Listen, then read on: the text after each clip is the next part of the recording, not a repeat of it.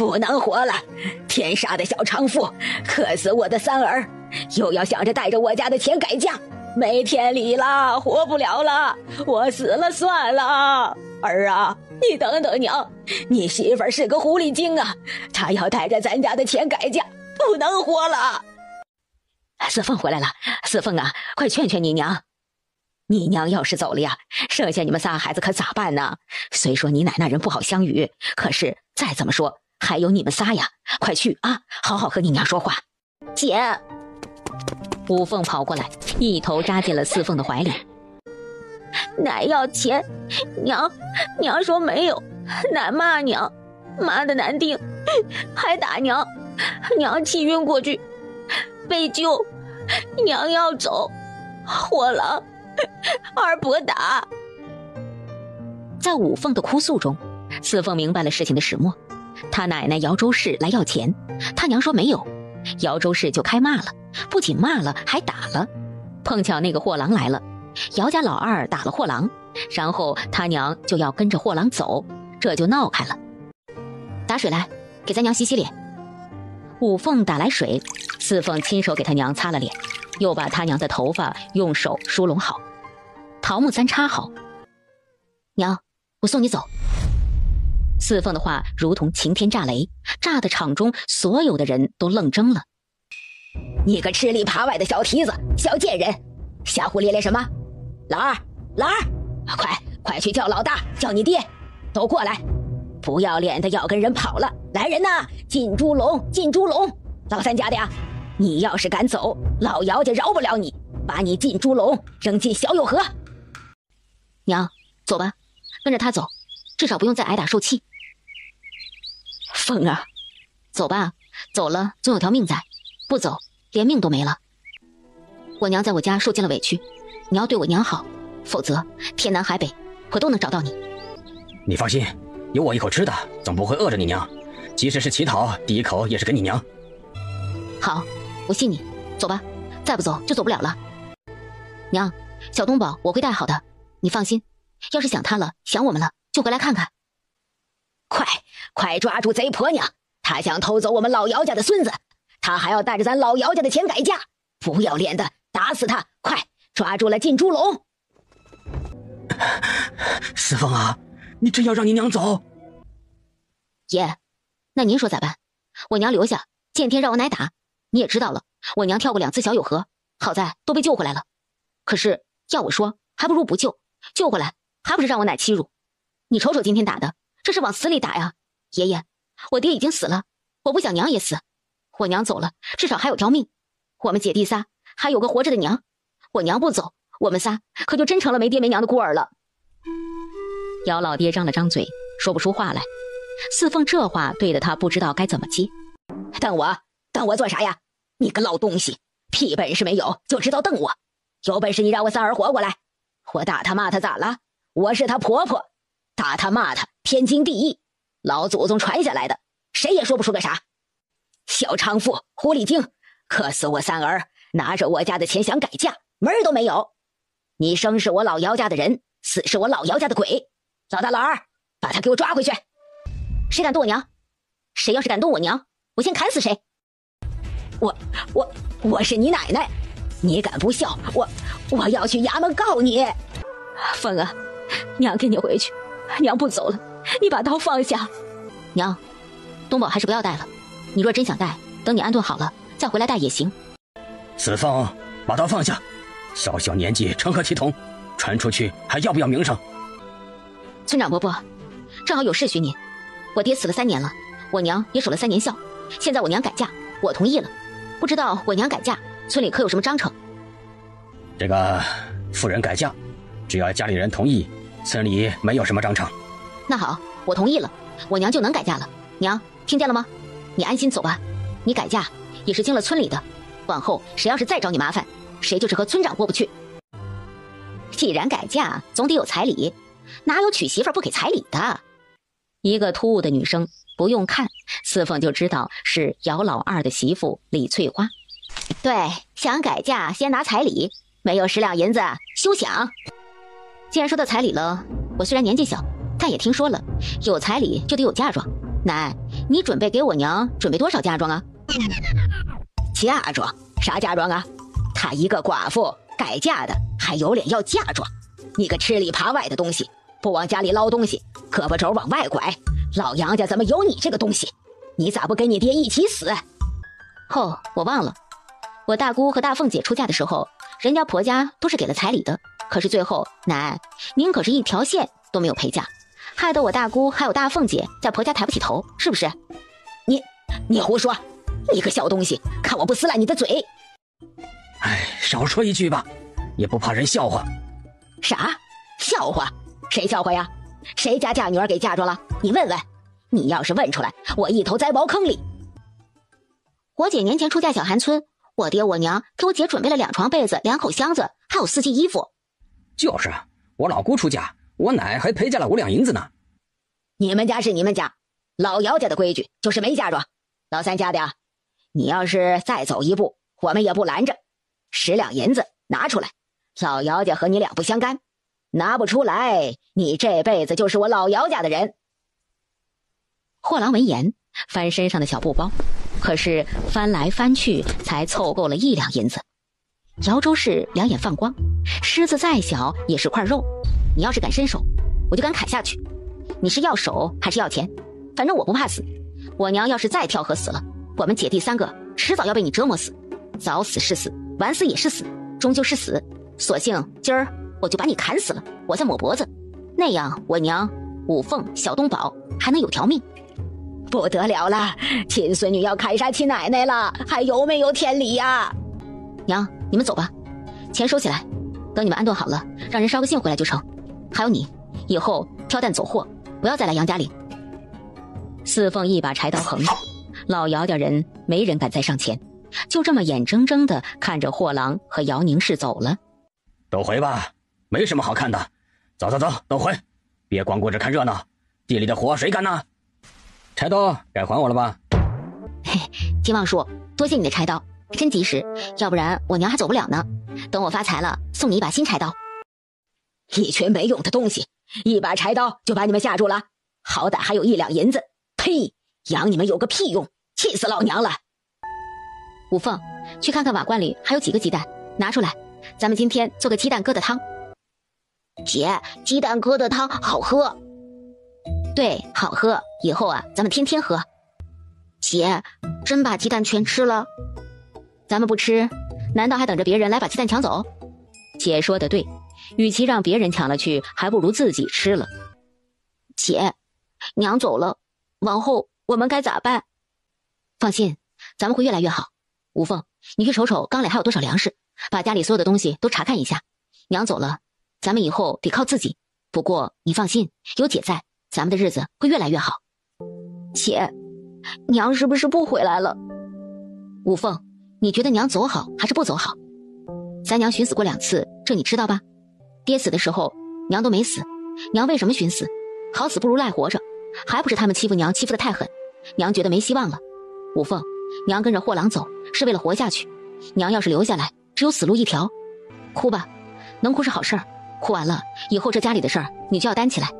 小东宝你也得管起来，赚钱的事儿我来，活人不会被尿憋死，咱们仨一定能过好，气死他们。现在姚宁氏不在了，家里就他们姐弟3个，那些人还不把他们家抢个精光。四凤决定先养条狗，这找狗的事儿交给杨大壮，让杨大壮去找只小狗慢慢养。姚四凤，你找我做啥？站那么远做什么？我又不是老虎，还能吃了你？麻烦你个事儿。你说不麻烦。我想养条狗。哎妈呀，我还以为什么事儿呢？养狗啊，简单，刘蛋家、赖皮家都有，赖皮家的刚下了一窝，你要我立马让赖皮给你抱一只。不要，他们家的狗太温顺，我要厉害的。这事儿只有你能办成，我也不急。你啥么吧，一定要厉害的。四凤说完，也不再看杨大壮，径直走了。姐，奶来了，奶把柜里娘扯的花布拿走了，还把半罐猪油也拿走了。二伯娘摸了咱们的瓦罐，没摸到鸡蛋，把锅里剩1碗鸡蛋疙瘩舀走了。打我，力就打我，姐，力就打我头。他打你哪儿了？这儿。小东宝摸摸后脑袋，脸上还挂着泪珠。那如果没有大人拦着，你能打得过他吗？能，肯定能。上回他抢我东西，我咬了他。成，姐现在就带你去东院，别管别人，见到立秋就咬，听明白没有？不咬出血，不许撒开嘴。立秋呢？立秋，四凤找你。你找俺立秋啥事儿？四凤没有回答三凤，只看着西厢房。李翠花拉着立秋出来。哟，到我们家来做啥呀？找娘来了？你娘跟人跑了，改嫁了，不要你们了。总算知道你们以前在镇上怎么过了。这三弟妹往门口一站，钱哗啦啦就来了。这来钱的门道还真是快呀。刚才是你打了东宝？是我打了又怎样？东宝，刚才你怎么给我说的就怎么做。小东宝猛地冲上前去。啊！疼！娘啊，疼死我了！小兔崽子，属狗的，敢咬我儿子，看我不打死你！你动小东宝一下试试。你敢打小东宝一下，我就砍立秋2下。不信你就试试。叫你打我，告诉你，我姐说了，以后你要是再打我，我就咬你，把你咬出血。我的天爷呀，这是出人命了！该杀的小兔崽子咬我儿子了！二伯娘，我这人脾气不好，动不动就想动刀子，你以后少去我们家。万一您再去偷了什么东西回来，我脾气一上来，刀不长眼，伤了您可不好。出了东院的门，身后是姚州市的骂声、李翠花的哭声和立秋的嚎叫。东宝，告诉你吴姐，刚才你干什么去了？吴姐，我把立秋的胳膊咬烂了，还出血了。啊？姐，这合适吗？二伯娘没有打东宝。没什么不合适的。立秋打了东宝，东宝咬回去，扯平了。我拿菜刀吓唬二伯娘，二伯娘没敢动。啊？可是，你是不是觉得小东宝挨那一下也没什么，忍一下就过去了？五凤犹豫了半天，才点点头。他娘就是这么说的，忍一步海阔天空，有些事儿不用计较那么多。咱娘一直说忍让是美德，没错，忍让是美德，可是那得看对什么人。对东院那些人，你觉得忍让好吗？咱奶见天的来家里搜刮，家里但凡有点好的都被他搜刮走了。他是咱奶，搜刮就搜刮吧。二伯娘呢，偷偷摸摸进咱家，哪回空着手回去了？他也是长辈，咱们忍。立秋呢？立秋和小东宝是堂兄弟，立秋这么欺负小东宝，小东宝还需要忍吗？那是不是说以后只要看见立秋，小东宝就得躲着走？五凤，咱娘忍了，忍得跳了2次小有河，是不是说咱娘把命搭上去了，也是应该的？小东宝就应该被立秋欺负，咱们西院就应该被东院的人欺负？姐，我不是那个意思，我就是五凤，我明白你的意思。以前你是听咱娘这样的教育太多了，一味的忍让，但是现在娘走了，家里就剩咱们姐弟3个了，咱们要是再忍下去，连条活路都没了。我知道的，姐你别生气。姐，家里的粮食我看了，西厢还有1袋稻子，2袋玉蜀黍。四凤盘算着，这点粮食他们3个人勉强能维持2个月。五凤，我准备去找村长伯伯，把咱们村南4亩水浇地租出去。租出去是不是有钱了？咱们不要钱，要粮食。现在地里还长着水稻，4亩水稻收割，凭咱们俩也弄不好。我决定租出去，到时候他们给咱们15斗稻子就成。我不懂，姐你决定就行。四凤没有再说什么，他知道五凤也说不出什么。之所以和五凤说这些，是尊重五凤的意见。四凤再次走出家门，往村长杨正元家去。见到四凤，杨正元一愣：“村长伯伯，找您有点事儿。”“啥事儿？说吧。”“村长伯伯，我想把我们家那4亩水浇地租出去。”“什么？租出去？地里的水稻马上就要收割了，你这个时候租出去亏呀。”“知道，村长伯伯，可是你看我们家，我娘走了，就剩我们姐弟3个，谁也不是干活的料，所以我想把4亩地租出去。”“你们家现在的情况也确实是难呐。既然要租出去，你准备租多少钱？多长时间？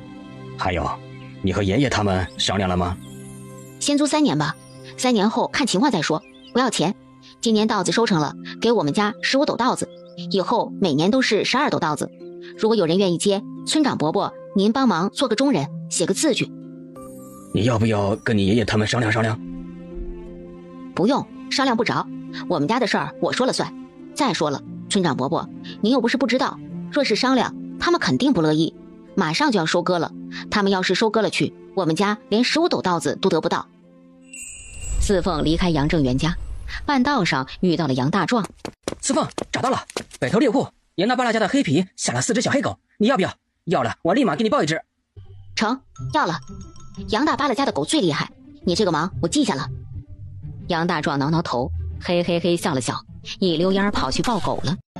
吃完饭，天已经黑下来，五凤给小东宝洗了，让小东宝先上炕睡。四凤，狗来了。杨大壮在院墙外喊，四凤扑哧笑起来。狗来了，你是狗啊？四凤回来了。爷，你来有啥事儿？听说你要把村南4亩地租出去。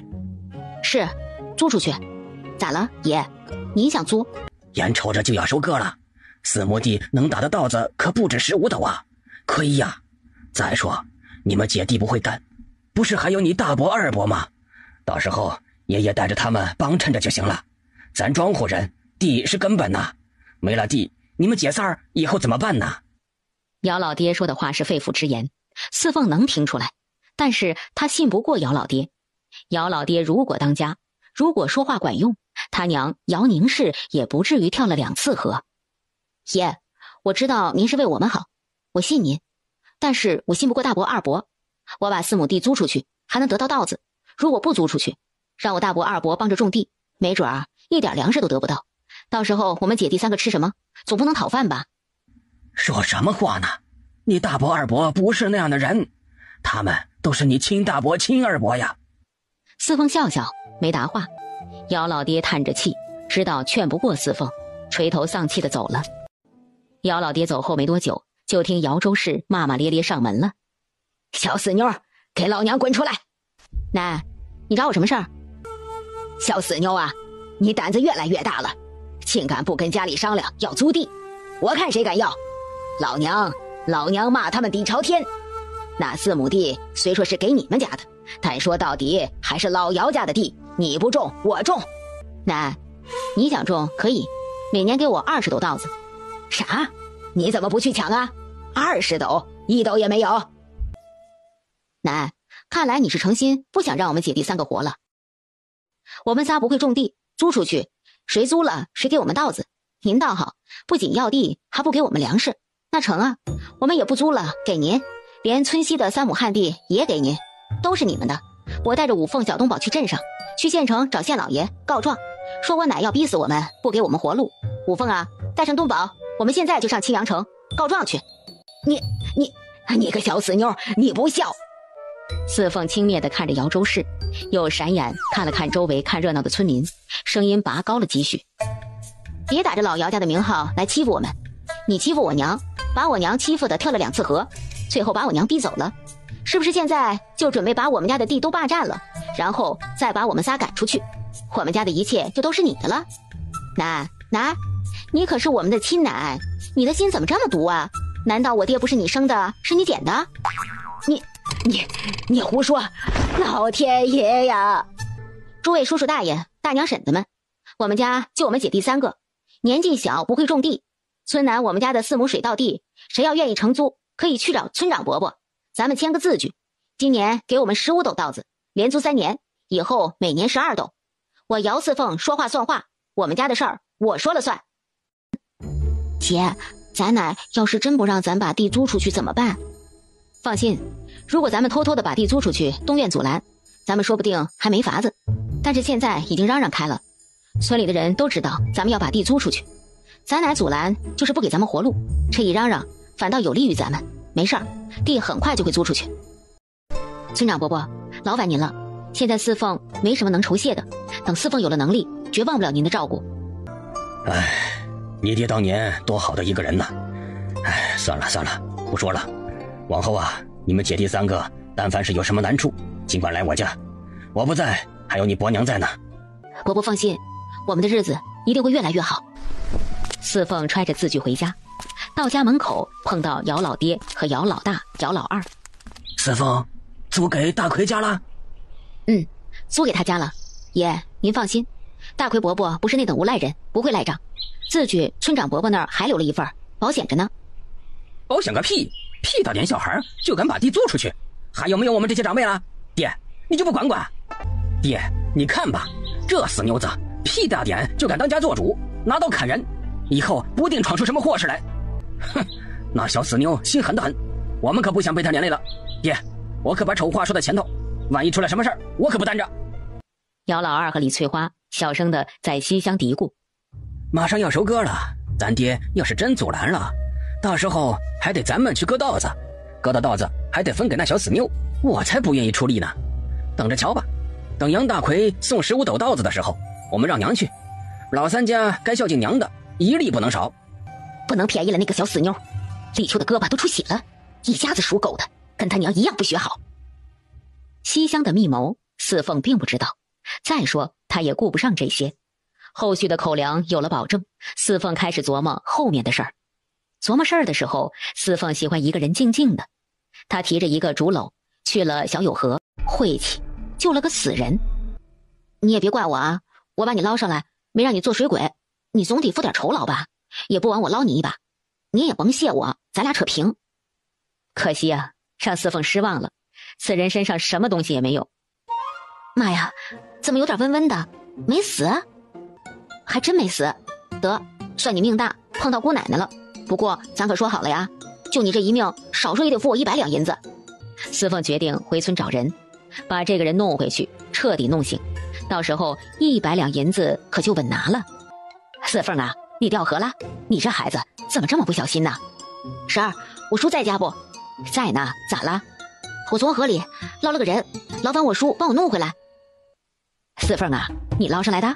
你下河了？我在这抓鱼，就瞅见上边飘下来个东西，我想着没准是个好东西，就下河捞了，谁成想是个人。哎呀，河水有多深你不知道啊？还要不要命了？以后不准再下水。四凤忙不迭的保证，以后再也不下水。姐，没事儿，我抓鱼顺道捞了个人。五凤，你去把西厢收拾一下，弄点麦秸，暂时先让他住在西厢。四凤啊，他这样是不成的，不如请杨老仙儿来瞧瞧。杨老仙儿来看了之后，开了2副药。四凤跟着杨老仙儿去抓药，10文钱，药钱还得先欠着了。姐，他要是不醒怎么办？四凤看着年轻人渐渐有了血色的脸，摇摇头，他也不知道。醒了，我救了你，刚救上来还以为你是死的，幸好你胸口还有口热气。杨老仙儿已经来看过你了，也给你灌了药，你现在能说话吗？年轻人没有回应。四凤瘪瘪嘴，他忘了眼前这个人刚刚醒过来。四凤想的是，施主，你得赶紧给你家人报个信，让你家人拿钱来把你接走，我要的不多，100两就成。不过四凤到底没有问出来，人家刚刚捡回一条命，好歹等人家缓过劲儿来。你的衣服都湿了，是隔壁双柱叔给你换的，你穿的都是他的衣服，刚才杨老仙开的药也给你灌下去了，2个时辰后还得喝药，你先休息吧，有事儿喊一声，五凤在家。四凤交代完就出来了，刚才忍到牙疼才忍住没有说出那100两银子的事儿，人家毕竟刚刚醒过来，不合适，不合适。五凤，让小东宝多睡一会儿，我先出去一下，一会儿回来再吃早饭。四凤啊，这是去做什么？爷，早啊，去抓鱼。小东宝说鱼汤好喝，我去抓几条鱼回来。爷，你有事儿？啊，没事儿没事儿，你可不能再下河了，小友河里每年都要死几个人。姚老爹本想问问四凤昨天下晌闹腾那么大的动静，到底救了个什么人，怎么还拉家里了？可是话到嘴边转成了叮嘱：抓鱼到浅水处，别去深水。你小姑娘家的，注意点儿，听见没？知道了，谢谢爷，我走了。姚老爹还是不放心，进了院子。五凤啊，昨个下晌是咋回事？五凤眨巴眨巴眼，说道：爷是问姐姐救回来的那个人吗？在西厢。五凤，你姐说是怎么救上来的没有？五凤摇摇头，姐没说，他也没问。姚老爹心里狐疑，但笃定四凤是不会求水的，一个11岁的小丫头怎么敢下小友河？肯定是这人被水冲到了河边，被四凤瞧见了，弄回来的。他醒过来了吗？昨天天黑的时候醒过来一次，喝了点鱼汤又睡着了。姐姐说他可能被水泡太久了，让他在咱家养2天。姚老爹点点头，没再说什么。姚老爹的意思，四凤五凤毕竟是女孩子家，冷不丁弄个陌生男人在家里会损害名声。但是刚才看那人独自住在西厢，又想着过了今天那人能起来走了，这事儿也就了了。你家是哪儿的呀？你叫什么呀？怎么会掉进小友河？你看该怎么给你家人捎信？四凤心里一咯噔，坏了，不会是泡水时间长把脑子泡坏了吧？不知道。这是从昨天四凤把年轻人救回来后，年轻人说的第一句话。四凤心里拔凉拔凉的。要是真失忆了，100两银子可就泡汤了。看他的穿着，应该不是一般庄户人家。求求你，求求你，千万别失忆啊！你再想想，你这么大个人，总得有个家吧？你爹娘是谁？你叫什么？即使你现在行动不便，我找人给你家捎个信也成啊，让你家人来接你。年轻人摇摇头，想不起来。昨天想到今天，一点也想不起来，一想就头疼。本来他们姐弟3人的日子就很艰难，现在又救了个累赘回来，那日子还不雪上加霜。计划好的100两救命银子，原来就是自己的一厢情愿，真晦气。你放心，我虽然想不起来，但我会认账。认账？你认什么账？你连你自己是谁都不知道，还认账？昨天我冒着生命危险把你从小友河救回来，我的命都差点搭进去。我又找杨老仙儿给你抓药，这钱都赊在那儿呢。你说你认账？成，认账的话，救命钱100两银子，汤药钱10文，拿出来。年轻人张了张嘴，说不出话来。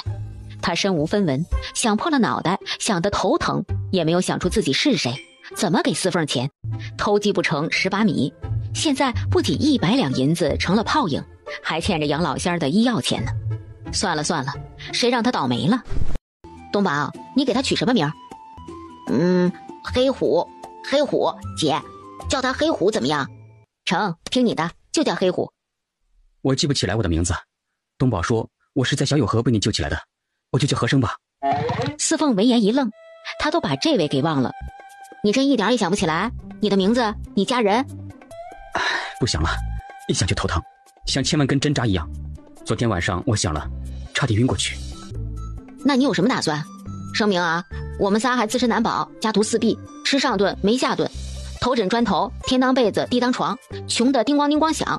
养你养不起，我看你的衣服是上好的料子，我们村从来没有人穿，就是村长家的杨文杰也没有穿过。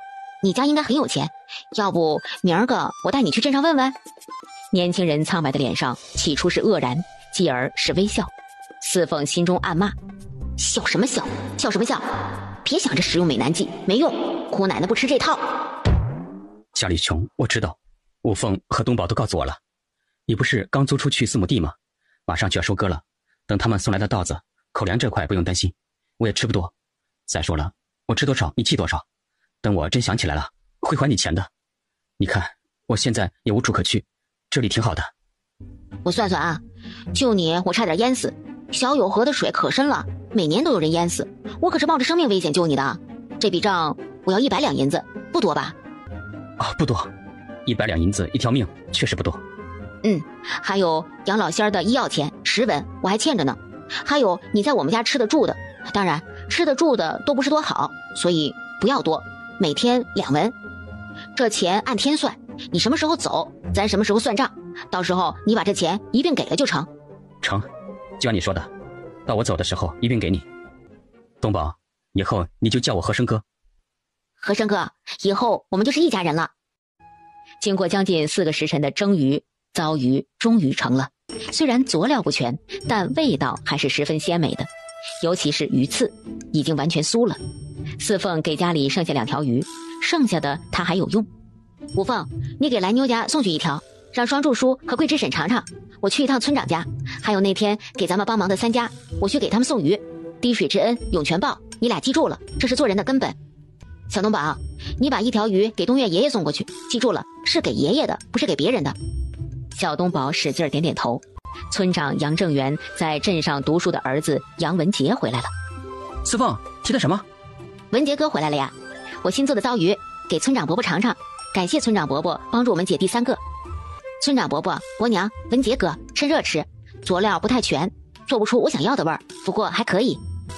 哎呀，真是个懂事的孩子，老姚家，哎，可惜了。文杰啊，四凤刚才说这叫什么？糟鱼。四凤说她刚做的糟鱼。爹，四凤是怎么做的？鱼刺怎么能不扎嘴，还能咽下去？我还想着黑漆麻乌的一条鱼也值得送过来，没想到这么好吃啊！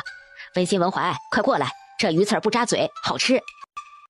四凤家，四凤看着何生、五凤、小东宝3个人分吃了2条鱼，吃得不亦乐乎，笑了。糟鱼实验带给四凤的，并不仅仅是喜悦，还有糟心。这不，李翠花上门了。四凤啊，在家呢。哎，你看看，你娘也真是狠心，怎么就扔下你们姐弟3个说走就走了？真是可怜劲儿的。往后啊，有事儿给伯娘说，伯娘能帮衬就帮衬你们。二伯娘啥事儿说吧。你看你这孩子，伯娘可是你亲伯娘，你做出那鱼能送给别人，怎么就不知道孝敬伯娘呢？咱可是一家人，你做那鱼呢，力求可稀罕了。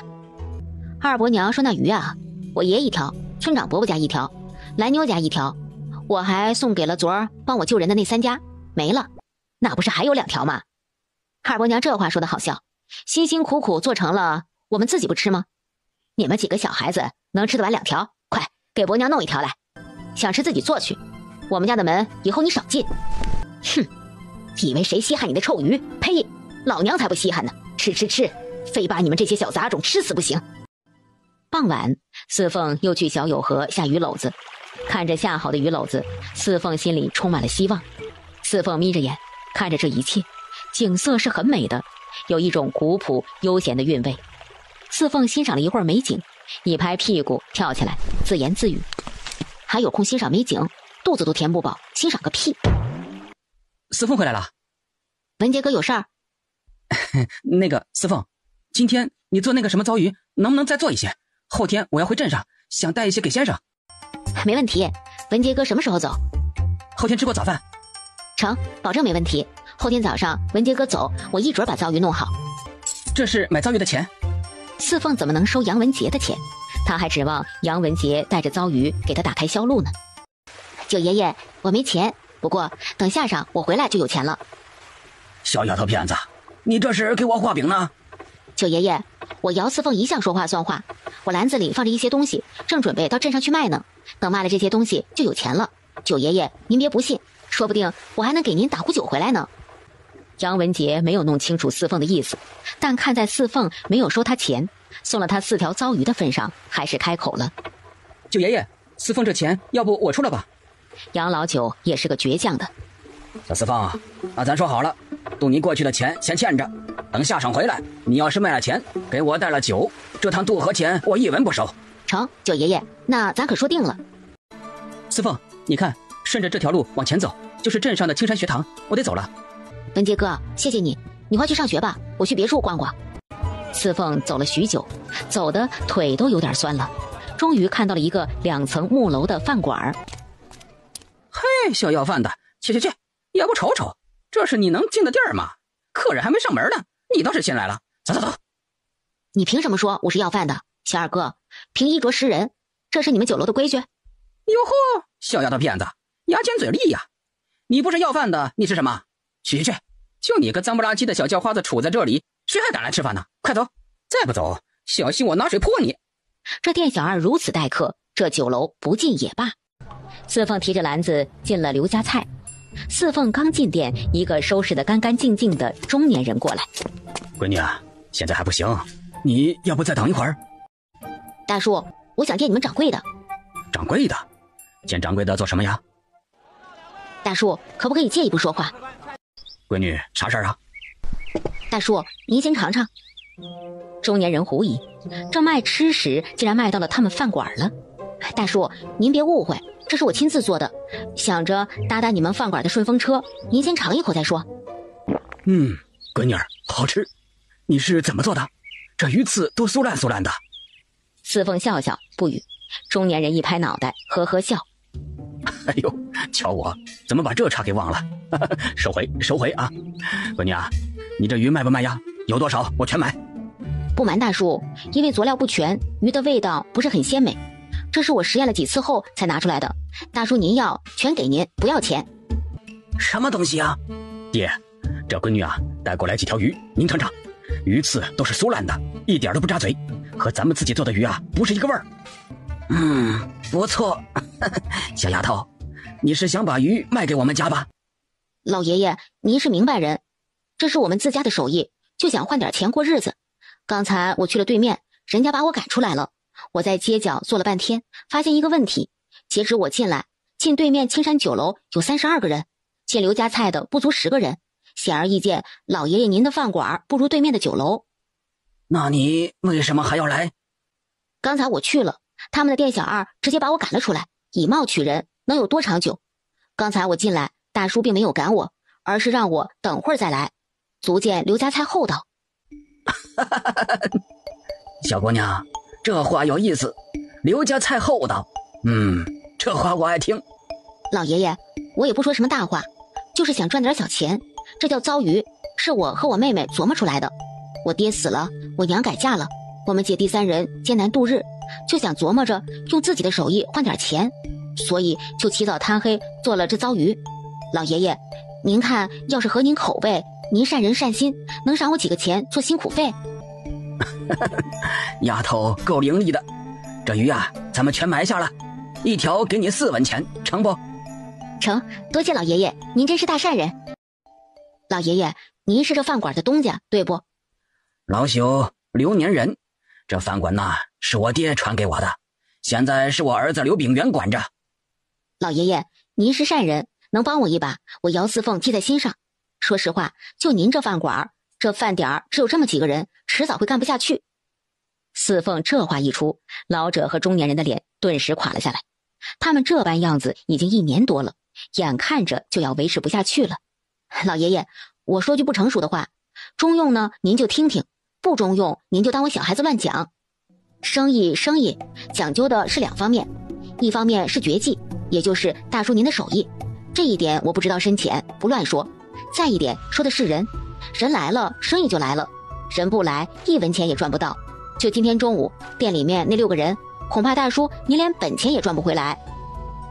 大叔，我有个法子，您可以搞个活动，您店里一定有拿手的绝活，比如花生米，比如我刚才做的糟鱼，您可以把它们做成小菜，客人上门点2个菜的送1碟小菜，点4个菜的送2碟小菜，这小菜都是送的，不收钱。那小菜也要本钱呐，送的多了岂不是亏了？大叔，这就又回到我刚才说的人的问题上了。来店里吃饭的人多了，您说是小菜值钱还是大菜值钱？哎呀，多谢四凤姑娘点拨，老朽受教了。刘爷爷，您说笑，这点小问题您会考虑不到，您一定是在考验刘大叔，毕竟现在是刘大叔在经营，您也得尊重刘大叔的意见不是？我这么说也存了点私心。刘爷爷、刘大叔要是真送小菜了，我的糟鱼可以保证大量的供应，而且佐料齐全，比这次的还好吃。好，四凤姑娘，那就这么说定了，你做的糟鱼有多少都送过来，咱可说好了，不能再有别家出现糟鱼喽。刘爷爷，您是豁达之人，我姚四凤也是守信之人，往后我做多少糟鱼都给您送来，您要是不信，咱们可以写个字据。做生意讲究诚信，我姚四凤要是不守信，您尽可到县老爷那里去告我去。不过有些亲朋还有药，我可以送他们不？好，那咱们先小人后君子。炳元呐，去准备笔墨。小四凤，我可等你一整天了。九爷爷，我说话算话，你瞅瞅，给你打了酒，还给你买了点花生米。我就知道小四凤啊是只小凤凰，没错吧？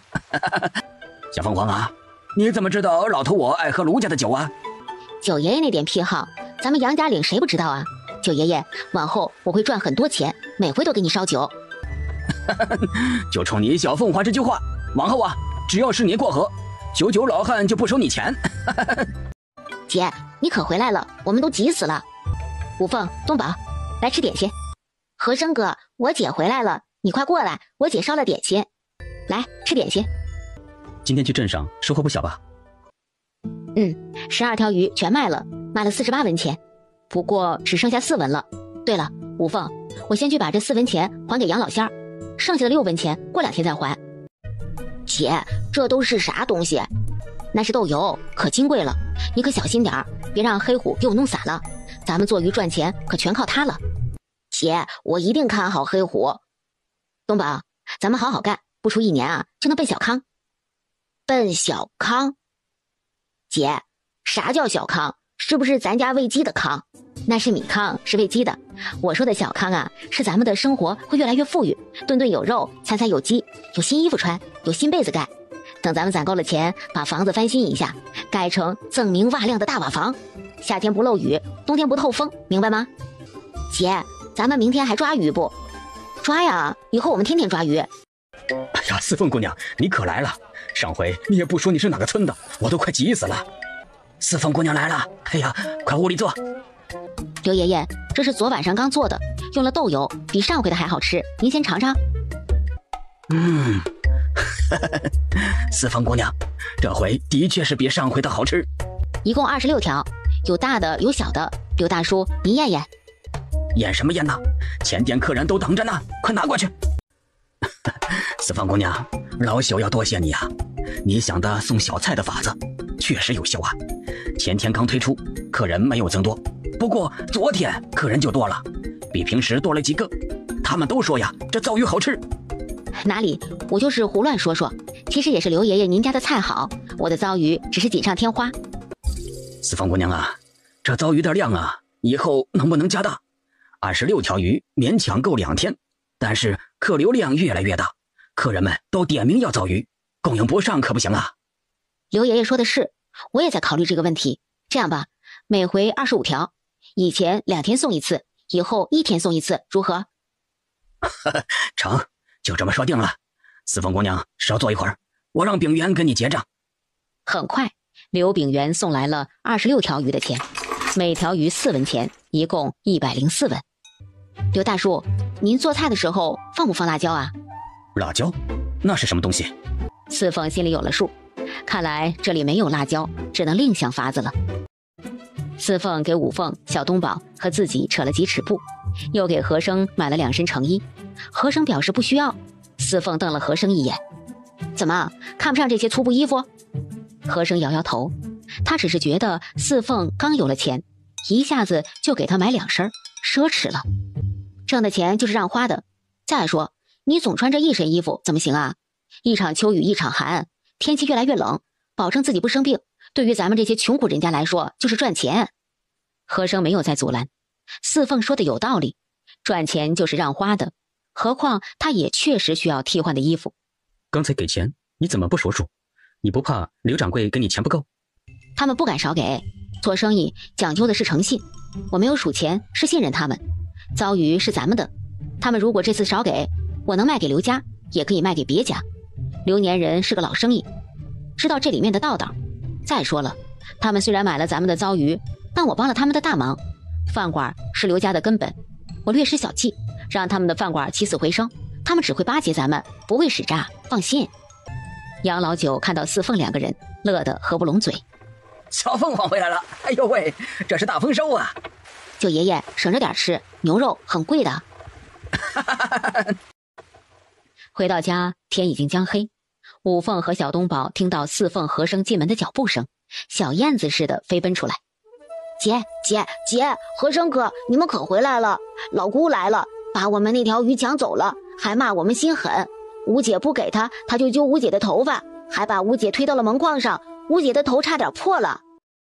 你这样去，他不承认，你又当如何？什么如何不如何？我一刀砍死他！你砍死他，杀人偿命，官差把你抓走了，五凤和小东宝以后怎么办？那我也不能忍下这口气。不急，慢慢来，总要抓住他个现行，才能说理不是？和生的话让四凤冷静了下来。是啊，他相信五凤没说谎，但是东院那都是什么人？黑的能说成白的，死的能说成活的。五凤，以后我不在家，你和小东宝把街门从里面插好了，谁叫都不要开门，尤其是东院。好了，不委屈了，那条鱼不吃就不吃，咱们啊吃更好的。姐今天割了肉，明天中午咱们炖萝卜疙瘩吃。到时候你端着碗在东院门口转2圈，让他们闻香味儿，馋死他们。姐，怎么这么多东西啊？看看喜欢不？专门给你扯的布。等明日让桂枝婶子帮忙给你裁一身新衣服。姐，我不用的，姐赚钱不容易。傻话，赚的钱不就是为了花？放心，以后姐赚很多的钱，让你啊天天有新衣服穿。叔婶儿，我想和你们商量点事儿。凤啊，遇到啥难事儿了？说出来，我和你叔都帮着你。叔，咱村谁的灶火好？我想把灶火改建一下。双柱沉思了一下。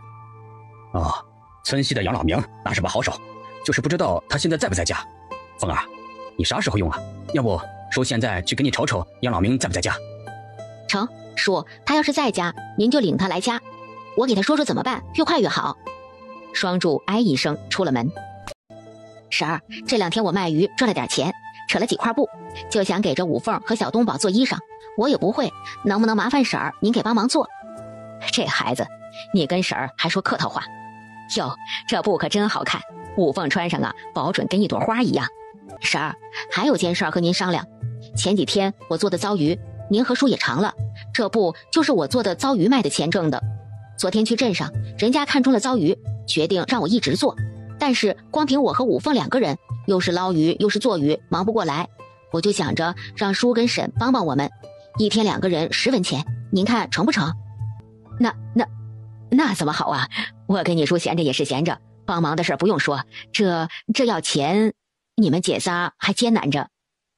四凤很感动，因为长期被姚家东院的人压榨，他的思想里人都是冷漠且自私的。可是他娘走后这段时间，他遇到的人都让他对这个世界有了新的认识。婶儿，就这么说定了，我先回了，一会儿让五凤和小东宝过来。本来还想给蓝妞也扯块布，结果一买佐料钱不够了，下次我给蓝妞和春芽子也扯布回来。在桂枝婶一连串的这孩子的感慨声中，四凤步履轻快地离开了蓝妞家。四凤提着鱼篓出门，这回和生也跟着四凤一起去了小友河。看着四凤下鱼篓的地方，和生问：那天你就是在这里下鱼篓看到了我？就在这儿，就看见从上游飘下来个东西，黑灰色的。我也想占点便宜，就想着万一捞上来个值钱东西，那我就发财了。没想到竟然是你。对不起，让你失望了，我不是什么值钱的东西。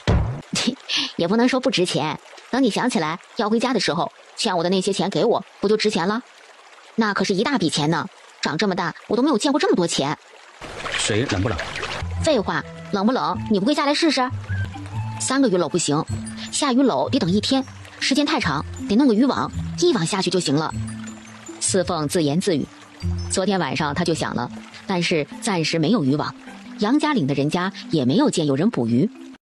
四凤和和生回家，还没进家门，就听院子里吵吵：小死妞，敢吃独食，也不怕吃死你！松手！我是你老姑，是你长辈，吃你块肉理所当然。你们这群小杂种，一定是藏了钱！我要告诉娘，你们藏钱，不孝敬你爷你奶。老姑，我们不怕吃死，就怕你吃死。小死妞，你敢咒我？我是你老姑，你小四凤，你住手！哎呀，我的鞋子！哎呦，老姑，对不住，你抬抬脚，换个地儿站，我要扫院子。和生和四凤提着14条鱼回家，万分愁闷。正发愁时，半道碰上了杨大壮。四凤，没头都能夹死苍蝇了，咋的了？今天才抓这么几条鱼不够。我还以为什么事儿呢，不就是抓鱼吗？有什么大不了的？你要多少？交给我了。四凤闻言眉头舒展，他怎么把杨大壮给忘了？大壮，你能抓来多少鱼？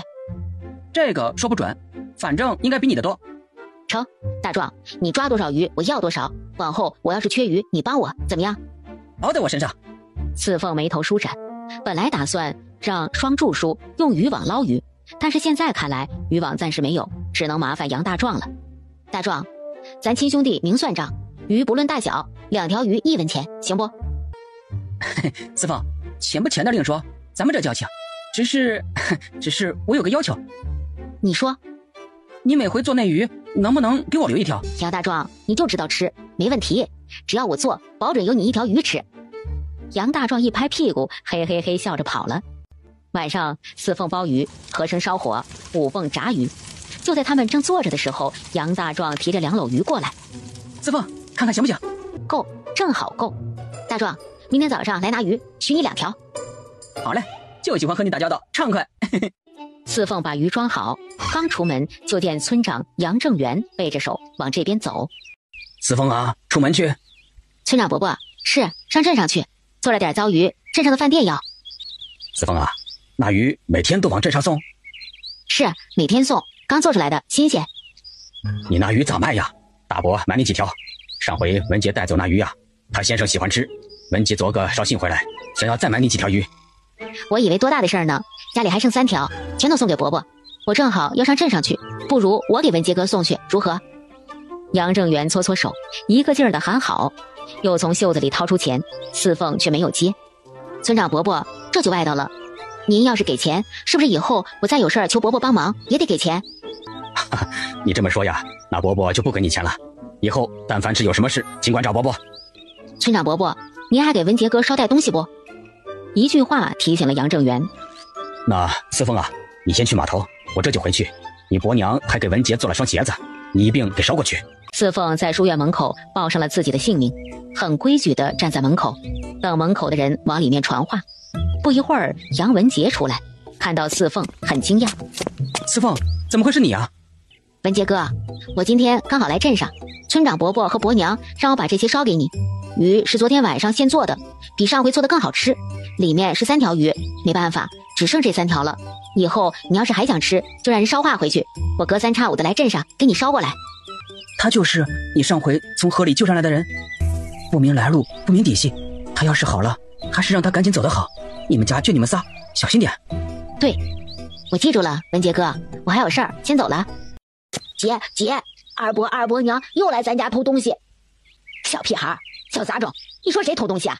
就你家那点破烂儿，老娘还不稀罕，白给老娘都不要。你既然不要，干嘛拿我家棉被？这可是我姐昨天刚买回来的。你刚才骂谁是杂种？放什么放？这是孝敬老人的，是你给爷爷奶奶的，你们不送，我让你二伯娘来拿。小丫头片子，你想怎样？那天你拿刀砍我，我还没和你算账呢。你爹死了，以后你们仨就归我管教，我是你的亲伯父。当家的呀，这疯丫头又拿刀，她不会。哼，放心，我们俩是他的亲伯父伯娘，他敢。我认你们是二伯父二伯娘，可是菜刀不认呢，没办法，刀要往你们身上招呼，我也没法子，是不是？四凤，你改，我哎呦，四凤疯了！妈呀，娘啊，爹呀，四凤疯了！他拿刀砍我呢，快来人呐，救命啊！和珅站在墙下，看着四凤拿刀追着姚老二砍。四凤虽然砍得下去，但菜刀每次都离姚老二2、3寸的距离，这说明四凤掌握着分寸。姚四凤，你个不要命的小死妞，你要是敢伤你二伯，我跟你拼命！和珅见差不多了，慢悠悠地走过来。四凤，别这样了，小心伤到你自己。还不快走，等着被四凤砍呐！2个人一边跑一边喊。疯了，姚四凤疯了，失心疯了，小死妞得了失心疯，不得了，失心疯啊！东院炸开了锅，李翠花在姚老爹和姚周氏的跟前哭鼻子甩泪。爹呀娘啊，你们要是再不管，可没俺们活路了。俺们只是想给爹娘要床被子，这是咋的了？拿着刀砍俺们！娘啊，你是不知道啊，要不是被子挡着，刀就砍俺头上了，那被子被砍了这么大一个口子。少说2句吧，也不怕人笑话。啥？笑话？谁笑话呀？亲侄女拿刀砍亲伯伯亲伯娘，咋不怕人笑话？就你窝囊，连3个小屁孩都管不住，我看呐，这家迟早要被他们祸害了。那仨小屁孩咋不跟着他爹早早死掉？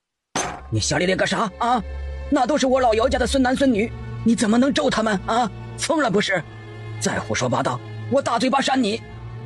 你俩都这么个年纪了，能不能干点正经事儿啊？跑去侄子侄女家偷东西抢东西，还要脸不？哼，我那不是给爹和娘，别拿我和你娘挡在前头。你敢说你去西院没有私心？那被子拿回来，进了你屋子里还能拿出来？别净说好听的，你是什么人，大量谁不知道呢？我是你爹。那也不能拿刀砍他亲伯伯亲伯娘，还有没有王法了？姚周氏到底还是呛了一句。姚老爹不再说话。说实话，他也生气四凤，胆子太大了，竟敢拿刀砍人。上回姚宁氏走的时候，四凤拿刀砍人，他以为四凤是情急之下胡乱吓唬人，没想到这回倒是真的，被子都卡了一个口子。四凤这孩子也太野了，他要是不管，指不定以后还会出什么事儿。德行，这就哭了？以后要是赚了很多钱，你还不得晕过去？四凤，你不知道，俺这是第一次见这么多钱，从来没见过，真的。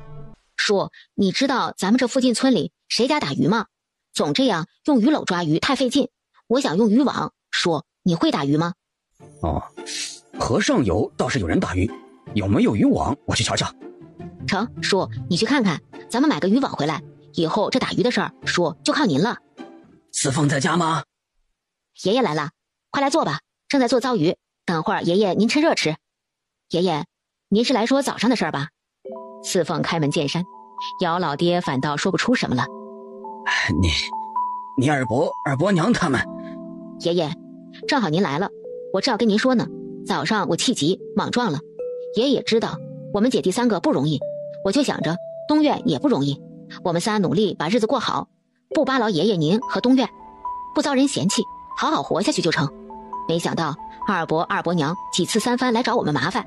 爷爷，既然您来了，我可以保证，只要他们不找我们三个的麻烦，我不再跟他们计较。他们要是再偷偷摸摸来西院偷东西抢东西，我认他们，刀可不认他们。四凤一席话说得姚老爹哑口无言。他本来是来训斥四凤的，让四凤注意点，别整天拿着菜刀砍人。可是被四凤这通话说的无言以对。四凤这孩子是知道轻重的，不是那等没成算的人。爷爷，留下吃晚饭吧。叔就留下来，好歹是孩子们的一片心意。姚老爹听四凤和双柱说话，才知道四凤想要渔网，双柱没弄来。你这孩子想要渔网咋不早说呀？叔，我怎么把您老人家给忘了？您以前可是打过鱼的。四凤啊，明日爷爷给你结个渔网啊。真的？爷爷会结渔网？那真是太好了。爷爷您说要啥样的绳子，您说明日一早我到镇上买去。麻绳太重，可是咱们庄户人只有麻绳，先用麻绳吧，越细越好，先紧着你们打鱼用，等你们找到更好更细的绳子了，爷爷再给你们另结渔网。次日一早，四凤和和生还有双柱一起去镇上，因为要结渔网，麻绳得让双柱帮着看看买哪种。四凤和和生再去送鱼，两个人分道扬镳，各办各的事儿。等了许久，才见到和生回来。四凤看了一眼和生，怎么回来的这么晚啊？在刘家坐了会儿？遇到什么事儿了？刘家没有结账？有人跟踪我。什么？看，就是他。从没有见过，认识吗？两人下了船，提着东西回到家，四凤才旧话重提。他跟踪你，你怎么知道的？他是不是认识你？你的仇家吗？我想不起来。我和你分开后，提着篮子往刘家走，觉得有人离我不远不近，总跟着我。我走，他也走；我停，他也停。为了试探，我没有走咱们惯常走的路，而是走了6条巷。这6条巷穿过去就是双井街。他一直跟着我，一直到我进了刘家。我从刘家出来，那人还在街角蹲着，我没理会，直接来了码头。他又跟到了码头。这么说，他只是跟踪，并没有什么动作？是的，起初我以为是我的仇家，但是现在想想又不像。如果是我的仇家，他看到我肯定会向我动手的。明天我和你一起去。不，明天你不能去，还是我一个人去。为什么？万一他是你的仇家，多个人多个帮手啊。对方的来路还没有摸清楚，我们2个都去，岂不是被他们一锅端了？明天还是我一个人去，再观察观察，看看他的来路，再做打算。四凤没有接话。现在他们已经回到了家，安全着呢。镇上的事儿就先放一边。是昨天的人吗？是。一会儿他们要是动手，你别管，赶快跑，往前跑，拐弯知道人多的地方了，不怕。你们想干什么？光天化日，朗朗乾坤，明抢吗？四凤，站到我后面。无礼，怎么能这么对待姚姑娘呢？还不快退下！随着一个低沉的声音，一个年逾40的人走过来。他身上穿着黑红色的丝绸衣服，头上戴着帽子，晃着胖胖的肚子。你是谁？要做什么？姚姑娘和小哥，咱们能不能借一步说话？我们又不认识你，凭什么跟你走？你要是把我们卖了怎么办？姚姑娘说笑了，某乃青山酒楼的掌柜邹志香，想和姚姑娘聊聊。原来是青山酒楼的邹掌柜，找我什么事儿？请我吃好吃的吗？行啊，去你们酒楼吗？哥，你先去刘家把鱼送去，然后去对面的青山酒楼找我。哎，不急不急，姚姑娘，糟鱼某很喜欢，咱们能不能先去酒楼坐一会儿？正好有现成的糟鱼，邹某再弄几个小菜，咱们好好聊聊。哥，你先去送鱼。不瞒邹掌柜，我们和刘家签了协议，糟鱼要按时送到刘家。邹掌柜，您是老生意，我是小孩子，不懂这生意上的事儿。只是我爹活着的时候教我，做什么事儿都要信守承诺。我答应给刘家送鱼，自然应该遵守承诺，遵守契约。往后我还要在这镇上做生意，如果不遵守诚信，以后可怎么办？邹掌柜，您说对不对？和珅已经走远了，邹志江眼巴巴看着，又听四凤这么说，只好垂下了想要阻拦的手。姚姑娘好手艺啊！不敢，能让青山酒楼的邹老板夸奖，四凤受宠若惊。姚姑娘请坐。小二哥，一会儿我哥要是来，劳烦你说一下。邹志江开门见山。姚姑娘卖给刘家的糟鱼真好吃，不知道姚姑娘可否把鱼卖给青山酒楼？每条鱼无论刘家出多少钱，邹某愿意比他高4文钱。姚姑娘如何？邹掌柜，其实最初我的糟鱼是要卖给你们的，可是你们不要，我才卖给了刘家。什么？我不说谎，大概20多天前，当初我提着篮子，穿得破破烂烂，鞋还露着脚趾头，我来你们酒楼，想把我自己做的糟鱼卖给你们，指望着和你们做生意赚点小钱，好养家糊口。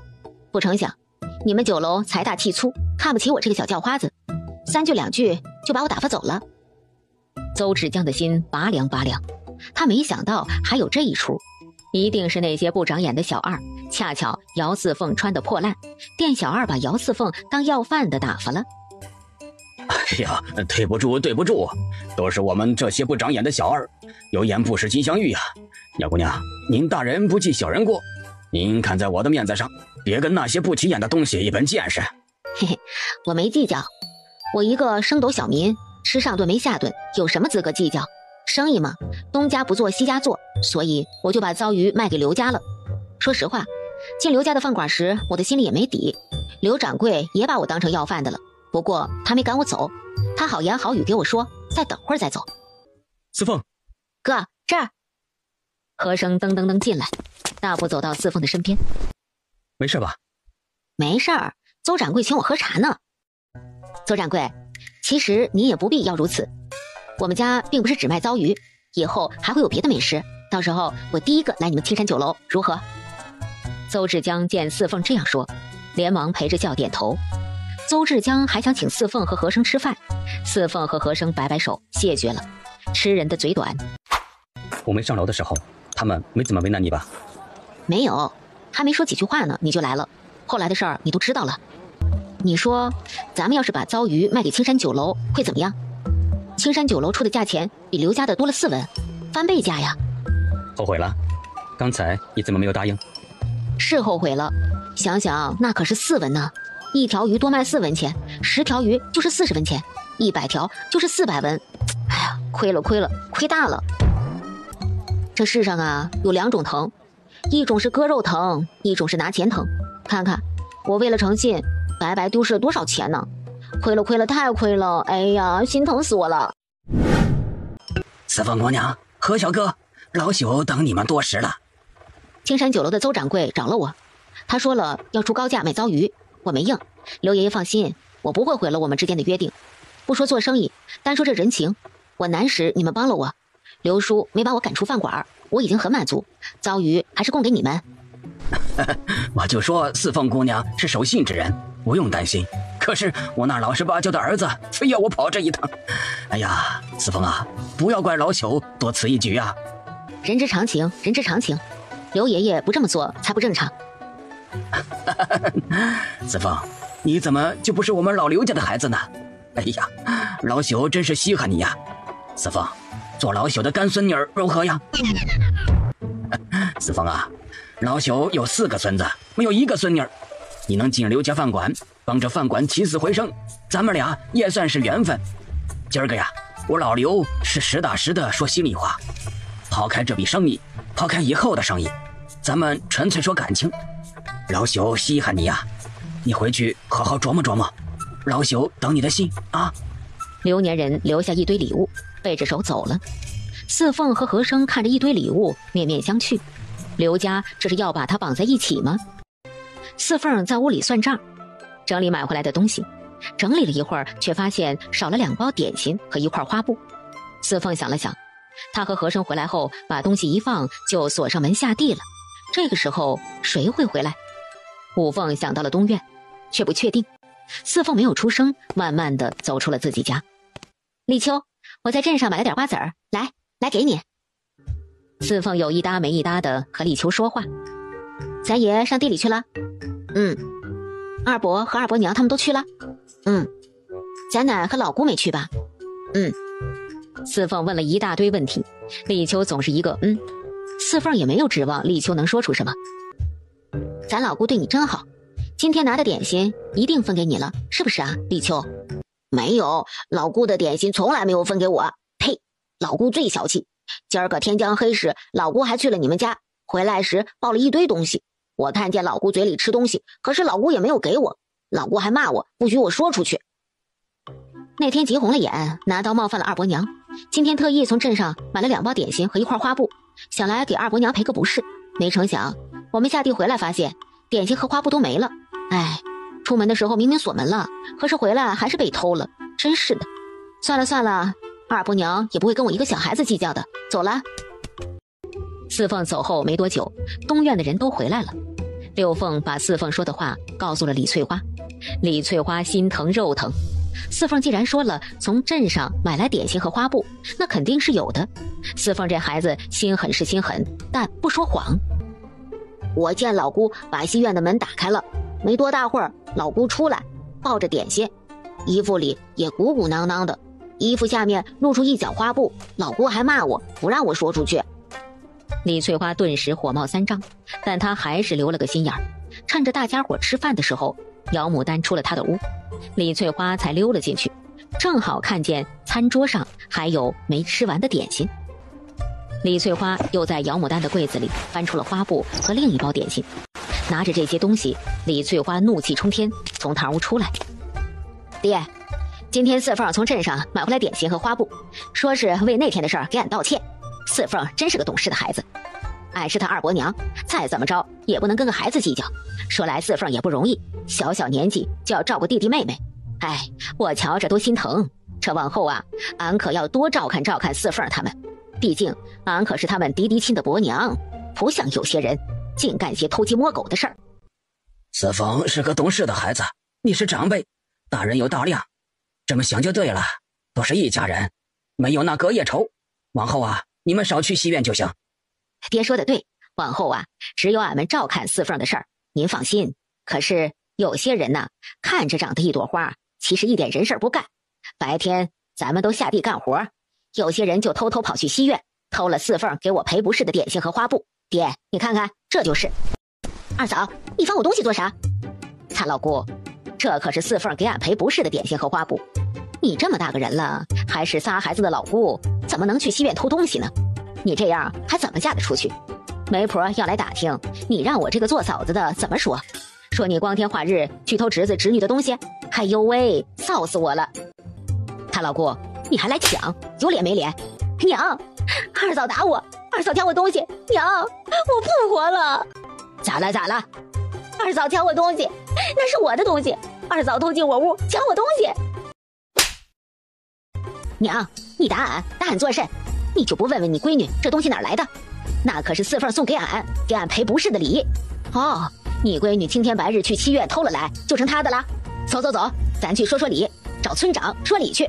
当家的呀，你是死人呐！你老婆快被人打死了。牡丹说是她的就是她的，你当嫂子的和小姑子抢东西，还有没有王法？打，给你打打算了，你都逼走了老三家的，把俺也逼跳河，你就心静了。次日，四凤一个人去镇上送鱼，经过昨天和青山酒楼的邹志江会面，他也不怕什么。四凤把32条鱼送给刘家，特意解释了这2天因为家人都忙着地里的活，打的鱼少，只有32条，等过2天就好了。少那么1-2条不碍事儿，现在都是收庄稼的时候，抹不开也是有的。四凤啊，昨日老朽提的那个事儿考虑的怎么样了？真不好意思啊，刘爷爷，昨天从这儿回去，我们就去地里收玉蜀黍了，一直干到天黑，从地里回来又忙着做鱼，根本没有时间考虑，都快累死了。刘年人见四凤笑嘻嘻地说出这个理由，点点头，没有再追问下去。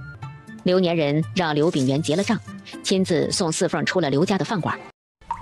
杨大奎把村南的4亩稻子收割完了，今年收成好，一下子收了36斗稻子，除去给四凤的15斗，杨大奎家竟落了21斗。当着杨正元的面，杨大奎给四凤送来了18斗稻子，比约定的多了3斗，这也是杨正元提出来的。和生把稻子往西厢房搬，四凤忽然想到东院，留下了3斗，和和生一起搬去了东院。杨大奎不是给四凤18斗稻子吗？怎么才送过3斗？剩下的15斗呢？他们3个小娃娃1年也吃不了15斗啊！现在的孩子呀，就是不知道什么叫苦日子。再往年缺衣少穿，不紧着点不行啊！娘，你说是不是啊？咱们这做长辈的得替他们把着。就是18斗他们也吃不了，给他们剩5斗，剩下的全部搬过来。老大老二啊，你们去搬过来。说什么呢？5斗哪够仨孩子吃的？你想饿死他们？姚老二虽然怵姚老爹，但在巨大的利益面前，他的脚步还是往院门口挪了起来。你再敢往前走一步，我打断你的腿！你打俺儿做甚？那稻子要回来，也不都是他一个人吃，还不是为了这一大家子？他们3个小娃娃能吃多少东西啊？净糟蹋粮食！你倒是心里边有人家，你也不瞅瞅，他做那鱼给村长送，给杨老九送，啥时候给你送了？有你这么做奶奶的吗？四凤咋就没送了？四凤第一回做鱼，不就送过来1条？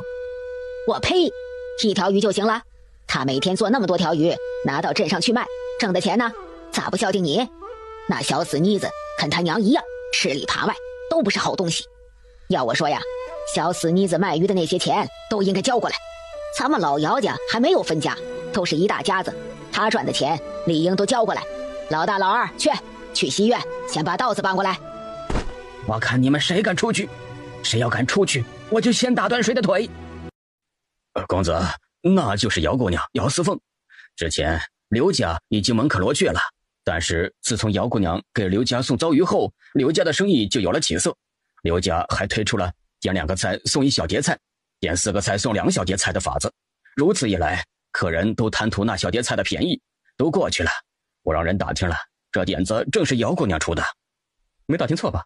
就那个柴火妞。五爷不要小看了这个柴火妞。邹掌柜的，你可是今年的老掌柜了，一个柴火妞真有这么厉害？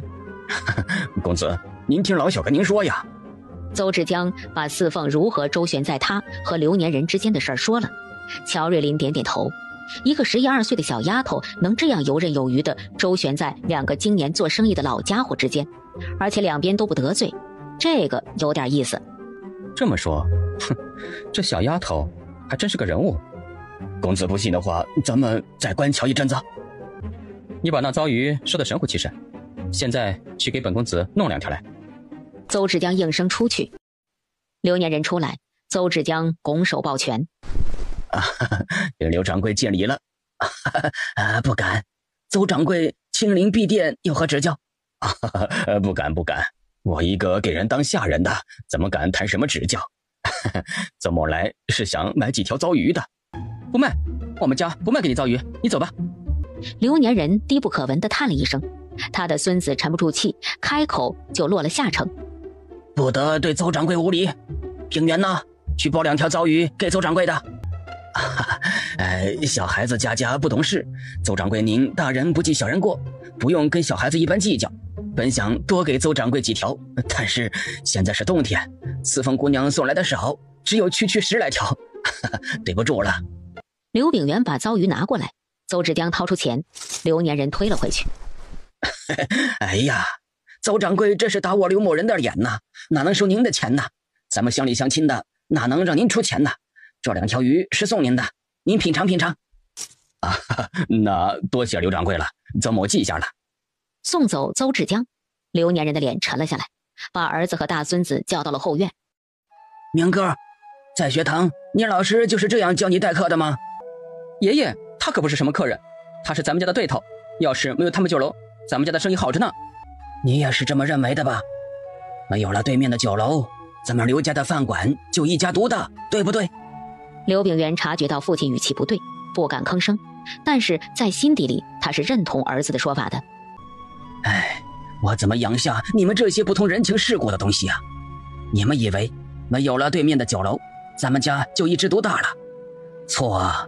没有了青山酒楼，还有别的酒楼；没有乔家，还有李家、王家、陈家。你想在这镇上一家独大，不可能。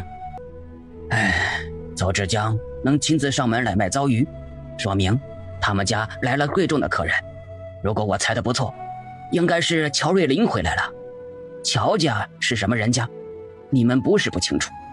我问你们，你们谁能和乔家抗衡？刘炳元和刘伯明都不吭声。乔家在镇上，在青阳城的地位都不是一般人能比的。他们刘家只是世世代代居住在镇上的老户，为人处事留3分余地。今日邹志江来买鱼，我没收他钱，日后遇到什么事儿，他也会念着这份情分。还有四凤丫头，平原呐，自从四凤去过对面酒楼后，你对四凤就没了个笑脸。哎，老大呀，你是不是认为四凤把糟鱼卖给了咱家，那就只能给咱们家做生意了？当初青山酒楼把他当要饭的赶出去，还不是咱们家收了他的鱼？糊涂啊，糊涂！哎，炳元呐，这么多年了，你怎么还是这么死脑筋呢？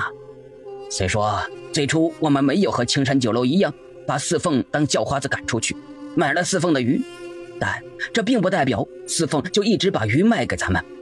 鱼在四凤手里，他想卖给谁就卖给谁，他就是现在把鱼卖给对方，咱们也不能说出什么来。四凤给你出的那个点子，让饭馆生意起死回生，你咋不说呢？啊，你咋不感谢人家四凤呢？刘年人看着不服气的孙子和沉默不语的死脑筋的儿子，无奈地摆了摆手，让他们走了。他爹传给他的饭馆，只怕要毁在儿子的手里了。邹志江拿着2条糟鱼回去，乔瑞林看着黑乎乎的鱼，皱皱眉。这也能吃？邹掌柜，你可不要哄本公子。公子，您尝尝就知道了。这鱼刺怎么这么酥的，不扎人，还能嚼吧嚼吧咽下去。公子，糟鱼配咱们家的桂花酒，绝了！哼，这就是那个姚什么凤做的糟鱼？是啊，刘家白送的就是这糟鱼。把剩下的那条鱼包起来，我带回去给爷爷尝尝。哼，想不到啊，一个小小的柴火妞，竟然能做出如此美妙的鱼。看来还真的是邹掌柜你说的，这个柴火妞还真有点本事啊。这次去京城见到你大伯了？爷爷别提了，每次去京城，我大伯看我的眼神能把我吃了恨铁不成钢，一见面不分青红皂白，先数落一阵。爷爷，以后我再也不去大伯父家了，我要是去京城，就去咱们家铺子里面，省得大伯父看着我就数落我，从头顶数落到脚底，我身上就没一处好的。我就不明白了，我长得这么好，比大哥长得劲多了，怎么就入不了大伯父的眼？一天天的盯着让我读书应试，我不愿意啊。他也是为你好，你的几个哥哥都考了科举，最差的也过了乡试，他也是看着你是个白身，为你着急。哼，皇帝不急，急死太监，我都不急，大伯父急什么呀？再说了，他们做他们的官，我赚我的钱，多好，非要我也去考科举。爷爷，我一看到字就瞌睡，你又不是不知道。乔之和慈爱地看着小孙子，或许是老了，对最小的孙子总是多了很多宽容和纵容。爷爷，今天我还给您带了一个小礼物，你保证没吃过，一会儿吃饭的时候啊，您尝尝，一定会喜欢。乔之和看着糟鱼，问乔瑞林：这就是你说的礼物？一条鱼而已啊，你爷爷我什么好东西没吃过？爷爷，你先别嫌弃，尝尝再说。不错，这鱼刺竟然是酥的，这鱼是你的酒楼做的？不是，是别人做的，邹志江专门买来孝敬爷爷的。邹志江有心了，这鱼怎么做得如此酥软，连鱼刺都是酥的？这个邹志江没说，爷爷若是想吃，我让邹志江隔三差五的送2条过来。这鱼味道很好，肉也烂，好吃，让邹志江隔三差五的送些过来。乔瑞林让小厮给邹志江传话，至于邹志江怎么向姚四凤要鱼，那是邹志江的事儿了。这天，四凤正在家里琢磨，不能单靠糟鱼一门生意，一招鲜是独门绝技，但是总不能靠一招鲜吃一辈子。哎呦，何小哥，还真是你呀！总算是找到你们了。邹掌柜的，您这是？姚姑娘，不请邹某进去坐坐？瞧我都忘了这待客之道，邹掌柜请。不过我家贫穷简陋，邹掌柜可别笑话。姚姑娘说笑了，谁也不是生下来就是富贵之人呐，往上数3辈都是穷苦人，谁也甭笑话谁。邹志江很会说话，四凤笑笑，把邹志江让到了屋里。敢问姚姑娘这是什么茶？家里没有茶叶，邹掌柜您就将就一下，这是山茱萸和红枣，茱萸和红枣补血益气，我们村后山上有很多野生茱萸和野生山枣树，我摘了些晒干了泡水喝，别是一番滋味。没想到姚姑娘小小年纪竟然懂这么多。哪里，我就是瞎折腾，不知道邹掌柜的这么冷的天过来有什么事儿？是这样，上回我们公子回来，我从刘家买回来2条糟鱼，公子吃了极为夸赞，公子又把这糟鱼带回去给了我们老爷子，老爷子就缠上了，叮嘱我们公子隔三差五的给他弄2条。我想着总去刘家买不合适，所以就想到了姚姑娘，看能不能从姚姑娘手里买。这个呀，恐怕不行。当初我跟刘家有过协议，我做的糟鱼只卖给刘家，不能再卖给别家。姚姑娘，不管刘家出多少钱，我比他们高，成不？不是钱的问题，邹掌柜，您是长辈，是今年的老生意，您也知道，这生意最讲究诚信。我既然已经答应刘家，糟鱼只卖给他，不卖给别家，就要信守承诺。如果我把糟鱼再卖给你，那我就失了诚信，往后我还要在镇上做生意，我的诚信没了，以后还怎么做生意？您说是不是？邹志江眉头拧紧，他以为只要自己拿出十足的诚心，就能打动姚四凤，没想到姚四凤竟然给拒绝了。不过糟鱼不能卖给邹掌柜，我可以送给邹掌柜。我和刘家说过，糟鱼不再卖给别人，但是没说不能送。哎呀，姚姑娘，这让我说什么好？我总不能白拿姚姑娘的糟鱼吧？那我还白得了邹掌柜的点心呢。成，就这么说定了。邹某不买糟鱼，但是隔三差五，姚姑娘要送4条糟鱼给邹某，这份情邹某记下了。邹志江是个非常聪明的人，能从四凤的手里隔三差五白得4条糟鱼，这是多大的人情？爹娘，刚才我准备出去捡柴火，见到有人去了西院，面生得很。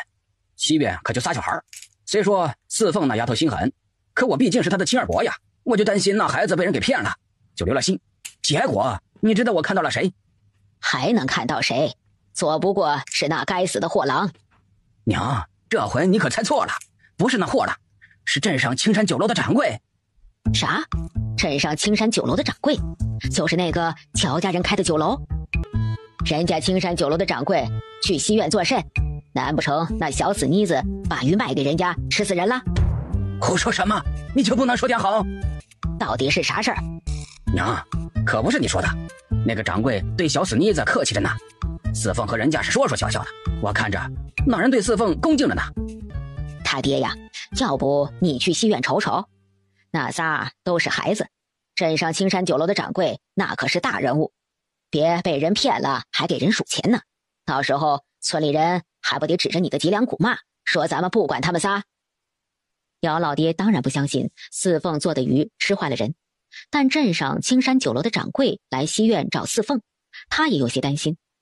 哎，爹，你到那儿好好说话啊，四凤还是个孩子，有啥事儿咱可都是一家人呐。爷爷来了。东宝写字呢？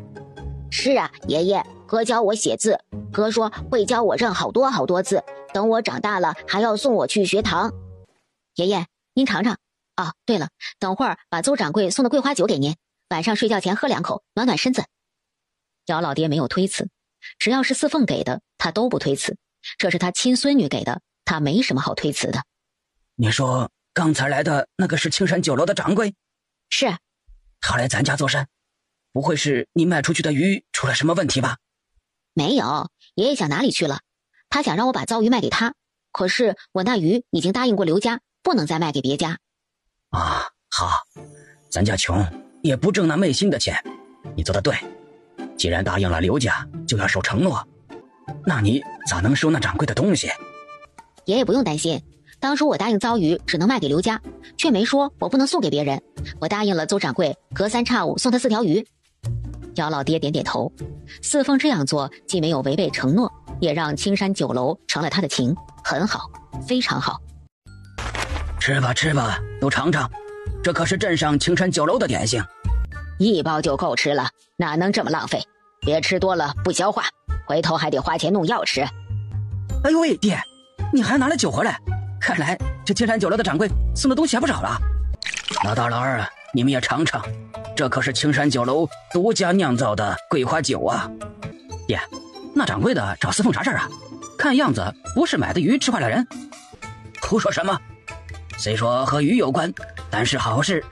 四凤把糟鱼卖给了镇上的刘家，青山酒楼的掌柜也想要糟鱼，但是四凤已经答应刘家在先了，且承诺糟鱼只卖给刘家，不再卖给别家。那掌柜来是想请四凤把糟鱼卖给他。爹，这是好事啊！就四凤那鱼，卖给1家是卖，卖给2家也是卖。既然青山酒楼愿意买，那就卖给他得了。糊涂！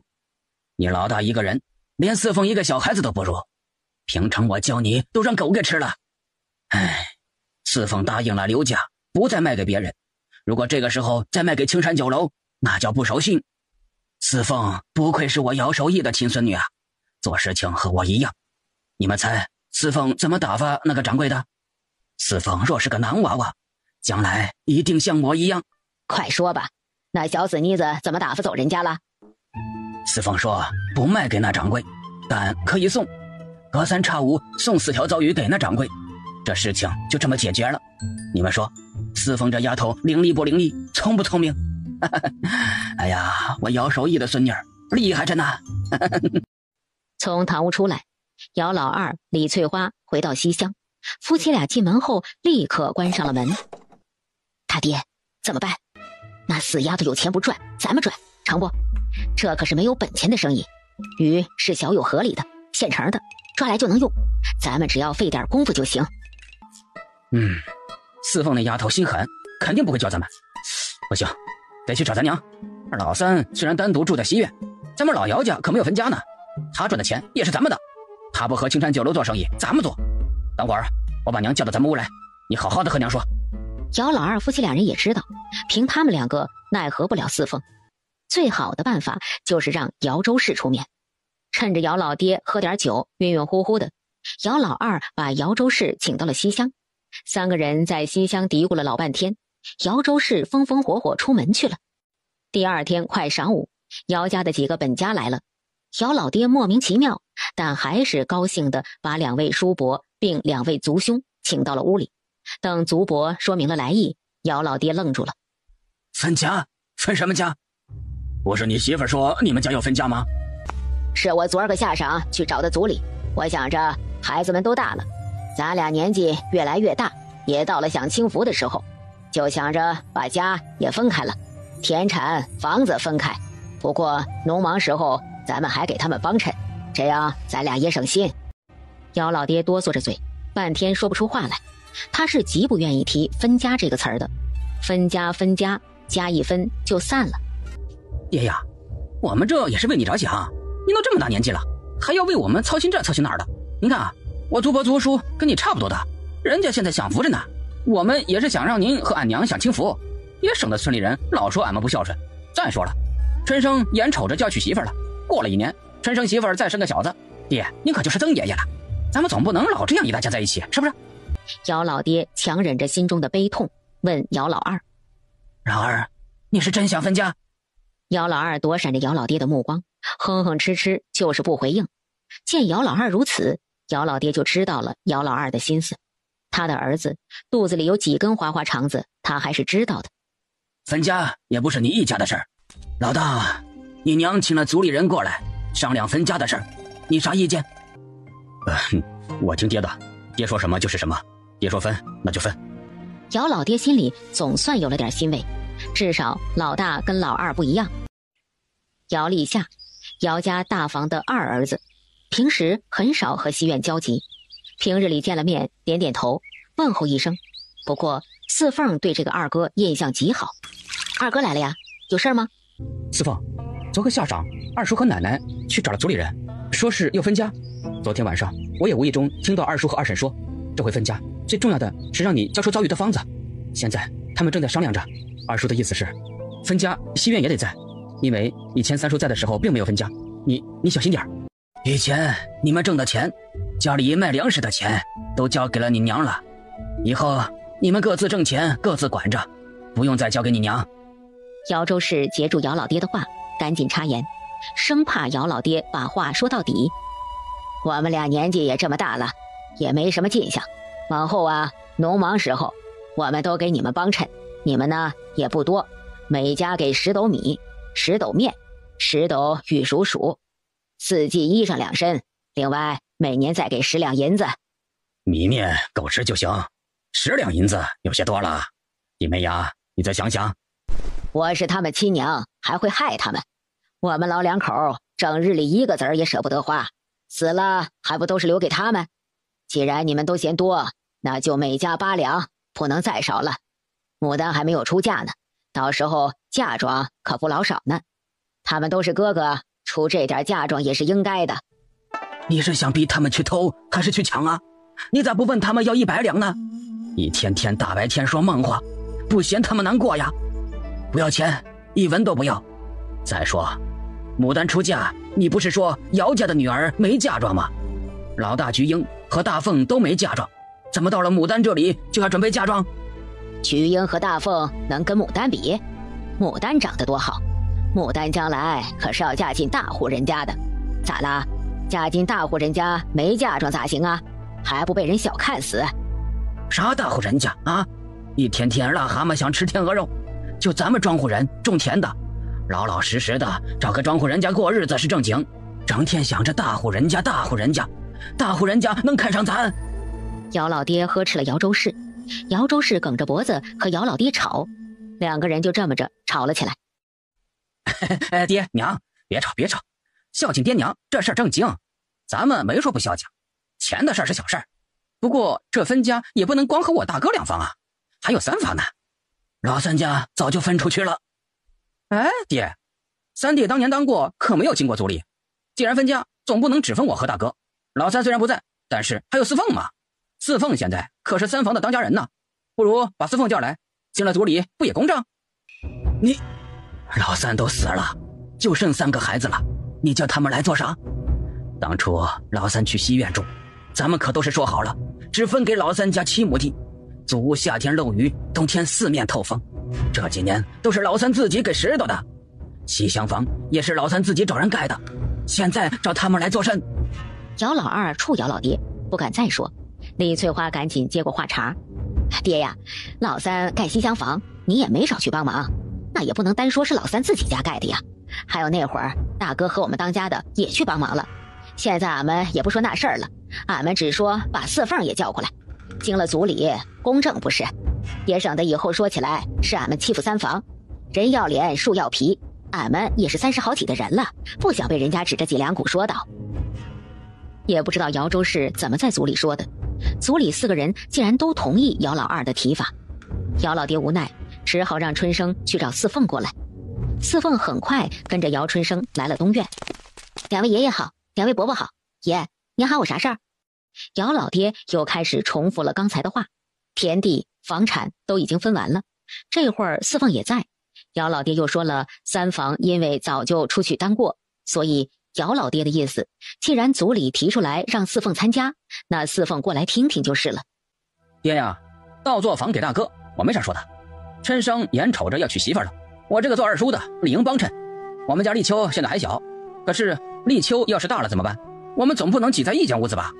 爹，三弟不在，3弟妹又走了，我这个做二伯的理应照看照看亲侄女亲侄子。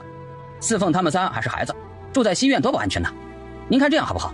我们搬去西院住，让四凤姐仨的住西厢，这样也方便你们照看他们不是？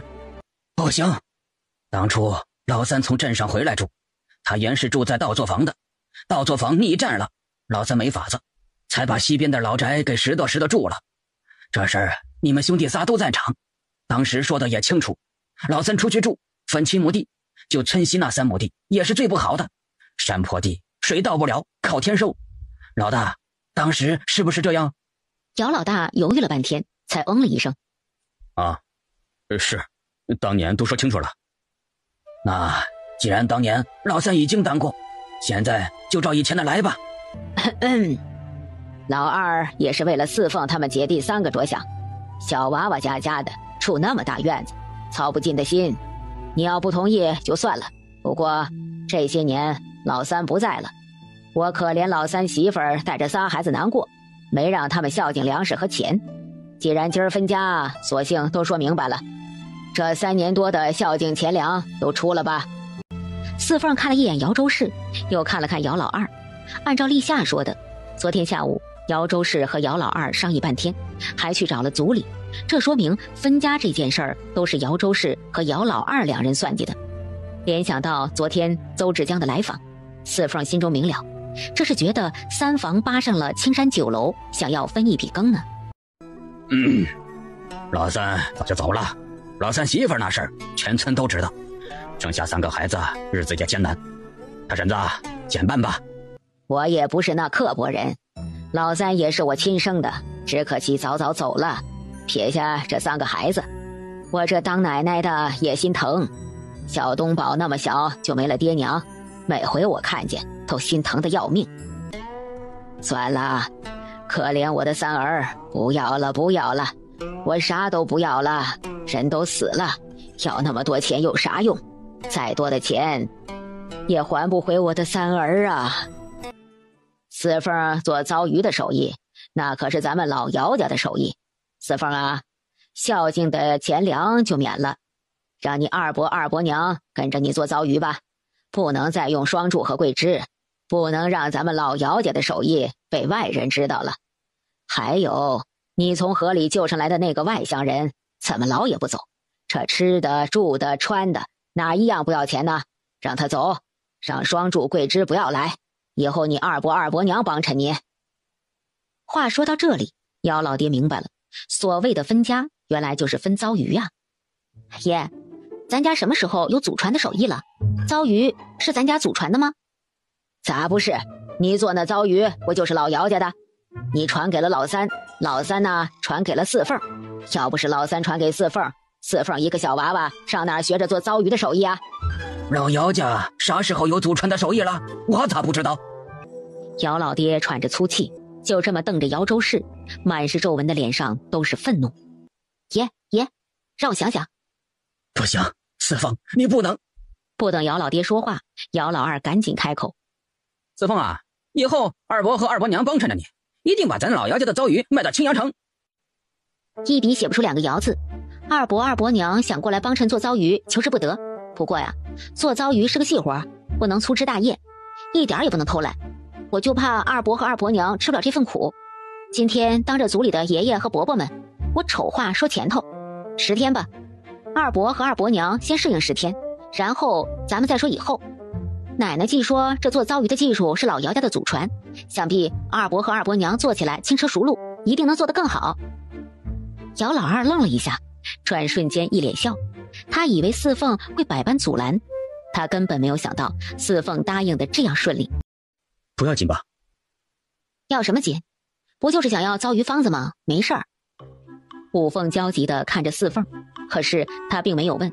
小东宝却不愿意了。姐，你怎么能答应他们过来做糟鱼呢？我不愿意，肯定是二伯和二伯娘，他们2个就爱占便宜。他们一来还不把咱家的好东西都拿走了。还有立秋，他们俩要是来，立秋肯定也跟着来。到时候我的那些东西肯定会被立秋偷走，不行，姐，我不同意他们来。没事儿，他们来就在院子里，不让他们进咱们屋。那他们要是硬要闯进来怎么办？不是还有你吗？再说黑虎也长大了，你该让你的黑虎给你看门了。四凤去了蓝妞家，把分家的事儿和双柱和桂枝夫妻说了，重点说了姚老二、李翠花要过来做糟鱼的事儿，两个人都表示理解。你明知道他们不会好好干，他们是来偷你手艺的，为什么还答应？我只是不想爷爷太难受，他们日子好过了，爷爷也不用跟着受罪。他们想来就来吧，至于他们能不能学到学好，那是他们自己的事儿。如果他们学成了，把糟鱼卖给邹志江，那可就断了咱们的生意了。切，活人还能让尿憋死啊！他们如果真能学到手艺，把糟鱼做好，我也佩服他们。唉，爷爷是个好人。是啊，就是因为爷爷，我才忍下了。东院那么多人，也只有爷爷是真心的关心我们。唉，去年我去山上捡柴火，一脚踩空，从山上掉了下来，我喊破了嗓子，都没有人听到。直到天黑，我娘才发现我没有回家。我娘四处找，没有找到。后山上天一黑就没有人了，山上还有野兽出没。我娘哭着去东院，央求大伯、二伯上山找我。爷爷和大伯去找了，二伯说崴脚了，没去。双柱叔知道了，找了村长，村长带着人和爷爷一起找，找了整整一天一夜，都没有找到我。后来呢？爷爷找到你了？是，一天一夜之后，村里人都放弃了，因为后山野兽出没，村里人猜测我可能已经被野兽吃掉了。我娘哭晕了几次，跪在地上求人，头都磕烂了，但没有人再上山找寻，一天一夜找不到，活着的可能性几乎为零。只有爷爷一个人，又找了整整一天，终于在天黑的时候找到了奄奄一息的我。爷爷背着我，一手举着火把，深一脚浅一脚，一路和我说话。我永远都忘不了爷爷身上的气味，烟草味、汗味混合着，那是濒死的我闻到的最好闻的味道。一早，和生去镇上送鱼，四凤专门在家里等着姚老二。五凤和小东宝也早早的起来了，他们心里惴惴不安，总担心今天姚老二、李翠花来会出什么事儿。别担心，没事儿，他们来了呀，正好可以练练黑虎。姐，我还是担心，二伯、二伯娘是长辈，这回又是经过了族里，咱们也不能撵他们，他们要是在咱家乱来怎么办？放心，他们不敢，姐在呢。快晌午了，姚老二和李翠花踏拉着鞋子过来，后面还跟着小立秋。四凤啊，咱开始做鱼吧。二伯，鱼呢？姚老二转了一圈，院子里干干净净，什么也没有。鱼呢？没鱼怎么做糟鱼？是啊，没鱼怎么做糟鱼？我以为二伯一大早就去小友河捕鱼了。以前谁打鱼啊？双柱叔。姚老二不说话了，昨天是他说了让双柱不要再来了，现在得自己去打鱼了。那个和尚呢？咋不叫他去打鱼？不是我说你啊，养着这么一个大闲人，不让他干活，还让他白吃白住，算什么呀？有钱没地方花了。立秋可是你亲爹爹，四凤，你可不能好赖不分呐。四凤没有看姚老二，也没有理会姚老二的话。小东宝却不能听姚老二编排和声，更不能听姚老二说立秋是四凤的亲弟弟。我才是我姐的亲弟弟，立秋不是。哼，我哥一大早就去镇上送鱼了，谁跟二伯你一样，睡得太阳晒屁股了才起床？四凤啊，晌午吃啥饭呢？晌午我们吃玉米薯糊糊。咋了？二伯娘晌午做啥好吃的？李翠花被四凤这么一问，有些回答不上来。她可不想吃什么玉薯薯糊糊，整天吃都快成玉薯薯了。你们卖鱼挣那么多钱，就吃这？二伯娘，二伯去打鱼了，这会儿也没啥事儿。等二伯打了鱼回来，你和二伯把鱼包了。以前这事儿都是桂枝婶子干的。啥？让我包鱼？老天爷，我可不干那事儿，又腥又臭。再说天这么冷，包鱼洗鱼还不把人冻死？姐，哥去镇上啥时候回来？午饭还做不做哥的份儿啊？不用做，他给刘家送了鱼，还要去买些东西。午饭就做咱仨的饭就行。咋能只做3个人的饭呢？这不还有我和你二伯还有立秋吗？那啥呀，五凤啊，多炒几个鸡蛋，立秋最喜欢吃炒鸡蛋。二伯娘还要留下来吃饭呢。以前桂枝婶子做事都是回家自己做饭，怎么二伯娘什么活都没有干到，先想着吃饭了？知道的是您来做鱼了，不知道的还以为您来蹭饭了。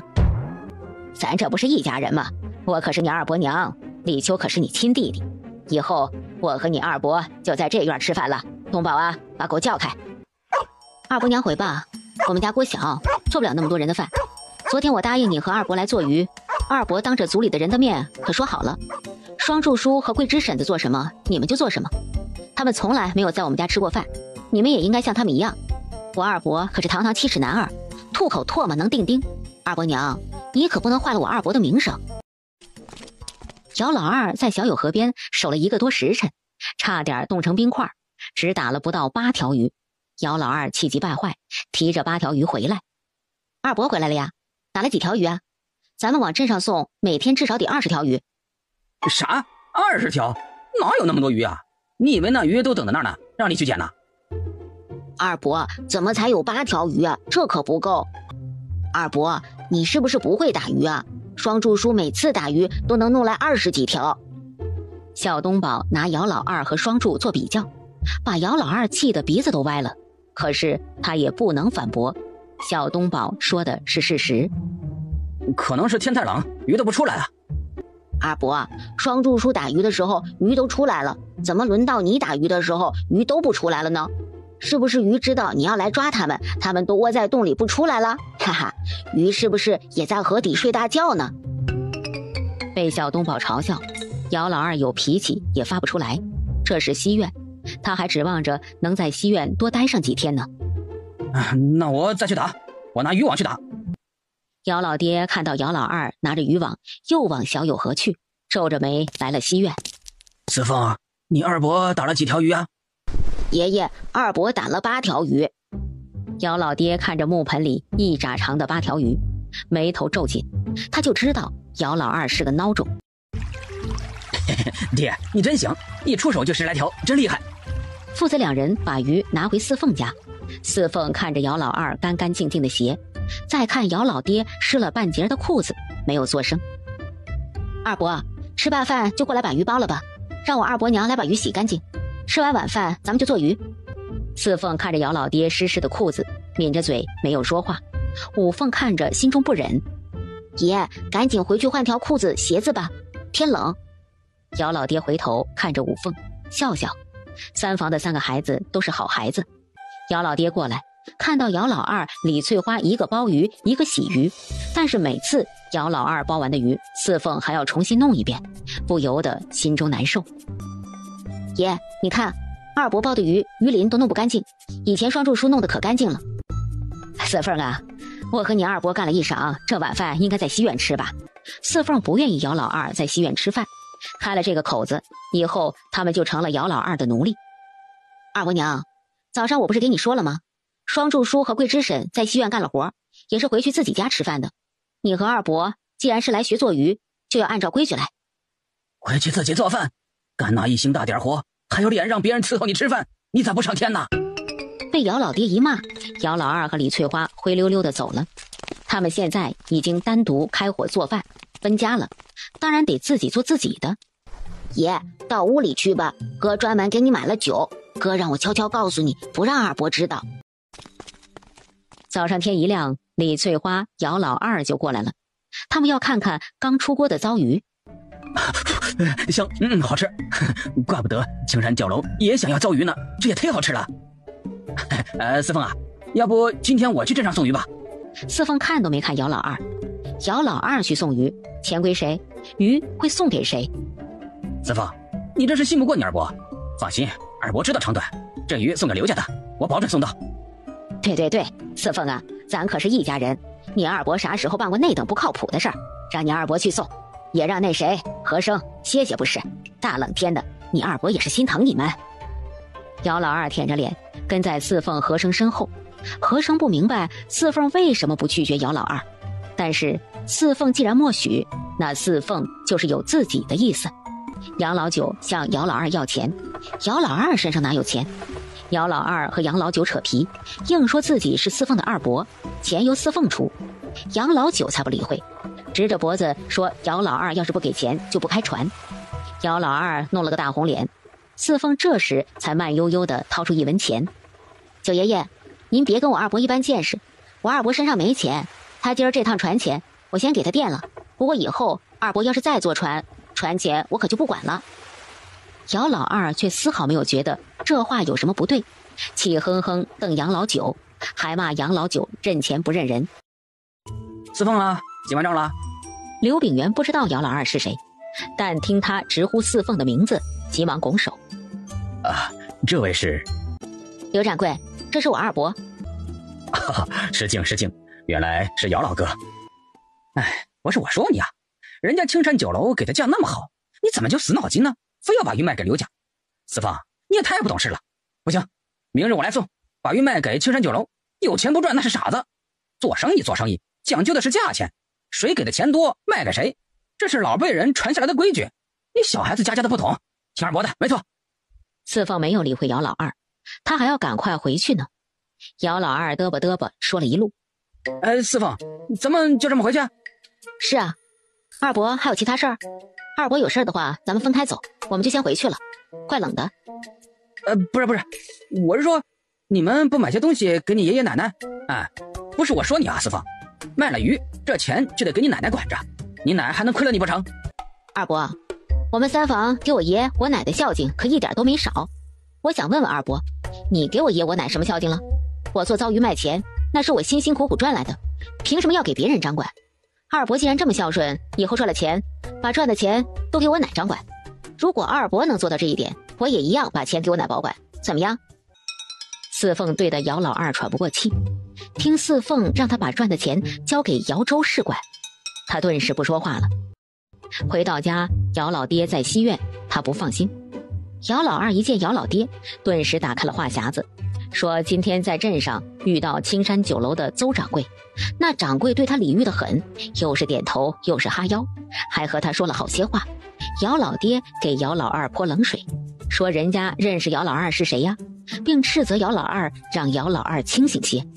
爷，当初给双柱叔、桂枝婶说好的，2个人1天10文钱，二伯和二伯娘不是外人，我再加2文钱。刚才回来的路上，二伯说让我把赚的钱交给我奶保管，我觉得呀，二伯说的对，所以就想把这12文钱给我奶送过去，让我奶给我二伯保管，您看行不行啊？我跟你奶拿回去也是一样的。二伯，你来西院帮着做鱼，我给你工钱了，那昨个下晌我爷帮着你打鱼，你是不是也得给我爷工钱？爹啊，昨儿你打鱼，谢谢您了。等您儿子赚大钱了，天天给你打酒喝。那啥，爹，我先回去了啊。姚老爹见姚老二这副做派，叹了口气。二伯啊，今天的鱼还没有打，你一会儿去打鱼吧，晚上还得做鱼呢。姚老二一进西厢，李翠花就迎了上来。翠花，四凤给咱们工钱了，说是昨天的工钱，12个铜板，双柱2人才10个铜板了。他爹呀，四凤给咱们工钱是不是有点少啊？你可是他亲二伯，1天6个铜板太少。姚老二原本还沉浸在喜悦中，听李翠花这样说，也觉得有些少。他是四凤的亲二伯，这么冷的天，又是打鱼又是包鱼，1天6个铜板少。姚老二决定一会儿去和四凤说说涨工钱。姚老二和李翠花正计划着，姚周氏进来了。老二啊，你今儿个跟四凤那死妮子去镇上了？啊，去了。咋样？摸着门道没有？那鱼1条能卖多少钱？你们今儿个卖了多少钱呢？娘，这才1天，还啥都不知道呢。再说了，四凤那死妮子精着呢，我迟了一步，等我进刘家饭馆，他们已经算完账了，生怕我知道。呸！小死妮子一肚子坏心肠，跟他那骚狐狸娘一样，心毒的跟狼一样。你俩可得好好学，把做糟鱼的技巧都学会了，咱们自个儿赚钱。姚老二连连点头。当初姚周氏密谋分家，为的就是能进西院。那啥，我听说小死妮子还给了你们工钱，拿出来吧，娘给你们攒着。娘啊，你听谁说的呀？那小死妮子精着呢，哪会舍得给俺们工钱？本来打算今天开始就在西院吃饭，可是小死妮子硬是把俺们赶回来了，午饭还是俺回来自己做的。小死妮子还不让俺进屋，不让立秋进屋，还让狗咬俺，俺都要吓死了。娘，小死妮子要是给俺工钱，那俺还不赶紧给你送过去啊？俺跟小死妮子可不一样，俺可是啥都听娘的。娘，俺还得赶紧去小友河打鱼呢。翠花，你赶紧做饭呢。跟那小妮子去了一趟镇上，本想着能吃顿好的，没成想这小妮子卖了鱼就回来了，啥也没买，午饭都没吃，又冷又饿的。那丫头呀，死抠门着呢。哎，我去打鱼去了。不打鱼，今个黑了就做不成鱼了。娘，你是不知道啊，今天俺还见到了青山酒楼的掌柜。那掌柜对俺可好了，又是点头又是哈腰的。他爹呀，等咱们赚了钱，咱们就搬出去盖个大房子。你不知道，今天你们去镇上，我偷偷进了西院的屋，好家伙，屋里暖和多了，穿着棉袄直冒汗。东宝那小崽子赤着脚在炕上吃点心，那点心呐，把炕桌堆满了，还要新被子新褥子，这东西要都是咱的，咱立秋要是也能点心不断，我这辈子也值了。放心，咱们把鱼卖给青山酒楼赚了钱，立马给你盖大房子，到时候咱们一家人住在里面，舒坦。那咱娘那边呢？今天可吓死我了，要是被他发现，咱可一个子儿都落不住。奇怪，咱娘怎么知道四凤给咱工钱了？一定是牡丹，我回来的时候正巧碰见牡丹站在街门口呢。肯定是他，一天天好吃懒做，啥事儿都不干，净想着攀高枝儿。哼，我看呐，就他那副德行，一辈子也嫁不出去。隔墙有耳，李翠花和姚老二的话被在屋外偷听的姚牡丹听了个正着。姚牡丹气得差点要冲进去揪着李翠花打一番，但是姚牡丹还是忍了。敢说他不好，好吃懒做，敢赚了钱偷偷藏起来等着。我今天给刘掌柜说了，天冷小友河结冰，鱼不好打，糟鱼咱们先不做了。这怎么行？不做糟鱼咱们怎么赚钱？放心，赚钱的生意多的是，不差一条糟鱼。姐，下雪了，下雪了！姐，下雪了，好大的雪花！真是下雪了。他们俩真快乐，无忧无虑，真羡慕他们。吴凤啊，这么大雪，小友河都结冰了，今儿个还打鱼不？爷，不打了，姐姐已经和刘家说好了，天冷小友河结冰，最近先不做糟鱼。姚老爹点点头，这样也好，天寒地冻的，鱼不好打，路也不好走，这么大雪，杨老九也不会开船的。二伯娘，这是给我爷我奶的。都一样，都一样。这是啥呀？闻着真香。爷奶，我们炸了丸子，给你们送2碗。才将我隔墙，看着你们炸了1盆呢，咋才送过来2碗？姚老爹一听姚州是这话，脸拉了下来。四凤好心好意送点丸子，这成不是了？你爱吃不吃？这是四凤给我的，送你吃还堵不上你嘴，整天没事找事，孩子们过得多不容易啊！送你点好吃的还不对了？四凤啊，那丸子咋那好吃啊？立秋可喜欢了。想吃自己不会做，四凤炸那么点儿还不够吴凤东宝吃的呢。四凤一个孩子都多大了，跟个孩子要吃的也不嫌丢人。四凤啊，回吧。腊月26，四凤和和生提着糟鱼，小心翼翼地走在小友河的冰上，过河去了镇上。四凤提着10几条鱼去了刘家菜，和生提着8条鱼去了青山酒楼。刘年人见到四凤很是欢喜。四凤来了，快屋里坐。哎呀，这么冷的天，快进屋。刘爷爷，这10来条鱼是我送给您的年礼，感谢您对我的照应。这不要过年了，天寒地冻的，我们也不打算再出来，所以趁着今儿个没有下雪，提前来给您送点年礼，恭贺刘爷爷身体健康，万事如意，恭祝刘家菜明年生意兴隆，财源滚滚。刘爷爷，明人不做暗事，我哥去了青山酒楼，我送给邹掌柜8条糟鱼。早前邹掌柜曾经去村里找我，想让我把鱼卖给他，并说刘爷爷开多少价，他一定比你们高。我没应，不过生意不成，人情在，我答应隔3差5送邹掌柜几条糟鱼。刘爷爷，你也知道，我们小门寒户，夹缝中求生存，谁也得罪不起，所以给刘爷爷送10几条鱼，我又给邹掌柜送了几条。刘爷爷，我这么做妥不妥？四凤如果答应把鱼卖给邹志江，他一点办法没有。但是四凤没有把鱼卖给邹志江，这让他很感动，也更加相信四凤。邹掌柜，这不要过年了，天寒地冻，我想着提前给您送个年礼。您也知道，我手里也没有什么好东西，就是给您买点礼物，您也不稀罕，索性我就送了8条糟鱼。邹掌柜，您可别嫌弃。哎呀，姚姑娘真会说笑，邹某正盼着遭遇呢。姚姑娘这里可真的是送到邹某的心坎上了。四凤坐了会儿，因为还要采买一些过年用的东西，提出了告辞。邹志江亲自送四凤和和珅下楼，在青山酒楼的门口，3个人拱手告别。哎呦，公子爷，这么冷的天，您怎么出来了？有什么不能叫志江去府上的？快，小吴啊，把铜壶准备好。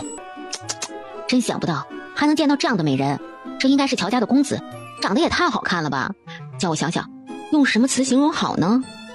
治国攀郎？不对，陌生人如玉？不对，奇了怪了，突然没词儿了。美人？你叫她美人？对呀，长得那么美，不是美人是什么？一个男人长成这样，太暴殄天物了。这要是个女人，还不祸国殃民？哎，刚才那2人是谁呀？还让你这个大掌柜的亲自送出去？公子不晓得，那个小姑娘就是会做遭遇的姚四凤，旁边是她哥哥。哦，就是那个柴火妞啊！哼，看不出来呀。她现在来干什么？改主意了，决定把遭遇卖给咱们？不是，姚姑娘是个守信用的人，这一点志江很佩服。小年纪如此信守承诺，假以时日，姚姑娘必成大器。她来是提前给咱们送年礼的8条糟鱼。原来如此，这柴火妞倒是个会来事儿的。公子有何吩咐？再过几天就要过年了，这几天店里客人也不多了吧？是，从腊月到现在客人就很少，马上要过年了，大家都赶着回去过年呢。二伯父、二哥、三哥过年都回来。好事啊，老爷子肯定高兴。二老爷多少年都没回来了。唉，他们一回来我就想出去，每个人回来都要数落我一阵，这回肯定又躲不过了。公子爷想开点，360行，行行出状元。公子爷虽不能入仕，但咱们做生意好啊。这些年公子爷在京城、在府城的生意做的，那可都是风生水起呀。咱们乔家的生意可都是您在打理呢。唉，那又如何？生意做得风生水起，在他们的眼里照样是一文不名。想想还是老爷子看得开呀。公子，姚姑娘新送来的8条糟鱼，正想着给您送过去呢。邹志江不知道该怎么劝，索性不劝，转移了话题。这柴火妞倒是有心的，包起来，一会儿我回去时带走。老邹啊，这铜锅想起来怎么用了吗？这个没有。我记得这个铜锅也是那个柴火妞做的。是。刚才没问他。公子，咱这事儿说不好听的是偷师。姚姑娘当初画了个草图，让志江帮着做铜锅，是志江偷着做了2个。如果姚姑娘是用这个铜锅做生意，咱们这就有些不地道了。哎呦喂，哼，这还是我认识的邹掌柜吗？什么时候咱们邹掌柜这般心慈手软、菩萨心肠了？公子您见笑了，志江从来也不是心慈手软之人，只是姚姑娘心怀坦荡，做事光明磊落，志江不忍呐。咋了？甩脸给谁看？谁又得罪你了？哎呦，谁欺负你了？说出来，看娘不打死他！是不是李翠花？姚周氏越问，姚牡丹越哭，把姚周氏哭得心疼肚疼。你说是谁？娘去找他。姚牡丹哭了一会儿，瞅姚周氏实在是着急，才抽抽噎噎，拧着鼻子不哭了。娘，我就问你，前儿那媒婆来说媒，你怎么又把人家给撵走了？你是不是想让我一辈子都嫁不出去，就待在你身边做个老闺女？哎呦，我的天爷！牡丹呐，你是不知道前儿那媒婆来说的那家是什么人，是下里村的瓦匠。那孩子跟着他爹整天走街串巷，去外面干活，能挣钱倒是好事儿，但是他家兄弟4个，家里只有3间房，你要是嫁过去还得自己盖房。牡丹呐，你长得这么好，那样的人家可配不上你。一想着你以后要去伺候公婆，整天起早贪黑做饭洗衣，娘的心就跟滴血似的。娘，真是瓦匠？可不是瓦匠嘛，娘啥时候骗过你？你放心，娘怎么会害你？娘还等着享你的福呢。娘的福气可都在你身上呢。娘的牡丹长得这么好，又白净又好看，一定能嫁个有钱人，整天啥事儿都不用干，吃香的喝辣的，穿金戴银，那日子才叫好。姚牡丹被姚周氏劝解了半天，心才放下了。娘，如果我自己相中的，你能愿意不？姚周氏把杨家岭的适龄小伙想了个遍，都没能看中。杨家岭这个穷山沟沟，能有什么人配得上牡丹？谁呀？你看上了谁？娘，西苑那个和生。啥？休想！和生是什么人呐？他家是哪的？家里都有谁？几亩田？几间房？你什么都不知道，就看中了？你是不是傻？我不同意。娘，你想差了，我可没那么傻。娘只想着和生现在什么都没有，娘怎么没有想想，一旦他想起来，以后呢？娘肯定也知道，和生被四凤救上来时的那身衣裳吧？村里人都说是上好的料子，那料子镇上的人除了乔家，就没人穿得起。这会儿咱们可怜他，收留他，和他结亲后，我和他住西苑，他又知道怎么做糟鱼，那往后这生意还不都是咱的？再说了，我可不想嫁得那么远，离娘那么远，我会想娘的。还有啊，和生就是现在想不起来，万一哪天他想起来了，他记起来自己是什么富贵人家的公子哥，那咱家可不就也跟着富贵了？不得不说，姚牡丹的嘴是太会说了，就这一会儿的功夫，就把他和和尚的婚事分析了个透透彻彻。姚周氏思索了半天，没有再说话，他得好好琢磨琢磨。年后还要做遭遇吗？我觉得刘炳元似乎有些不大对劲。知道，刘炳元和刘年仁相比差远了，做遭遇的事儿年后再说吧。你二伯他们肯定会自己做。昨天双柱叔说，你二伯找杨老兵盘灶台去了，已经说好了，年后过了15就盘灶。四凤耸耸肩，原本还以为他俩会实实在在的学好手艺，他们要真学会了，我就不做了，让他们去赚这钱。可是现在看来，我高估他们了。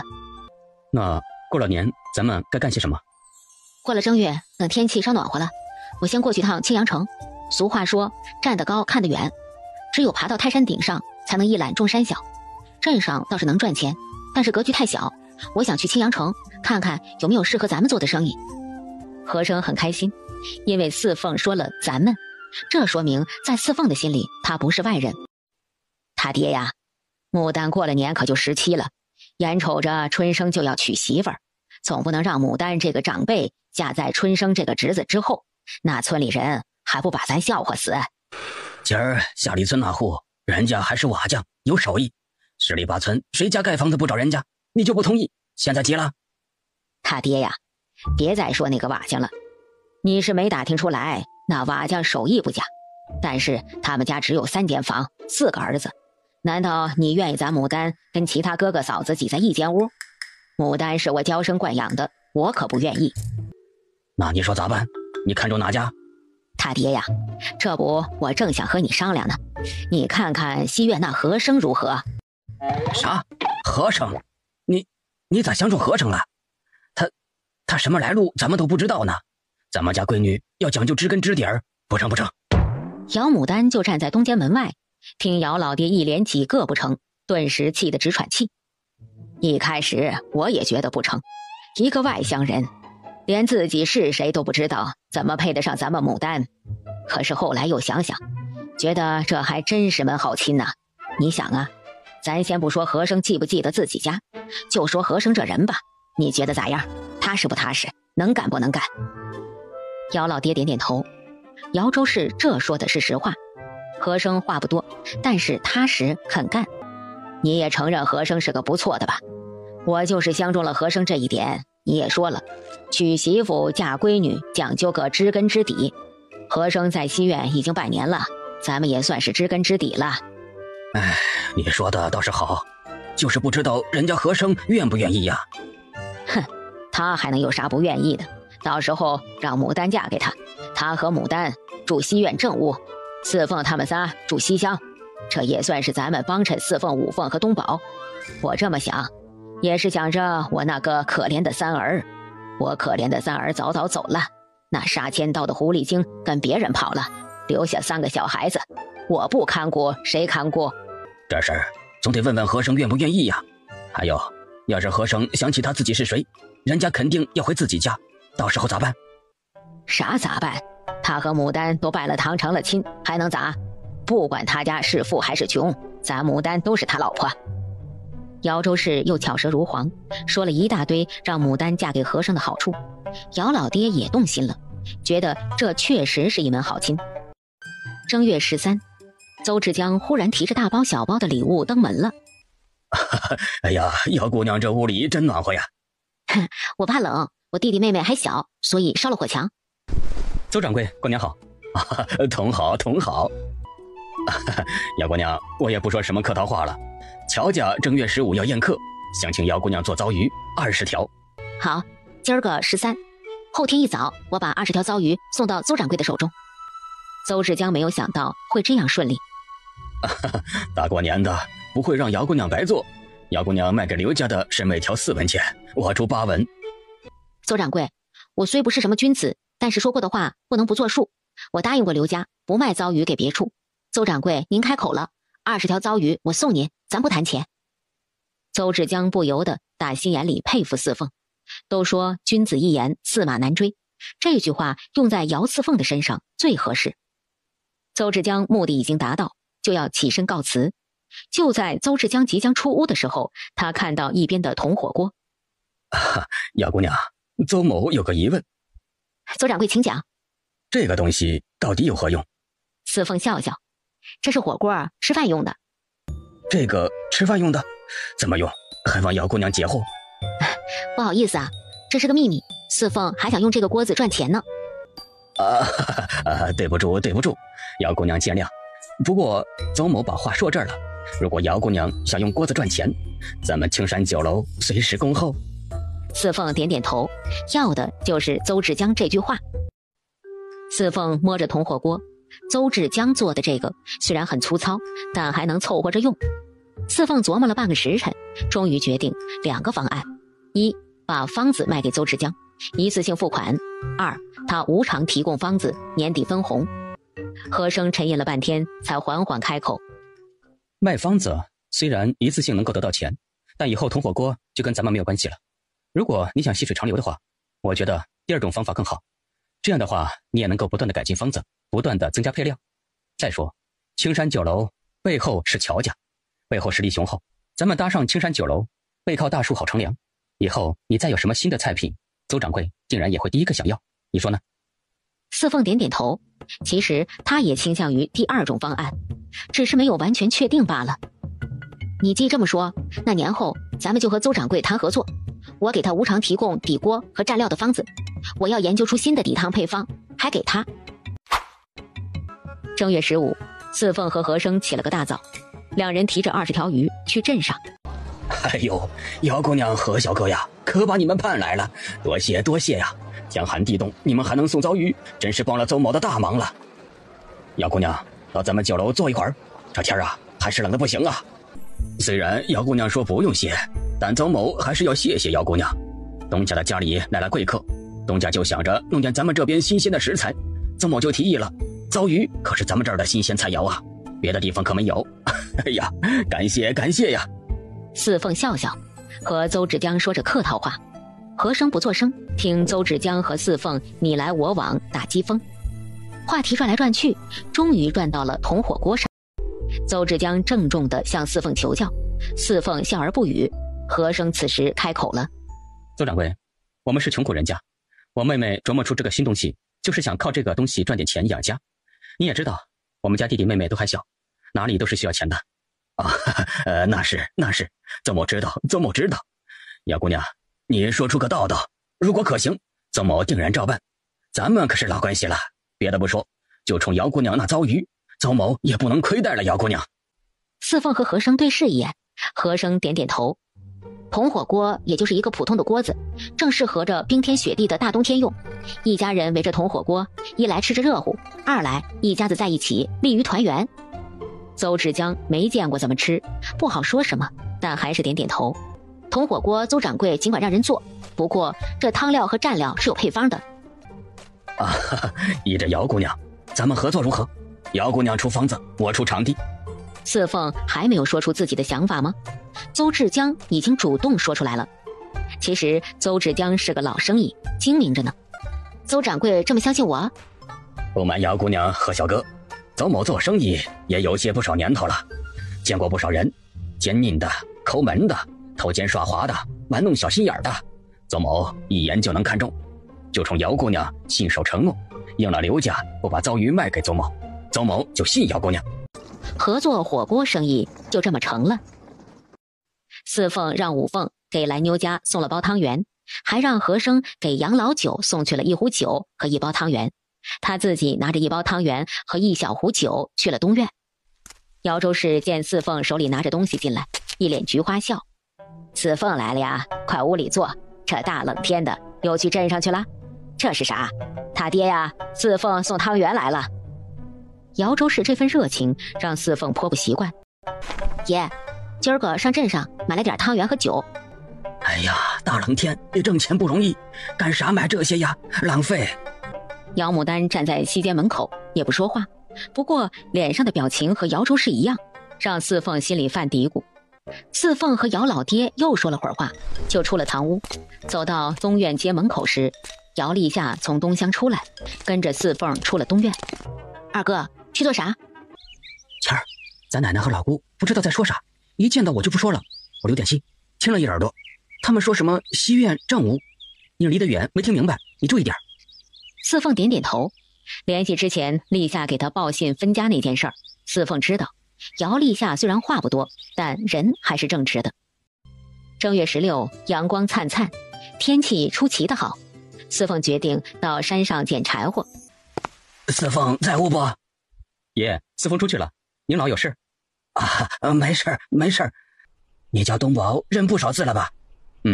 差不多有200多个了，年前买了3字经，东宝都能背了。四凤的意思，等东宝再大点，送东宝去学堂。姚老爹满脸自豪，以前姚老三也认几个字，但是早早去了。东宝要是能多认字，上了学堂，等将来考了秀才，他在杨家岭就更有脸面了。和生啊，你在俺家住着还习惯吧？和生听这话有点意外，因为在他的认知里，姚家西院已经是他的家了。爷爷想问什么？和生啊，你真想不起来了？一点儿也想不起来吗？这么长时间了，一点儿都没有记起来姓什么叫什么，家在哪儿的？和生啊，你成亲没有啊？和生闻言看了姚老爹一眼，没有回答，只是心底深处他觉得自己没有成亲。哎呦，看我又忘了，你连名字都记不得了，哪还记得成不成亲啊？那和生啊，你想过以后没有啊？姚老爹到底要做什么？是要赶他走吗？爷爷，你想说什么就直说吧。姚老爹不好意思起来，今天在家里被姚州市和姚牡丹催促，催得他头疼，这才鼓起勇气来西院。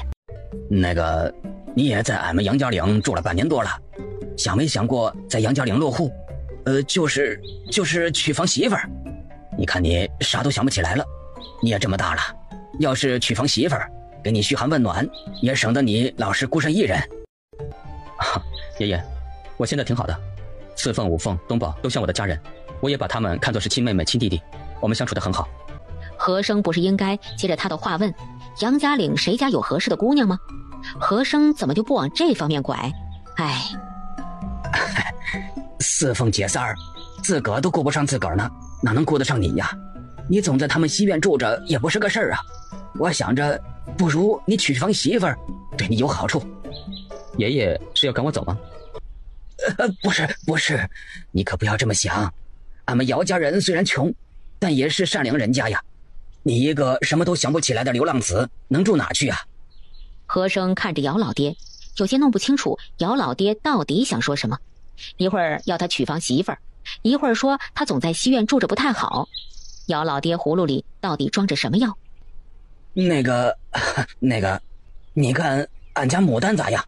你要是同意了，找个媒人，桂枝就行，走个过场，瞅个日子，你娶了俺家牡丹，你和牡丹还住西院，这样一来也方便照顾四凤他们。和生这才明白姚老爹找他谈话的真实目的，原来是想把姚牡丹嫁给他呀。爷爷，您知道这儿女成婚须得父母之命媒妁之言，我现在连自己是谁都不知道，和人谈婚论嫁，那不是欺骗人吗？如果我是富贵人家倒还好说，那如果我是穷得一文不名，上无片瓦，是个食物不赊的浪荡子，那岂不是害了牡丹姑娘？和珅这样一说，把姚老爹堵得不知道该怎么说了。在家里时，姚周氏说的头头是道，说他这样说，和珅肯定会答应。爷爷，如果刚才如你所说的，我还住在西院，那四凤他们住哪儿？你要是同意了，你和牡丹住正屋，四凤姐仨住西厢，这样更方便不是？和珅唇角微抿，眸光陡然间变得冷寒，这样的目光把姚老爹吓了一跳，他不由自主地想要跪下。你不愿意？是，我不愿意。姚老爹张了张嘴，再也说不出什么来。姚老爹垂头丧气离开了西院，走到街门口，正好碰到回来的四凤。爷爷怎么了？脸色那么难看，咱们家谁说什么了？怎么了？出了什么事儿？刚才咱爷来给哥提亲。提亲？好事儿啊！谁家的？谁看上和珅哥了？是咱们村的吗？快说！爷想把老姑嫁给哥。啥？姚牡丹嫁给和珅哥？哥，和珅哥，和珅，你要娶姚牡丹？你要是娶了姚牡丹，以后我们是不是得叫你姑父呀？哎呦，笑死我了！这可真的是一桩好婚事。你再说。和珅越是这样气恼，四凤越是觉得好笑。四凤笑得前仰后合，和珅恼得剑眉倒竖。姐，别笑了，你看哥都生气了。别，太好笑了。姚四凤，你再笑，我就真生气了。四凤搂着肚子，总算慢慢止住了笑声。哎呀，笑死我了！怎么能出这档子事儿啊？是你看中了姚牡丹，还是姚牡丹看中了你？如果你看中了姚牡丹，那就是你品味太差；如果姚牡丹看中了你，那就对了。你长得这么英俊英武，在村里走过去，大姑娘小媳妇儿那眼睛都直了。姚牡丹还算有眼光，不过这人品性太差，配不上你。哎呦，不好了，我又想笑了，肚子疼。爷爷来就说这些吗？没有说其他的？爷爷还说，哥要是娶了咱老姑，以后还住在咱西院，他们住正屋，咱们住西厢。爷爷说这样方便他们照顾咱们。听到这里，四凤算是彻底明白了。刚才光顾着好笑，刚刚不笑的瞬间，他就觉得不对劲儿。以姚老爹的个性，根本不可能想这事儿。能逼着姚老爹亲自开口的，只能是姚周氏。姚周氏的背后是姚牡丹。以姚牡丹那心比天高的性子，看上和珅的长相是一方面，另一方面是觊觎西院吧。你什么意见？刚才你怎么回复爷爷的？和珅看着四凤，没有说话。爷爷是个顶要面子的人，他既然能舍下脸皮和说这件事儿，显然是在家里商量好了。你的意见是什么？我要知道。刚才五凤都听到了。五凤赶紧接着和珅的话说，哥一开始说了什么父母之命媒妁之言，他连自己是谁都不知道，不打算娶妻。爷爷追问，哥又说了不愿意，然后爷爷就走了。拒绝了是吗？和珅点点头，虽然不说话，但脸上的表情已经说明了一切。姚老爹背着手回到西院，刚进家门就看到了姚周氏。姚周氏压低了声音，咋样？他爹呀，那和珅到底啥意见？咱们啥时候办事儿？我都想好了，请杨正元的老婆做媒人，好歹她也是村长老婆。姚周氏巴拉巴拉地说开了，他甚至把弄几桌酒席都想好了，还说了让四凤专门做糟鱼，但凡是来吃席的，走的时候一人送一条糟鱼，如此彰显他们姚家大方。如此一来，就没有人再说他小气抠门。哎，拉倒吧，说这些没用的干啥？人家和珅不同意。啥？他不愿意？他竟然不愿意？他凭什么不愿意？他一个不知道姓甚名谁，不知道家是哪里的流浪子，竟然敢拒绝？吃我家的，住我家的，穿我家的，他还拽上了。等着，我找他去，不骂死他！我……姚牡丹本来还沉浸在喜悦中，猛然间听到姚老爹说和珅拒绝了，又听他娘啰里啰嗦的说了一大堆，哇的哭出声来。凭什么？凭什么？他凭什么不愿意？咱们家哪点对不起的？我找他去。他又作什么妖？西院又惹他了？昨儿个四凤来送汤圆，他不是还笑得跟朵花似的？怎么今儿个又翻脸了？你去打听打听，别家里有什么咱不知道的事儿。姚老二一听也是，今儿个是正月16，老规矩，过了正月16，这年才算过完。按照平常，他娘是忌讳在年里面发脾气骂人的。今儿个这是怎么了？爹，俺娘这又是咋的了？大过年的，生啥嫌弃啊？娘，你消停消停，喝口水啊！要是翠花惹着你了，你跟我说，我打他。还不是西院那个不知道来路的臭小子，你爹好心去。少说2句吧，做你的饭去。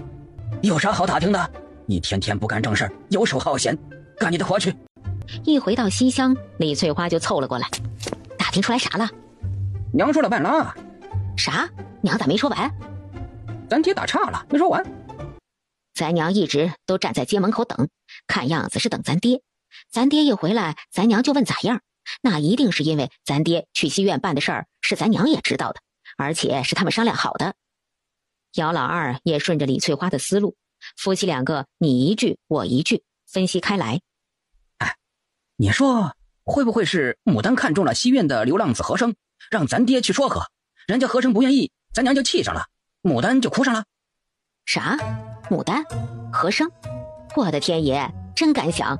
人家和生长得多俊，不是我说，就你那老妹，一辈子搁家里都嫁不出去，好吃懒做，手脚不干净，心肠歹毒，谁娶她谁倒霉。得亏和生没答应，和生要是答应了，不对，当家的呀，我总觉得哪里不对。当家的，你说会不会是牡丹看中了西院的糟鱼，想嫁给和生，然后让和生做糟鱼，他们自己赚钱？和生可是什么都会，给镇上送鱼也是和生自己个儿去的。嘿，吃里扒外的东西，就知道他不是好人。翠花，幸好你想起来了。不行，我得去趟西院，告诉和生，一定不能娶牡丹。和生要是娶了牡丹，咱们还赚什么钱呢？对，你快去！二伯来了，有事儿？那个和生啊，早上我爹来跟你说啥了？没说什么，就问我在西院住这么久了，什么时候走？我说我现在还什么都想不起来，离开了西院，去哪儿都是死。我求爷爷暂且收留我一段时间，等我想起来我家是哪儿的，立马就走。姚老二愣怔了，和生这回答和他在姚州市那里打听来的不一样啊。不过既然和生不承认，那他那些劝和生不娶牡丹的话就不用说了。其实他也是多此一举，牡丹都成那样，他娘都骂了一上午，肯定是这事儿没成。下晌，姚老大媳妇姚王氏和二凤回来了，姚州市的怨气怒气才算是暂时停止了。哎呦，二凤啊，银镯子，你们看，银镯子，二凤带着银镯子真稀罕。一个银镯子罢了，又不是什么值钱的东西。今儿个跟我娘回来的太匆忙，我那个玉镯都忘了带，那可是我们老太太的陪嫁，老太太赏给了我，真遗憾，都是我娘催得紧，要不然你们也可以开开眼。众人更加羡慕了，围着二凤，又是艳羡又是嫉妒，纷纷说二凤帮工的人家真好。二凤收获了一堆羡慕嫉妒的目光后，才趾高气扬地回家了。二凤啊，快回来，大冷天的把你冻坏了吧，快回家去上炕。一听说你要回来呀，奶一早就把炕都烧热了，就等着你回来呢。二凤只好跟着姚州市回了东院。姚老大媳妇和二凤带回来了一些东西，这让姚州市很有面子。刚才姚州市可是收获了一大堆村里人的羡慕话。奶，平时我娘不在家，你整天给我爹和春生立下做饭，辛苦你了。这回我回来，我们家老太太特意赏了点心，这可是我们老太太指明给你的，奶，你可别嫌不好。不嫌，你们家老太太能惦记我这个老婆子，哎呦喂，真是菩萨心肠啊。二凤啊，你爷你奶都有了，二叔的呢？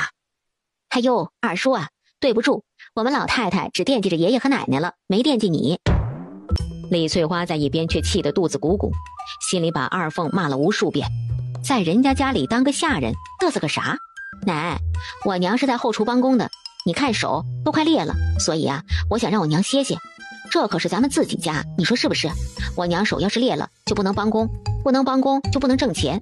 哎，春生还等着我们挣钱娶媳妇呢，那可是咱老姚家的长孙媳呀。对，二凤说的对，明儿个啊，我做饭，让你娘好好歇歇。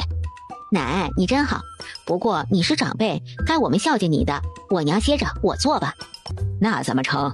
你这手细皮嫩肉的，是伺候老太太的手，怎么能干这种粗活？不能做。哎，奶，我娘不能做饭，奶你是长辈，更不能做饭。你也不让我做饭，那可怎么办？咱们这一大家子总不能喝西北风吧？这不还有你二婶吗？让你二婶做。李翠花立刻就要跳起来，他们可是分了家的，当初说好了各吃各的。对，我怎么忘了？这不还有二婶吗？可是奶，咱们不是分家了吗？二婶给咱们做饭不好吧？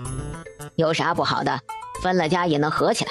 再说了，今儿个他们不是过来吃的，你们在家住几天，就让你二婶做几天饭。二婶，那就麻烦你了，等会儿洗碗这事儿啊，就给你了。哦，对了，天冷，让我二叔给你烧点热水，不伤手。啥热水不热水呀？浪费柴火。窗户人哪有那么金贵？你不用管。李翠花鼻子都要气歪了，二凤这小贱人竟然敢这么挑三货四。吃完了饭，大房的人回到东厢，姚老大说着家里这段时间的变化，说的最多的就是西院的变化。不等姚老大说完，二凤就插话了：我说呢，刚才我回来的时候见西院2个小孩子穿着新衣裳，我还以为是别人家的，照爹这么说，定然是五凤和小东宝了。真稀奇了，3个没爹没娘的孩子倒比咱们家都富裕了。又说了会儿话，天就黑了。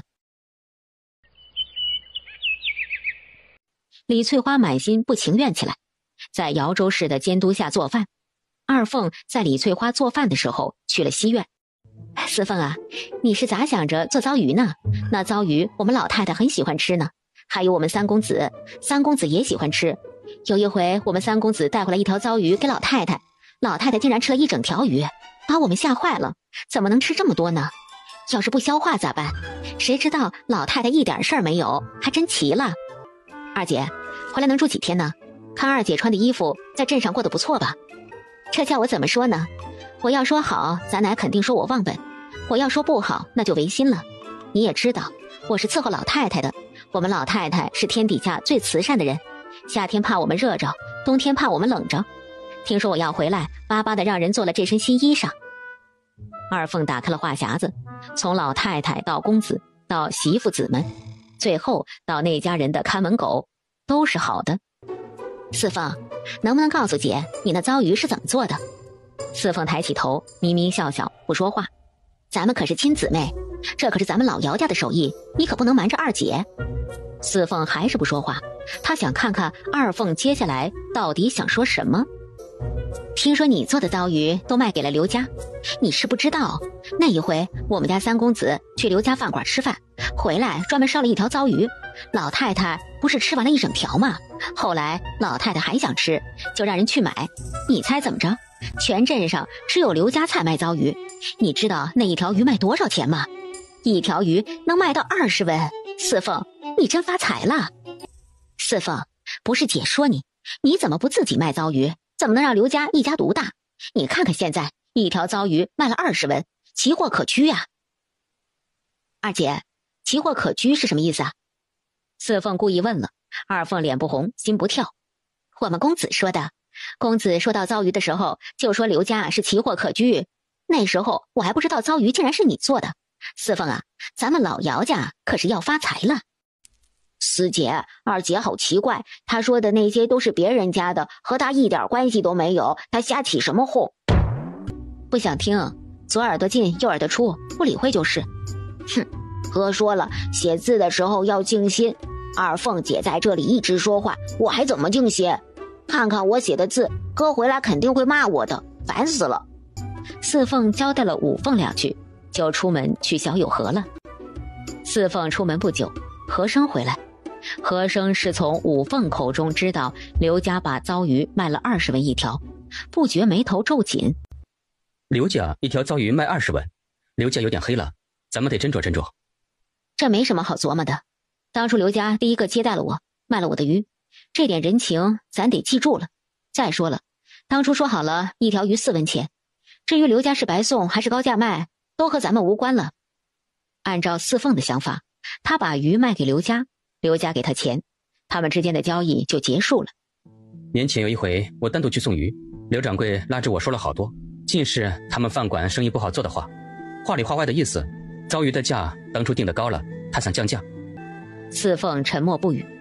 二凤不说一条鱼20文，和生还不说刘秉元说的那些话呢。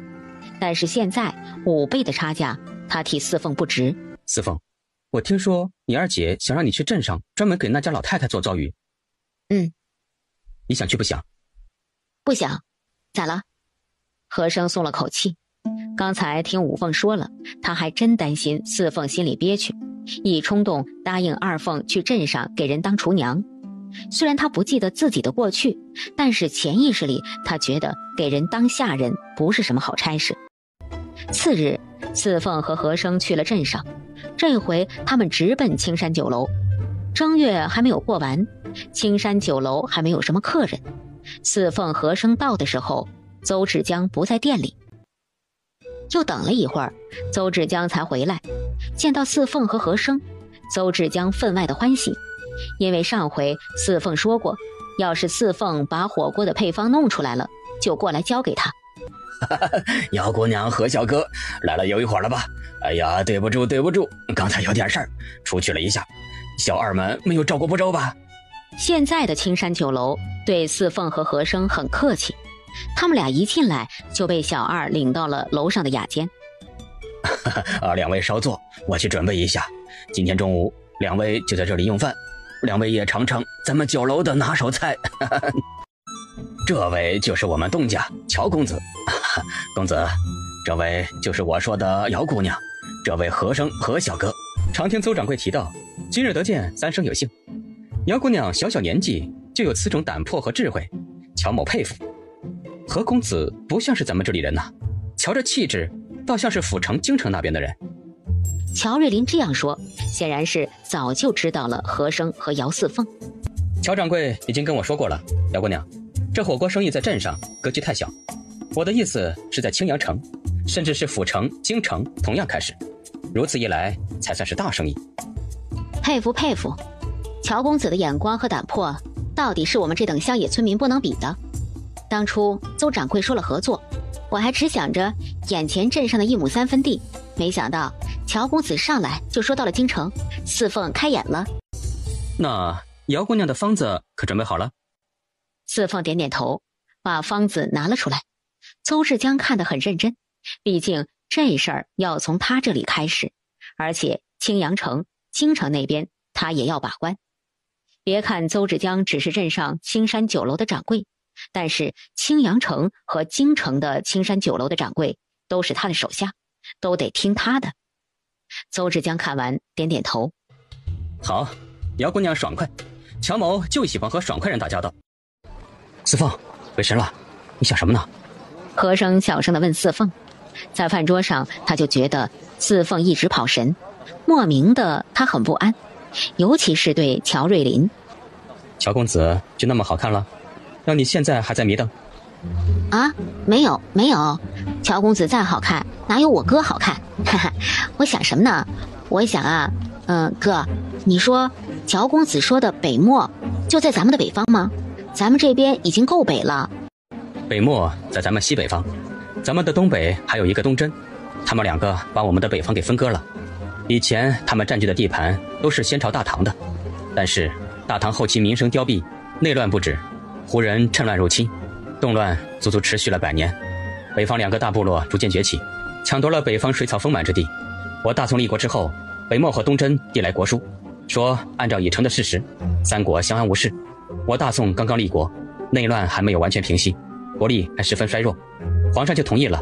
如今已经过去了100多年了，大宋国力日渐强盛，朝中有人提议要收回北方草原。哥，你想起来了。和珅愣住了。是啊，刚才不由自主地说了那么多，似乎那些话就在脑子里，一直都在。哥，你原先叫什么名字？家是哪儿的？你怎么知道这么多啊？顺着四凤问出的问题，和珅开始想，可是刚去想自己的名字，头又开始疼了，针扎一样，一挖一挖的疼。四凤见和珅脸色不对，哥，今天乔瑞林说给咱们4成分红，少不少？要知道那些方子可是咱们费了好大的劲儿才实验出来的，4成分红有点对不起咱们的辛苦了。再说了，咱们又不知道火锅1年能赚多少钱，到了年底分红的时候，他说只赚了100两，那咱们是不是亏了？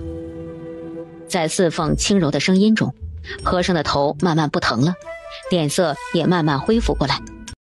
当家的呀，这鱼还真是好吃，爹娘你们尝尝，新鲜着呢。老二啊，往后咱们家可就靠你了，这糟鱼一卖，咱们老姚家可就有钱了。你放心，你们俩做糟鱼，往后这家里洗洗涮涮的，娘全包了。二哥、二嫂，真有你们的！咱们的糟鱼卖了钱，立秋的零嘴儿可少不了了。二嫂，让二哥给你扯新布，做新衣裳。姚牡丹奉承姚老二和李翠花，李翠花顿时觉得自己要飞上天了。哥姐，气死我了，气死我了！怎么了？又和春伢子争嘴吃了？瞧你现在胖的，哥都抱不动了。不是春伢子，是东岳。二伯娘做了糟鱼，做成了，他们笑的声音可大了。姐，怎么办？他们做了糟鱼，咱们以后怎么办？东宝，你记住了，活人不会被尿憋死，天无绝人之路。糟鱼从来都不是咱们一家的，没有了糟鱼，咱们还有其他的生意，放心，饿不着你。东宝听了四凤的话，转瞬间喜笑颜开。姐姐在他的眼里就是神一般的存在，只要姐姐说，那就一定有门道。咱们还做吗？再等2天，等河上的冰全消了再说。今天咱们去镇上，正月还没过，饭馆的客人少，咱们就是做了，刘家也不一定要那么多，不急。和生点点头，四凤说不急，那就不急。因为小有河还没有完全解冻，四凤没有再做糟鱼，他想去趟青阳城，反正闲着也是闲着，出去见见世面总是好的。原本四凤打算一个人去，但是和生听说四凤是要去青阳城，执意要陪着一起去，四凤拗不过，只好应了。进了青阳城，四凤看着两边的店铺，到底是青阳城，繁华程度是镇上不能比的。要看什么？四凤摇摇头，不知道，看看再说。是啊，看什么还没有定论，只是先看看。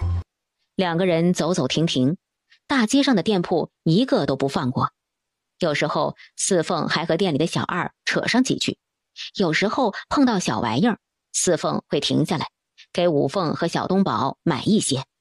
他一边走一边看，就这么走走停停，天黑了下来。灯火通明，街市如昼，游人如织，这就是城市的繁华，非乡下能比也。哥，你说繁华好还是安静好？和生看了看四凤，他没有什么感触。杨家岭的安静让他心安，青阳城的繁华对于他来说也没什么。他说不出来什么。如果真让他选择，他宁愿选择杨家岭。你睡着的时候真好看。好看吗？和乔公子比呢？乔公子啊，是个美人。你的美是透着阳刚的美，他的美带着点阴柔。治国攀郎你知道吧？就是说乔瑞麟的美偏女性化，你的美是阳刚，你们俩不是一个概念。那你喜欢哪一种美？春花秋月，夏雨冬雪，各有千秋。乔公子再美，我只能看看，也不能摸。你不一样啊，你是我哥呀，我觉得你美还能摸摸。我是男人，以后不要拿美人来比我。知道啊，我又没有说你是女人，男人也可以用美人来形容的呀。美人这个词可不单指女人，只要是长得好的，不管男人还是女人，都是美人。和生无语了，四凤这个话叫他该如何反驳？以前看的书里说，男人鼻直口阔，健美朗目，英气逼人。刚才观察你半天，我觉得这些词用在你身上最强大。乔瑞麟呢？樱桃繁素口，杨柳小蛮腰，吹口气就能倒。那你是喜欢乔公子那样的公子哥，还是喜欢我这样的粗犷的山野人？乔公子那样的公子哥能做什么？十指不沾阳春水，走个路还让人扶着，一股风就能吹跑的。要是碰到了个打架的，别想着让他保护我，我保护他还差不多。我要是要啊，当然不二人选还是要你。为什么？哪来那么多为什么？乔公子又不能给我上山砍柴，又不能给我下河抓鱼，更不能给我下田种地，我要他何用？你是我从小有河里救上来的，你还欠我银子呢。我不要你，你跑了，银子可就跑了，那我可就亏大了。再者，我要是不要你，五凤和东宝又不愿意，你现在是家里的一员。吃完饭，两个人准备返程。但是以他们俩的脚程，回到镇上，天已经完全黑了，过不了小友河，回不了家。恰好碰上了一个从镇上来送货的驮车，驮车要在次日午饭后回去。四凤决定再住一晚上。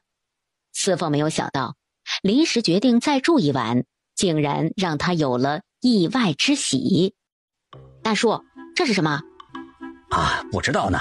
我在吴家园挑菜时，吴家园的菜园子里有一株奇奇怪怪的东西，上面就长着这个，可能装菜的时候不小心带过来的。可是天这么冷，你的这些菜怎么这么新鲜啊？吴家园有暖房？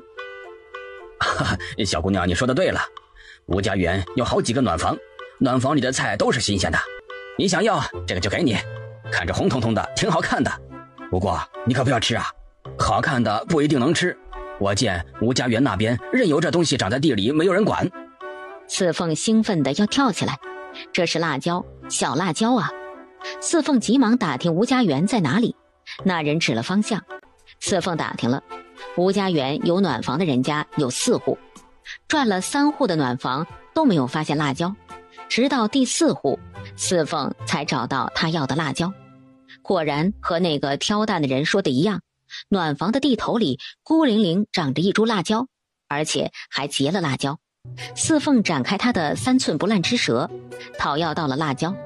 种菜那家人也不知道这是什么东西，也不敢吃，就是觉得好看，任由它自生自灭，所以地头就长了这么一颗。一回到家，四凤浑身上下都是轻松的，这就是家的感觉。姐，二伯做了糟鱼，昨天就去镇上卖。二伯回来时说话声音很大，还让二伯娘给他炒鸡蛋。姐，二伯做了糟鱼，咱们是不是不能再做了？四凤没有回答。从青阳城回来的时候，他也在思考这个问题。做糟鱼，只要掌握好火候，佐料配好，没什么技巧，就是做起来费时费力。如果姚老二真做好了，他不做也可以。毕竟让姚老二做了，也算是给姚老爹解决了些问题。次日一早，四凤去了镇上，直奔刘家菜。见到四凤，刘炳元一愣神，不过很快乐呵呵的和四凤打招呼。四凤来了，快里面请。这都1个多月了，一直没有来镇上，今天过来看看刘爷爷和刘叔。哎呦，不巧了，我爹去青阳城了，腊月29走的。青阳城我2弟妹又生了，我爹我娘过去帮忙，一时半会儿还回不来。四凤笑着点点头，表示知道了。刘叔，小友和解冻了，我来问问，现在要是需要糟鱼，我明天就开始做。刘炳元的脸一僵，表情有些尴尬，支支吾吾了半天，没说要也没说不要，反正不是十分爽利。四凤敏感地觉得这里面有事儿，最终直到四凤告辞，刘炳元也没有说要还是不要糟鱼。何生知道四凤去镇上找刘家了，他也把渔网补好了。见四凤回来，随口说了一句：明日一早我去打鱼。双柱叔说他也去。不用，先不用打鱼，二伯把鱼卖给了刘家。他想劝慰四凤，但是又不知道该说什么。姚老二李翠花当初来学做糟鱼的时候，他就知道会有这种结果，只是没想到会来得这么快。没事，不做糟鱼，咱们做其他的。对，做其他的。哥，咱把后院的菜地翻翻吧，我想育苗。何生二话没说，拿了锄头，和四凤一前一后去了后院。按照姚姑娘的图纸，又做了几个铜火锅，并按照姚姑娘的方子准备了食材，还请姚姑娘亲自到酒楼教授。3个人碰到刚刚去镇上送鱼回来的姚老二。姚老二看到邹志江，气哼哼，没有理会，一扭头直接走了。姚姑娘把做糟鱼的手艺交给了你二伯父。二伯父和二伯母跟着学了3天。那姚姑娘可知道你二伯父把糟鱼都卖给谁了？知道。四凤只说了2个字，不再继续这个话题。邹志江替四凤委屈。前几天你二伯父提着糟鱼去酒楼找我，说要把糟鱼卖给我。我问是他自己要卖还是你让他来卖的，他说都一样，你们是一家人。我觉得不对劲。姚姑娘明明说过，糟鱼只卖给刘家，不卖给别家的。而且我要用糟鱼，姚姑娘会送。我尝了一块糟鱼，味道火候都欠了很多呀。我猜那不是你做的，对不对？四凤点点头，和生在旁边补充：前些天我们去了趟青阳城。啊，原来如此。我猜那糟鱼不是姚姑娘做的，就没要。再说我信姚姑娘，姚姑娘既然说不卖给我糟鱼，定然不会出尔反尔。后来呢？后来你二伯父就去了刘家，不知道你二伯父和刘炳元是怎么商量的。我让小二留心了，你二伯父再出来，篮子空了，糟鱼留在了刘家。四凤没有再说话，和生也没有说话。他知道四凤心里不太好受。姚姑娘大可不必如此。刘炳元弃姚姑娘而选你二伯父，刘家迟早会为此而付出代价的。听说刘老掌柜去了青阳城，若刘老掌柜不去青阳城，此事不会发生。但事已至此，不知道刘老掌柜回来的时候会如何面对。姚姑娘若还想做这糟鱼，你做多少，我青山酒楼就要多少。一条鱼10文钱，如何？邹掌柜，你是不是觉得没有了糟鱼的生意，我一定很难过？哪里，怎么只是觉得糟鱼生意不能就这么毁了？没什么毁不毁的，我想什么时候做就什么时候做。邹掌柜要是想吃，说一声就是，说是送给你的就是送给你。好，就依姚姑娘的。只是我们家老爷子喜欢糟鱼，姚姑娘还是要隔三差五的做一回呀。四凤，本公子可等你许久了。没办法，路远，让乔公子久等了。好了，不说废话了，开始。食材都按照你说的备好了，怎么弄？这就可以吃了吗？对，可以了。牛羊肉不要滚得太狠，肉下进去变色就能吃了。乔瑞林放下筷子，端起酒杯，一饮而尽。他满脑子都是做生意，这顿火锅让他看到了高朋满座，也看到了财源滚滚。四凤，我这样喊你没问题吧？在此之前我还犹豫怀疑，现在才知道乔某错得离谱啊。四凤，瑞林向你道歉，对不起，我错了。我门缝里看人，我是有眼不识金镶玉了。四凤，你就是一颗蒙尘的珍珠啊！今日我乔瑞林撂下一句话，只要是你姚四凤要做的生意，我乔瑞林第一个支持，我名下所有的产业都可以为你效劳。乔公子不再考虑了吗？只要我姚四凤的生意你都支持？姚姑娘，姚四凤，我乔瑞林堂堂7尺男儿，顶天立地，一言既出，驷马难追。老邹，拿纸笔，我乔瑞林即刻与你签下契约。从今之后，但凡你姚四凤的生意，只要用得着我乔瑞林的，上刀山下火海，我乔瑞林眉毛要是皱一下，我不姓乔。好，乔公子，一言既出，驷马难追。有乔公子这番话，我姚四凤也给你表个态。什么契约不契约的，不过是一张纸而已。人与人之间守的不是那一张纸，而是精神，是信用。你既出言，我必应。我正在研究一种佐料，需要些时间，等弄出来了，第一个给你乔公子。这顿火锅吃得他热血沸腾，从未有过的热血沸腾。他血液里的那种因子在奔走，是这顿火锅把他身体里的这些因子勾引了起来，是姚四凤把他血液里的这种因子勾出来了。老邹啊，怪不得你推崇姚四凤，这小丫头还真是个人物，说话滴水不漏。我明明看到她眼里的兴奋，但她依然是稳稳当当的。这样的人，以后你得给我盯紧了。姚四凤但凡有什么新鲜东西，你要第一个拿住。公子现在信了。姚姑娘虽然出身乡野，但天生聪慧。出身乡野的人不少，但能如此聪慧的人不多呀。是啊，小小年纪就能看出刘家的将来，眼光不比你我这种常年在生意场上打滚的人差呀。刘家以后不用理会，由他去。后日我要去青阳城，待一段时间后去京城，这一走又是大半年。火锅这边先上，看看情况。半月后青阳城上，阜城那边，你和志海商量着来。唉，火锅上的太迟了，应该年前就上啊！奶奶的，少赚了一大笔呀！公子，姚姑娘的意思是滋补高汤的配方，让一个人掌握就行了。如果将来在府城经常上火锅，别家效仿，咱们也是防不住啊。姚姑娘说，只要咱们保住高汤和蘸料的方子，任凭他们效仿，他们也做不出咱们的味道。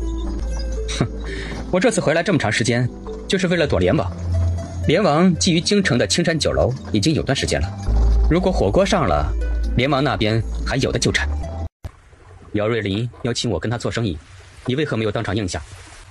我为何要当场应下？我又不是你，凭什么替你做决定？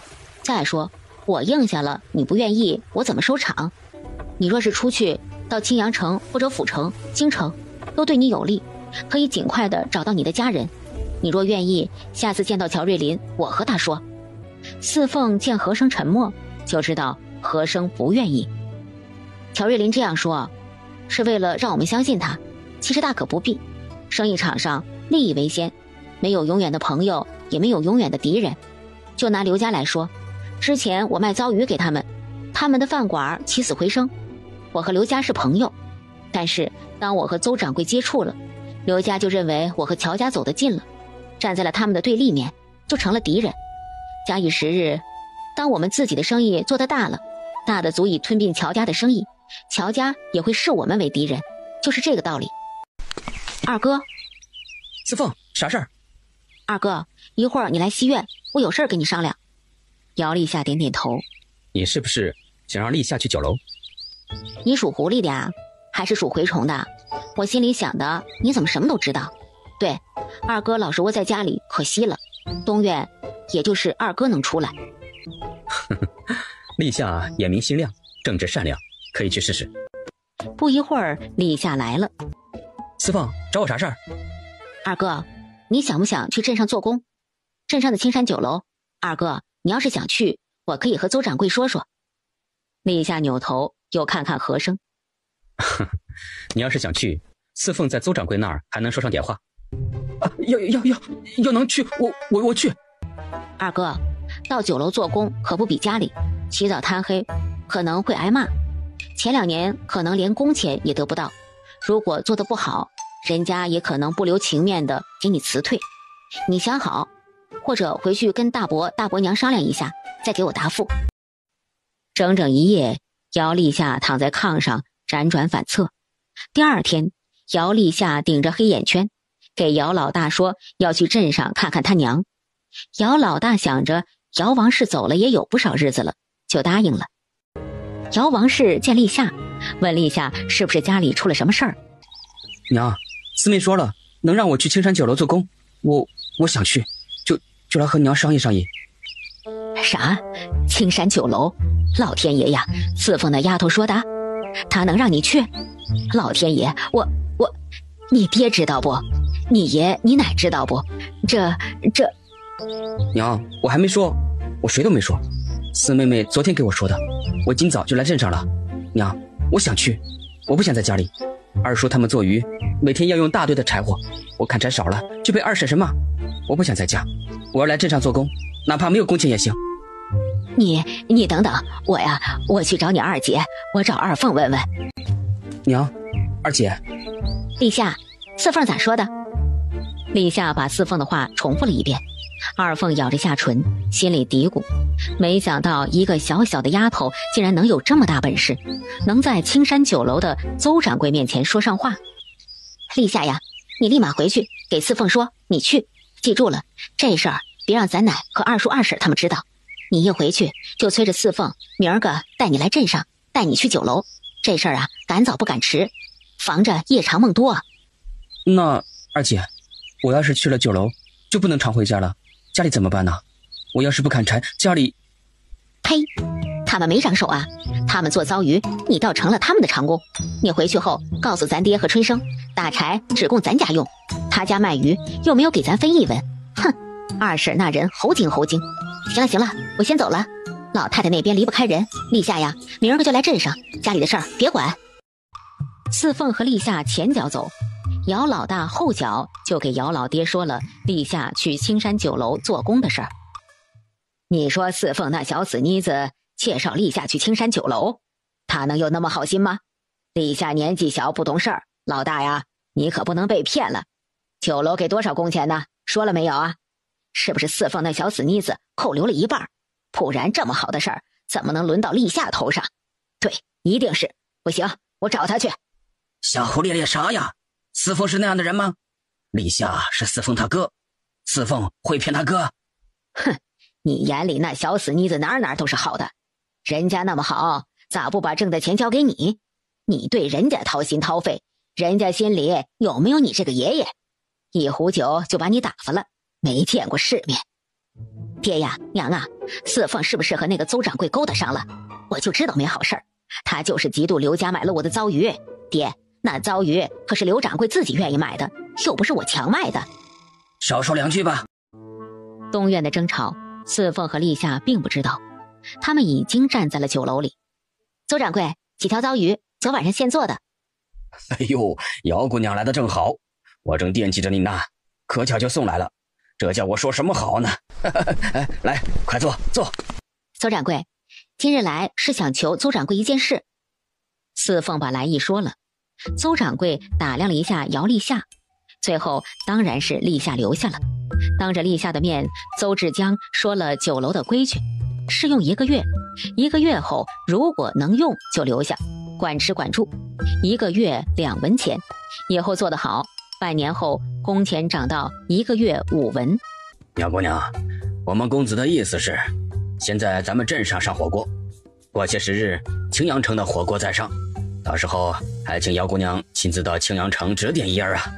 四凤点头应下，这可是他自己的生意。公子啊，真是想不到啊，咱们镇上巴掌大的地方，酒楼一天吃火锅的人就有62个，3天呐，218个客人全部都是点了火锅。按照姚姑娘的建议，4碟小菜免费送，3天的收益是之前的2倍呀。今日开始，咱们青阳城的酒楼也要为上火锅准备。老邹，还得你辛苦一趟，去一趟杨家岭，把姚四凤请来，让姚四凤手把手教，再让姚四凤在青阳城住2天，盯着酒楼的厨师，把他们都教会了，这边再物色一个，学会了跟我上京城。邹志江也很兴奋，火锅上来那可是大生意，镇上的不说，青阳城的酒楼上了火锅，一炮打响，京城那边再轰一炮，加上府城那边，这钱可不就跟流水似的，哗啦啦就来了。邹掌柜，邹掌柜，你这是去俺家？邹某找姚姑娘有点事儿。找谁？姚姑娘，姚四凤姑娘。啊，找四凤啊？啥事儿？跟我说也是一样，我可是她的亲二伯，有啥事儿我能做主。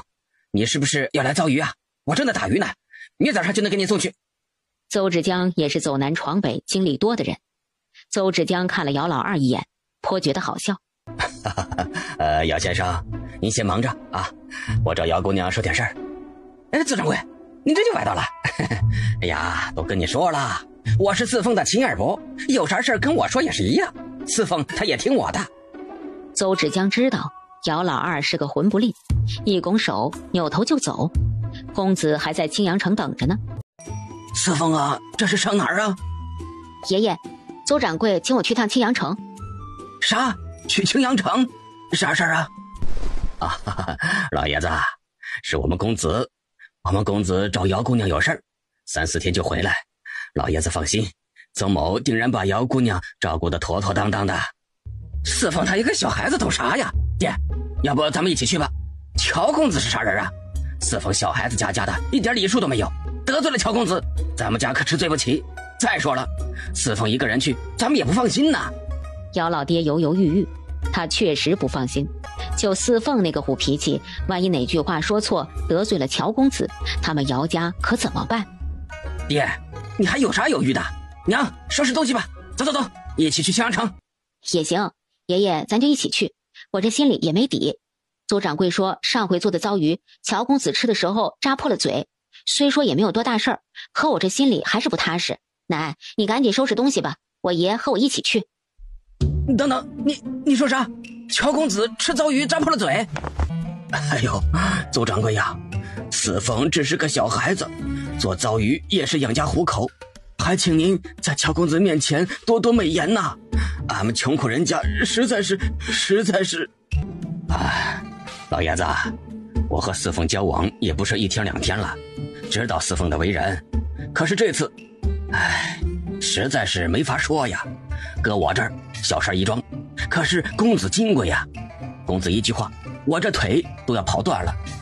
上一次公子吃了四凤姑娘送去的糟鱼，好吃得很，可能鱼蒸得不太透，鱼刺扎破了公子的嘴了。哎呀，公子的意思是啊，请四凤姑娘到青阳城去，一来呢说说这事儿，二来也问问姚姑娘，这鱼刺该怎么做才能够更酥软。哎呀，老爷子一家想去也行啊，到时候老爷子当面给公子解释也行。要不还是爷爷跟着你去吧，爷爷给乔公子磕头作揖，公子说咋样就咋样，哪怕是给公子当牛做马都行啊。四凤很感动，刚才那样说是为了阻止姚老二跟着去，可是没想到却把姚老爹给吓住了。不行，你要是去了，家里的活谁干呢？眼瞅着就要春耕了，地里的活多着呢，不能去，谁闯祸谁去，碍不着咱们什么事儿。爷爷，我先去瞧瞧，如果乔公子真让咱们赔偿，那我回来再和您商量，成不？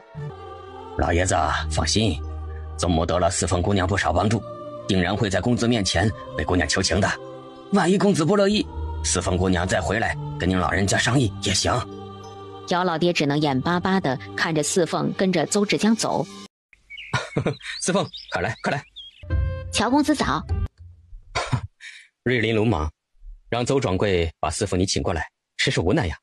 咱们的酒楼要上火锅，你要是不亲自来教他们可不行。还有，你还得好好的在那些厨师里给我物色一个厨师，我要带去京城，到时候京城的火锅也是要上的。四凤，要不你跟我去京城吧？去京城？对呀，放着县城的人不用，我是不是傻呀？你放心，这一路你只管游山玩水，等到了京城，你只管教京城的厨师做火锅，剩下的时间你随便游玩。四凤，你还没去过京城吧？京城，四凤不去京城。乔公子，眼下我还去不了京城，弟弟妹妹都还小，就我这来县城，他们俩都不乐意。等等吧，等我什么时候想去了再去也不迟。乔公子准备上多少锅子啊？10个，先上10个，看看情况，生意红火上到15个。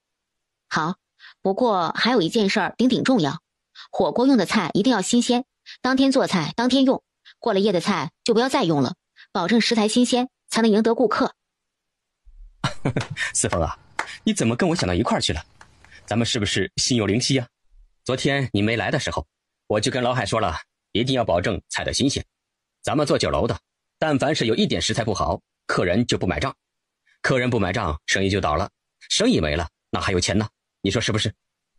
四凤点点头，那边有人来禀告，后厨已经准备好了。四凤，之前你给刘家出的点子，让他们免费送小菜，那咱们这个火锅你也出个点子。等会儿啊，老邹和老海商议好了，你也听听。乔公子说笑了，我一个小孩子懂什么？给刘家说的那些也只是瞎猫逮着死耗子。四凤，你别骗我了，我都打听得清清楚楚了，要不是你那瞎猫逮着死耗子的招数，刘家早就关门了。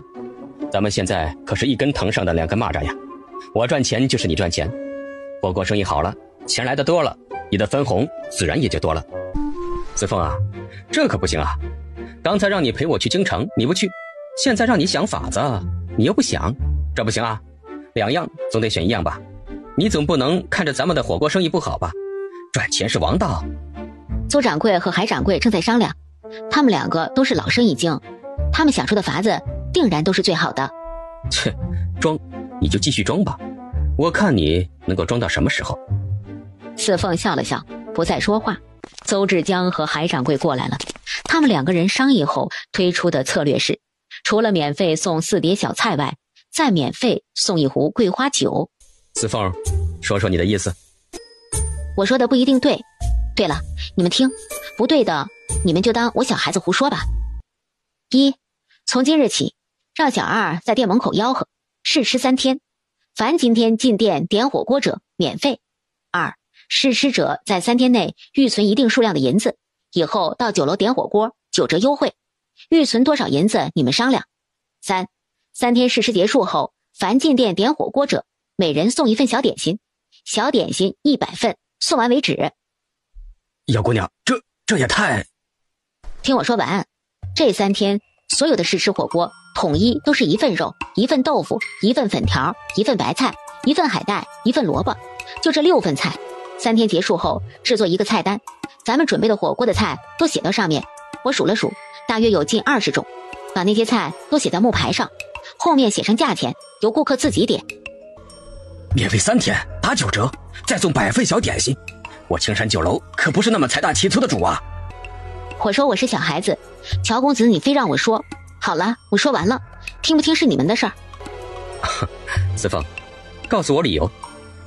舍不得孩子套不住狼，舍不得媳妇儿抓不住流氓，不下大本钱招不来客人，就这么简单。客人只要进了酒楼，往后的事儿就是咱们说了算。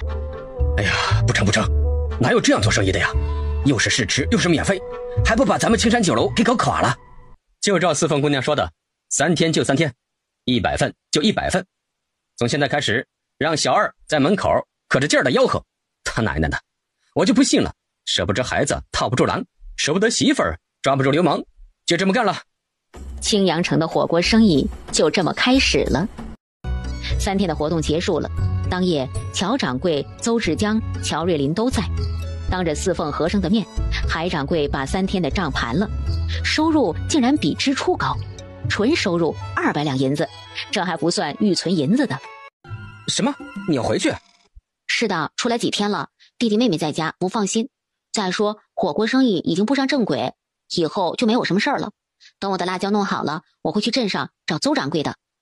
哎呀，四凤啊，真不想让你回去，要不我把你弟弟妹妹也接过来吧，以后咱们就在一起，那样你想到什么新玩意儿，我就能够第一个知道。和尚的脸都黑了，这个乔瑞林得寸进尺了。乔公子，俗话说穷家难舍，我还是想住在杨家里，当然有什么新鲜玩意儿，我定然会第一个拿给你。哎，过几日我就要去京城了，真遗憾呐。四凤，你确定不和我一起去京城？四凤点点头，现在去京城做什么？等到他想去的时候再说。送四凤和声上了马车，看着马车哒哒哒走远。火锅都准备好了？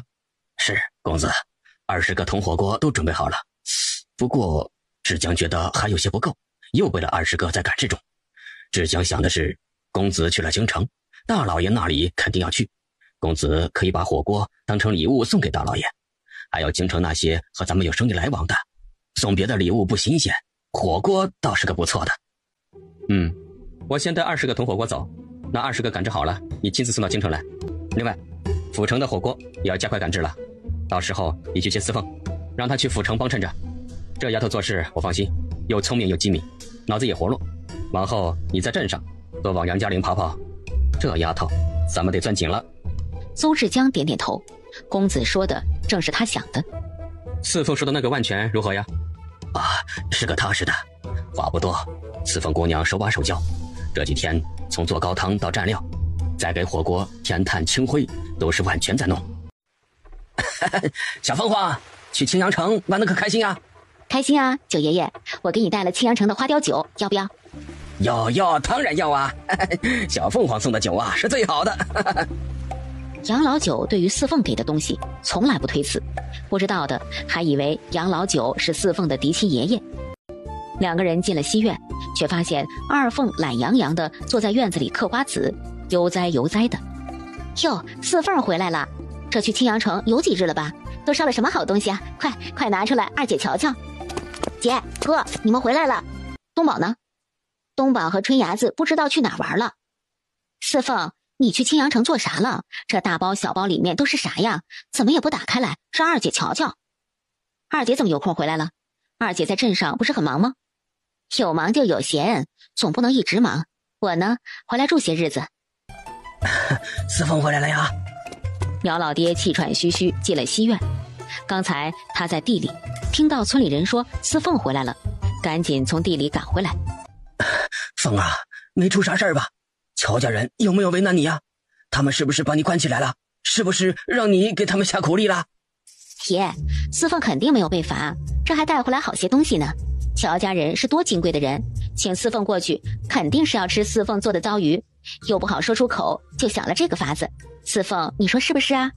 爷，没事儿，乔公子确实是被鱼刺扎到了，叫我去青阳城，就是希望我以后再做糟鱼仔细点，把鱼刺做的再酥些，再烂些。啊，那就好，那就好。哎，不对呀，那你咋这么久才回来？这都7天了。我这好不容易去趟青阳城，就多住了2天，在青阳城转转，所以就耽搁了。啊，只要你没事啊，爷就放心了。没事爷就放心了。看啥看？有啥好看的？都来西院做啥呀？走走走，都回去。你掏心掏肺担心人家，人家那心里可没有你半分。哼，一天天瞎操心。爷，这是青阳城的烟丝，我也不知道好不好。邹掌柜说这个好，我就买了。给你尝尝这个好不好？还有花雕酒，一会儿我给您送过去。好，这东西好呀。四凤啊，花了不少钱吧？哎呀，你看你这孩子，挣钱不容易，以后可不行再这么乱花钱了。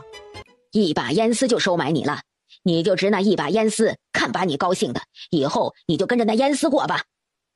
姚老二则笑着问四凤：四凤，你给爷爷烧了烟丝，烧了花雕酒，那给二伯烧啥了？你说呢？烟丝我就不要了，花雕酒给你二伯整一壶就行了。还有布，四凤啊，3凤6凤的衣裳都小了，你烧回来的那些布随便拿2块就行。还有立秋的衣裳也该换了。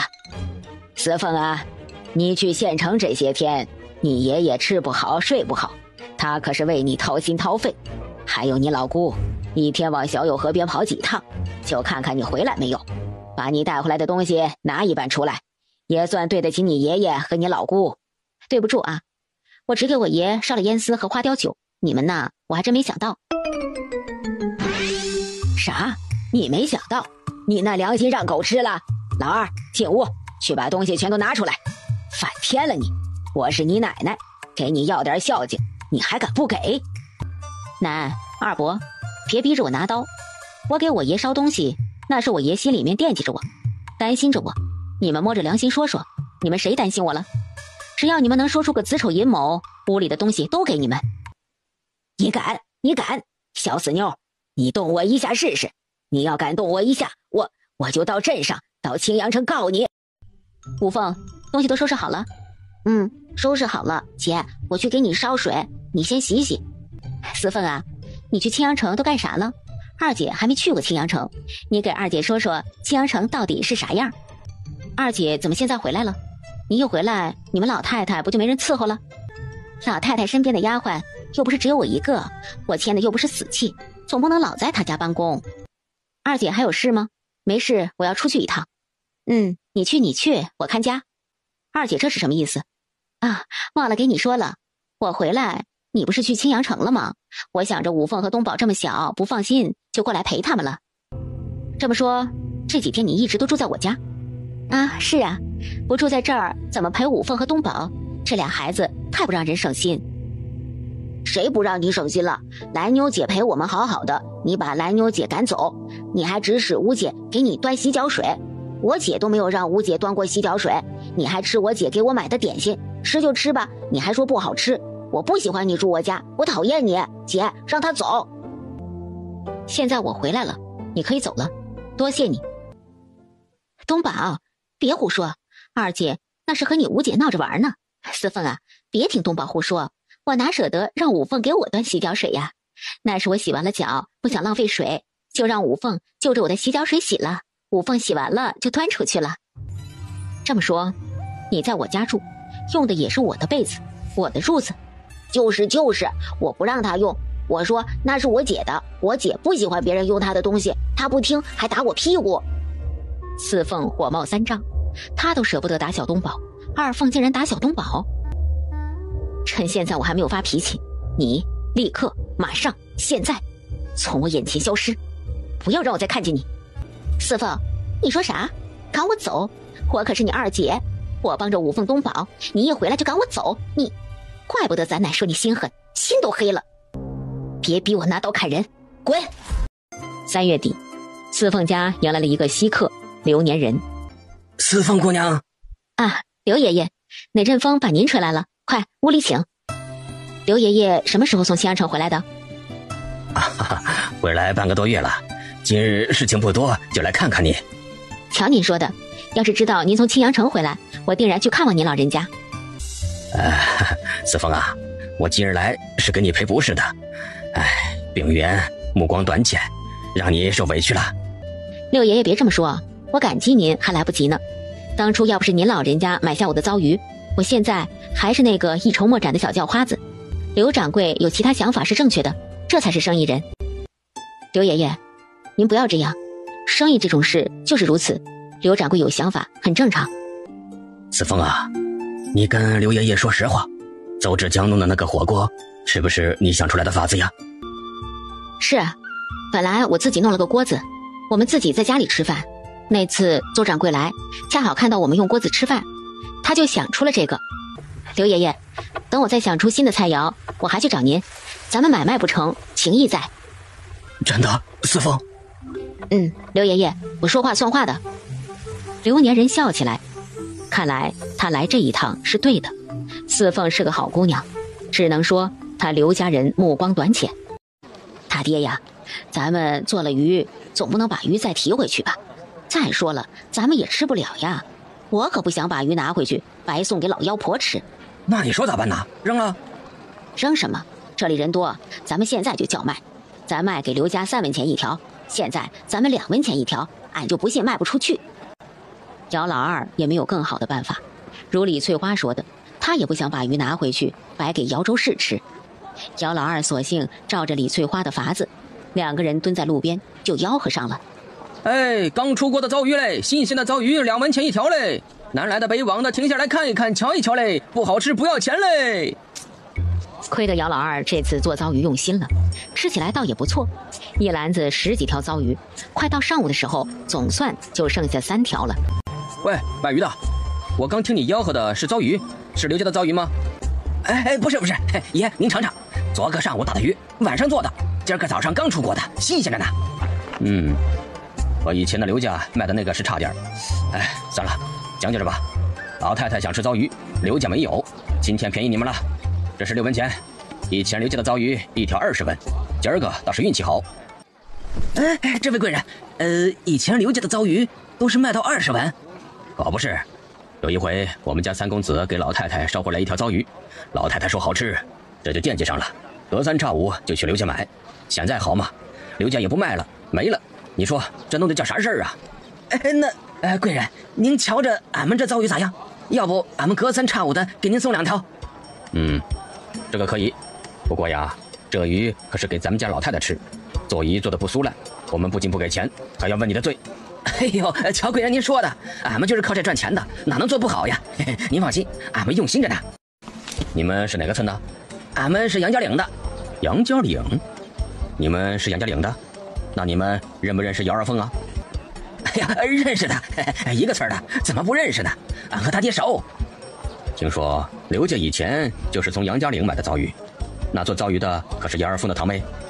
是，确实是。俺们杨家岭啊，好些家都会做糟鱼。以前给刘家送鱼的，确实是姚二凤的堂妹，叫姚四凤。姚二凤还在镇上的李家帮工呢，听说是老太太的丫鬟，很得老太太的喜欢。姚二凤也是个能耐的，还能把他娘弄到李家帮工。只是不知道为啥，他们娘俩最近回村子了，在家里住了好久了。不知为啥，爬床呗。姚二凤那丫头可不是个简单的，爬上了我们3公子的床，被3少奶奶抓了个正着。3少奶奶是哭天喊地的，要死要活要回娘家，老太太这才把姚二凤给撵回去了。啥？爬床？3公子？我的老天爷呀，这丫头的胆子也太大了吧，怪不得这次回来就住那么久。这位爷，那姚二凤可是个泼辣货，就这么把她送回去，这事儿能了？有什么不能了的？3少奶奶家可是青阳城的大户，姚二凤一个乡下丫头，能闹成啥样啊？顶多打发几两银子就成了。娘，今天俺们去镇上卖鱼，你猜碰到了谁？有事儿就说事儿，老娘没工夫猜。俺们去卖鱼，碰到了镇子上李家的人来买鱼，那人说二凤爬上了他们家三公子的床，这才被赶出来的。啥？你再说一遍，谁爬床？爬谁的床？我说二凤怎么这个时候回来呀？就连大嫂也回来了，原来是呀，给人家主子给赶回来的。二凤爬了李家公子的床，李家少奶奶闹的是要死要活，李家老太太就把二凤给撵回来了，连大嫂也给撵回来了。姚州市怔怔地看着姚老二，半天不出声。他也觉得二凤这次回来的奇怪。哎呦，我说呢，怎么舍得回来俺们这山歌的地儿住了？原来是被人家撵出来了，爬床勾引主子，我呸！黄花大闺女做下这等没脸的事儿，还有脸回来？要是我啊，早跳小友河死了。李翠花可算逮住了。过年的时候，二凤回来，把他挤兑的不行，还让姚州市对付他。你说到底咋回事啊？被人家撵回来，还有脸回来？我的老天爷呀，活不了了，老姚家的脸都让你丢尽了，你咋不跳小友河死去？牡丹呢？你也咋嫁出去了？亲侄女做出这等没脸的事儿，这还叫不叫人活了？忽然二凤弯下腰呕吐起来。你是不是？娘，你先出去，我和奶说几句话，你们都出去。二凤，你看你做了啥错事啊？把你爷爷气得手都抖了，快给你爷爷赔个不是。跪下！跪啥呀跪呀？二凤这时候可不能跪。二凤啊，坐椅子上，我跟你爷爷说。老二，你先出去。娘，有啥我不能知道的？这可是关系我们老姚家的大事儿。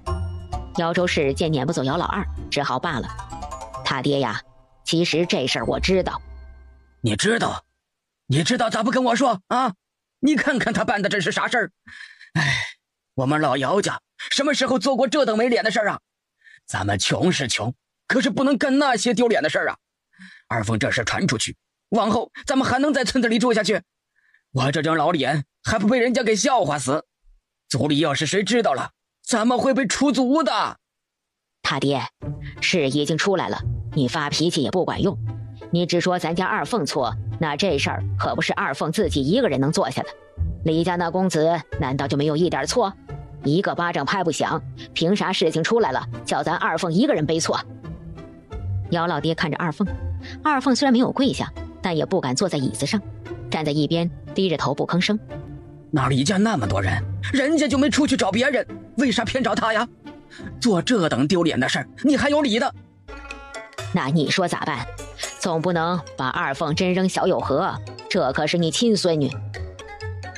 让老大媳妇儿陪着去趟他娘家王家坳。王家坳在山里面，离咱们这边远，你拿钱让老大去镇上弄药，让二凤喝下去，过几个月就在王家坳那边给二凤找户人家嫁了。二凤猛地一抬头，死死地盯着姚老爹。爷，我哪儿都不去，我就在家里。反了你不去就跳小友河死去。哎，老大，你说咋办？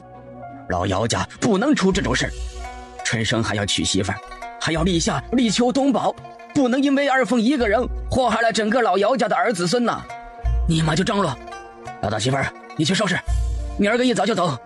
老大，你现在就去镇上买药。他娘，拿钱给老大。他爹呀，不着急，我跟你说。你说啥呀？还能说啥？不着急，等他大着肚子被村子里指着脊梁骨吗？哎，春生还娶不娶媳妇儿？立夏立秋冬宝，他们往后怎么办？老姚家的脸还要不要了？他爹，二凤回来，那也是李家老太太给二凤说了话的。你不知道，李家那位三公子成婚3年了，膝下空空，那个三少奶奶就是个不下蛋的鸡。二凤怀孕了，那可是他们李家的种。李老太太是担心三少奶奶对二凤起了歹心，才让二凤先回来住几天。姚州市见姚老爹不说话，就知道姚老爹把他的话听进去了。咱二凤又有模样又能干，放咱这10里8村没有哪个能比得上，还不是李家那三公子瞧上了咱二凤。二凤一个女孩子家，哪是那李三公子的对手？这事儿啊，都是那李家人的错。不过他们老太太可是个明事理的，这事儿一出来，他就让二凤先回来，就是怕那个不下蛋的三少奶奶伤到了二凤，伤了二凤，可就是伤到了他们李家的香火。二凤回来就是养胎的，起初不说，还不是顾着你的脸面。这会儿既然家里人都知道了，索性就说开了，也不用大家再猜来猜去。老二啊，你们的糟鱼这几天先别做，二凤闻不得油烟味儿。不做糟鱼，俺们咋挣钱呢？娘，手心手背都是肉，二凤是您亲孙女，俺们当家的还是您亲儿子呢。您总得一碗水端平，不让俺们做糟鱼也行，每天给俺们50个铜板，俺们就不做。娘，翠花说的话虽然难听，但也是这个理儿啊。你想啊，二凤回来养胎，那最后生的孩子可都是他们李家的子孙呐。这3里5村的，这青阳城再远了往县城说，从来就没听说过婆家的孩子让娘家养的。二凤这还不是养孩子，还是养胎。娘，不是我这个做二叔的小气，实在是说不过去。俺们就是靠着糟鱼赚点钱，那李家可是大户，就今天买糟鱼，一口气买3条，眼睛都不带眨的。娘，您算算这账，俺们不做糟鱼，一天就少赚50个铜板。二凤回来养胎，吃的喝的那都要钱呐，这钱不该怎么姚家出啊，应该他们李家出啊。姚周氏一听，也确实是这个理。二凤啊，你二叔说的也对，这钱应该李家出。你回来时，李老太太可给了你钱，你看这鸡蛋啊什么的都金贵着呢。奶，我跟我娘回来的匆忙，老太太只护着让我们先回来，这事儿……二凤，这可不行啊！你肚子里怀着可是他们李家的大孙子，凭什么要俺们姚家养着李家的人呢？这不成，你要是行动不便，明儿个二叔去李家找他们老太太说说。娘，你也去，这经过的事儿多了，你去一说准成，这种事儿还得你们老辈人出面。二凤恨不能拿块裹脚布塞住姚老二的嘴。老二说的对，二凤啊，要是李老太太没有给你钱就让你回来，那她肯定是忘了。明儿个我和你二叔一起去镇上，去李家找李老太太，我和她当面说说，顺便商量一下你和女婿的事儿，瞅个黄道吉日把你们的事儿办了。哎，本来你和春生比你老姑小，该你老姑先出嫁，可是这事儿弄的，算了，先紧着把你的事儿办了，你这肚子可不等人，然后再把你老姑嫁了，春生等明年再娶媳妇儿，就这么定了。奶，老太太虽然没有给钱，倒是给了我几件首饰，我一会儿给你拿过来。奶，二叔，你们这会儿去李家不是时候，你想啊，老太太让我回来就是为了安抚三少奶奶，你们这会儿去说了我有了身孕，三少奶奶还不直接找来咱们家来？再等等吧，二叔要是着急用钱，我拿银镯子先给你们，算作我对你们不能做糟鱼的补贴吧。到底是李家老太太，做事儿就是大方得体，咱们老姚家是厚道人，这时候不帮忙也不行。爹，你说咱们帮着李家养孙子，李家是不是得感激咱们？那啥，二凤啊，你把银镯子拿出来，俺们一准不做糟鱼，等你走了俺们再做。哪有你说话的份儿？李老太太那是看在老姚家的脸面上，承的是老姚家的情，人家认识你是老几。二凤啊，银镯子拿出来，你二叔二婶这些日子先不做糟鱼，你安心在家里养胎。不过那老太太可说了日子，半月10来天还成，要是1个月2个月，你这腰身显出来可就不好了。奶，你放心，不会多久。你也是的，你不是在李家帮工吗？那个三少奶奶欺负咱二凤，你这个当娘的长那嘴只能吃饭，你就不能骂她，就不能护着二凤。瞧瞧现在，二凤回来养胎，家里还得供养二凤吃食。二凤要是在李家养胎多好，吃香的喝辣的，哪用得着咱操心？老大娶你真是屁用没有。姚王氏不吭声，对姚周氏的叫骂，姚王氏从来没有反抗过。娘，你看哈，二凤把银镯子拿来了，怎么的也得有俺们一点吧。这些天俺们不能卖糟鱼，这可损失不老少钱呐。俺们卖糟鱼一天少说也有50个铜板的进项。娘，您总得给俺们分点，补补俺们家的窟窿啊。你也知道，翠花那嘴不把门，一不留神说出去，可不是啥好事儿啊。老二啊，娘要这些东西也没啥用，娘整天在家里也不花，娘死了这些东西还不都是你们的？娘都是给你们攒着的。姚老二并不买账。娘，我是你亲儿子，你说啥就是啥。可是翠花不乐意呀，我也没办法。再说了，3个孩子都那么大了，吃的喝的穿的全靠俺们做糟鱼养活呢，我这也是没办法呀。再给你10个大钱，不能再多了。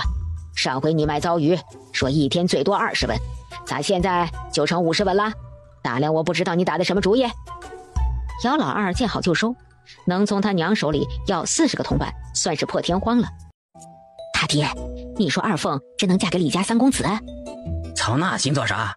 她嫁不嫁也碍不着咱们。二凤那死丫头心贼着呢，她嫁给李家公子，咱们也捞不着啥好。说的也是，那死丫头过年回来，生生让我做了那么长时间的饭，哼，李家不要她才好呢。当家的，你说咱们能不能去西苑做糟鱼，借他们的灶？反正他们现在也不做糟鱼，咱们做了还去镇上卖，说不定李家那人就过来要鱼了。姚老二心里犯嘀咕，四凤肯定不会同意。算了算了，不做就不做，正好歇着，整天做糟鱼也是很累的。又过了些日子，二凤给自己收拾打扮妥当，由姚王氏陪着出了门。这天是15，每逢初一、15，李老太太都要到观音庙烧香。二凤熟知李老太太的生活习惯，李老太太每次到观音寺上香，都要到大殿里听一会儿经。二凤，你是二凤。不等李老太太说完，二凤扑通就跪下了，一番唱念作答，痛哭流涕，说自己想念老太太，说自己知道错了，还说自己知道怀上身孕已经晚了，还说自己想弄包药把孩子打掉，还想跳小友河去死，可是心疼肚子里的孩子，结果一拖就拖到了现在。李老太太经也不听了，带着一帮人急速回家，当然还带走了二凤和姚王氏。李老太太让人请了大夫过来，大夫给二凤搭脉之后，确认二凤确实怀了身孕，而且日子不短了。二凤已经有孕3个月了，这是李家的骨血，是老三的孩子。李家的孩子不能就这么流落在外，这事儿我做主了，瞅个黄道吉日把二凤抬进来。二凤是我使出来的人，性子什么样我清楚。老三，你可愿意？第3公子愣怔半天，才吭吭哧哧的嘣了一声。李老太太已经和3公子商量好了，下个月就有个黄道吉日，直接把二凤抬进来。至于姚家那边，随随便便打发点银子就成。三少奶奶一听，大声哭嚎要回娘家。李家的大门也不是你随随便便想进就进，想出就出的。你成婚3年，连个孩子都没有，三郎找个小妾也不是什么大事儿。你生不出孩子，总不能让三郎绝后。你真要回去也行，我找个人请你娘家人过来，当着你娘家人的面清点你的嫁妆，想走就走吧。三郎不愁找不到媳妇，你要是好好的，那孩子生下来，你还是嫡母。二凤在李家多年，也不是没有自己人。李老太太这一番话，很快一字不差地传到了二凤耳朵里。二凤心里欢喜，但是脸上一点没有表露。又过了几天，李家终于来人了，一个婆子带着一个小丫鬟过来。看着婆子带的4样礼，姚周氏的嘴都是歪的，差点没扯到耳朵根。送走婆子，姚周氏把那4样礼摸了又摸。娘啊，这件我喜欢，给我做件衣服吧。姚周氏心里不舍，但还是应了。这锦缎她也不能穿，颜色太鲜艳了。老姑，那东西你可不能拿走，那都是李家送来的聘礼，到时候可都是要当做我的嫁妆带过去的。老姑要是拿走了，到时候李家人问起来怎么说？奶，大户人家有大户人家的规矩，这4样聘礼都是在李家记了当的。我在老太太身边几年，知道这些规矩。我嫁过去，咱们家还要置办嫁妆，这样咱们姚家才不会被人瞧不起。老姑想要，等我进了李家，有的是机会。奶，你说是不是？二凤啊，咱家可没有陪嫁的规矩，你大姑你姐可都没有陪嫁。奶，我知道，咱们不管出多少嫁妆，也不敌李家1/10，但我总得带点嫁妆过去不是？大姑和我姐出嫁时没带嫁妆，那不是因为大姑和我姐嫁的都是一般人家吗？我这是要嫁进李家啊，李家可是高门大户，李家大公子还在外面做官呢。奶，我要是在李家站稳了脚跟，你说还能少了咱家的？行，奶给你置办嫁妆，可是这么多东西你也不能全带走不是？一半，奶给你一半咋样？奶，那些东西你就是全留下也行，往后别想让我帮着姚家做一点事儿。老姑17了还没出嫁呢，再留下去可真成嫁不出去的老姑娘了。最后姚州市心疼肚疼肝疼的把那4样礼全都送到了东厢房。日子一天一天，眼瞅着离吉日只剩下10天了。姚州市盘算着让李家办酒席，他以为李家好歹也得派个人来说道这喜事该怎么办。可是一直等到距离吉日只剩5天的时候，李家才来了人，还是那个婆子。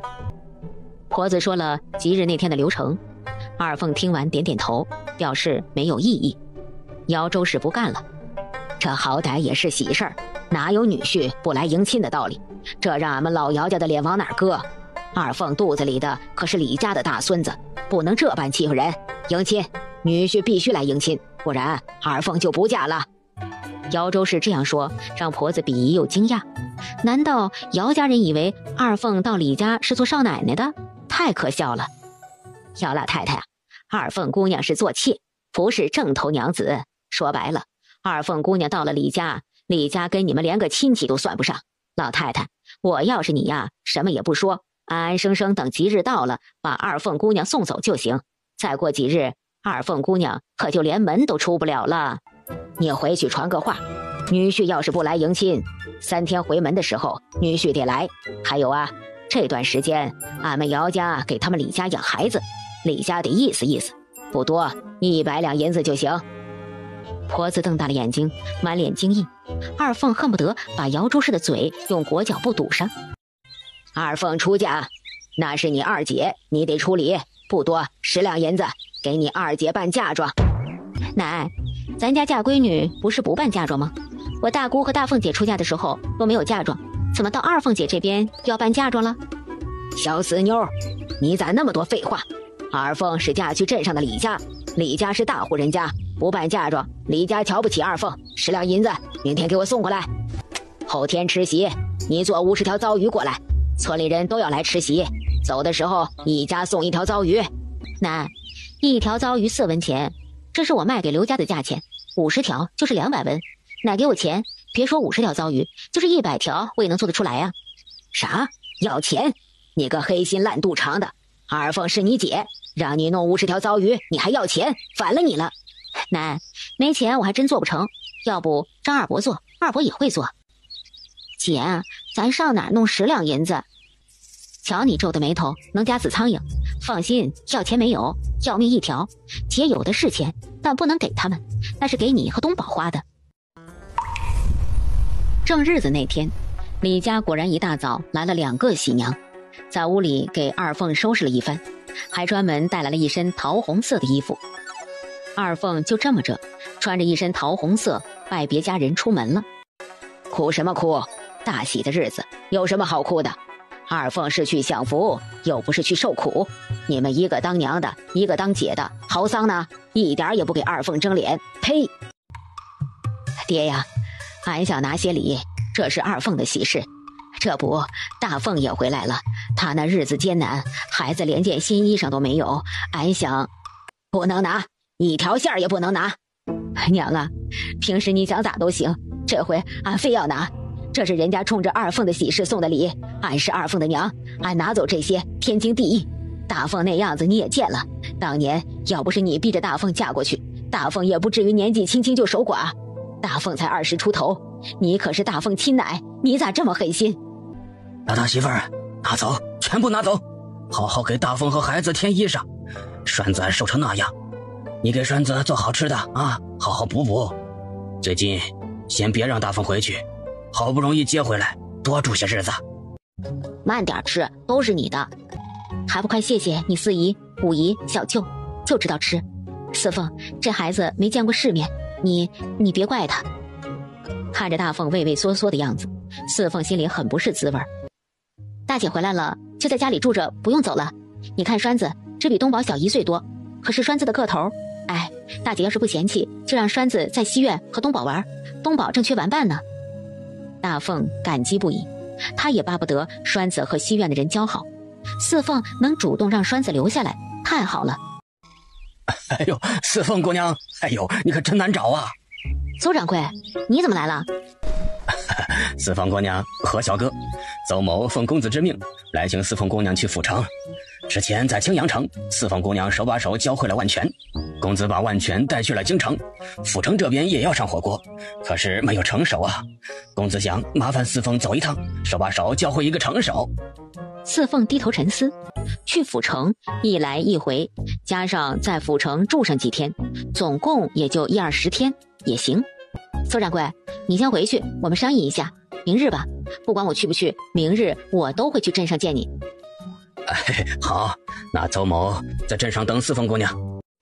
四凤、和生和邹志江回到家，见立夏站在街门口，姚老大、姚王氏还有姚老爹都站在街门口和立夏说话。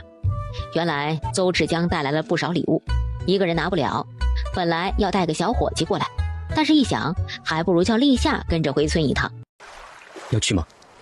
当然要去，府城啊，我可从来没有去过。青阳城比镇大，府城比县城大，京城比府城大。咱们不仅要去府城，还要去京城。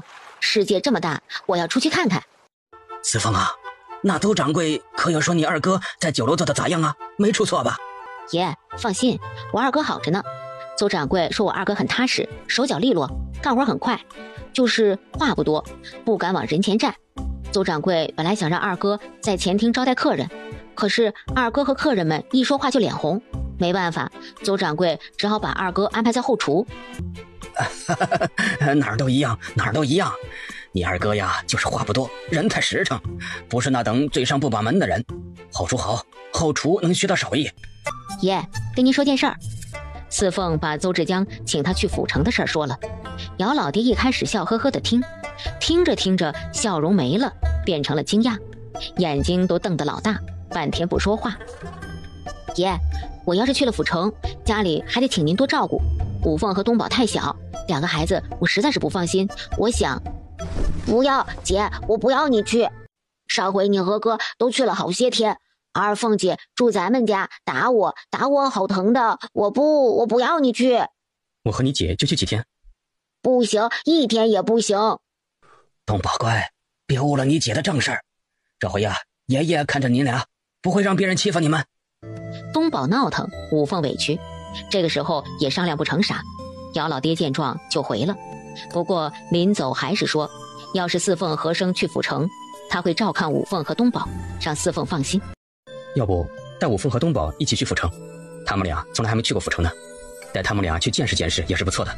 如此，咱们在府城多住几天，也不用担心家里。哥，你说啥？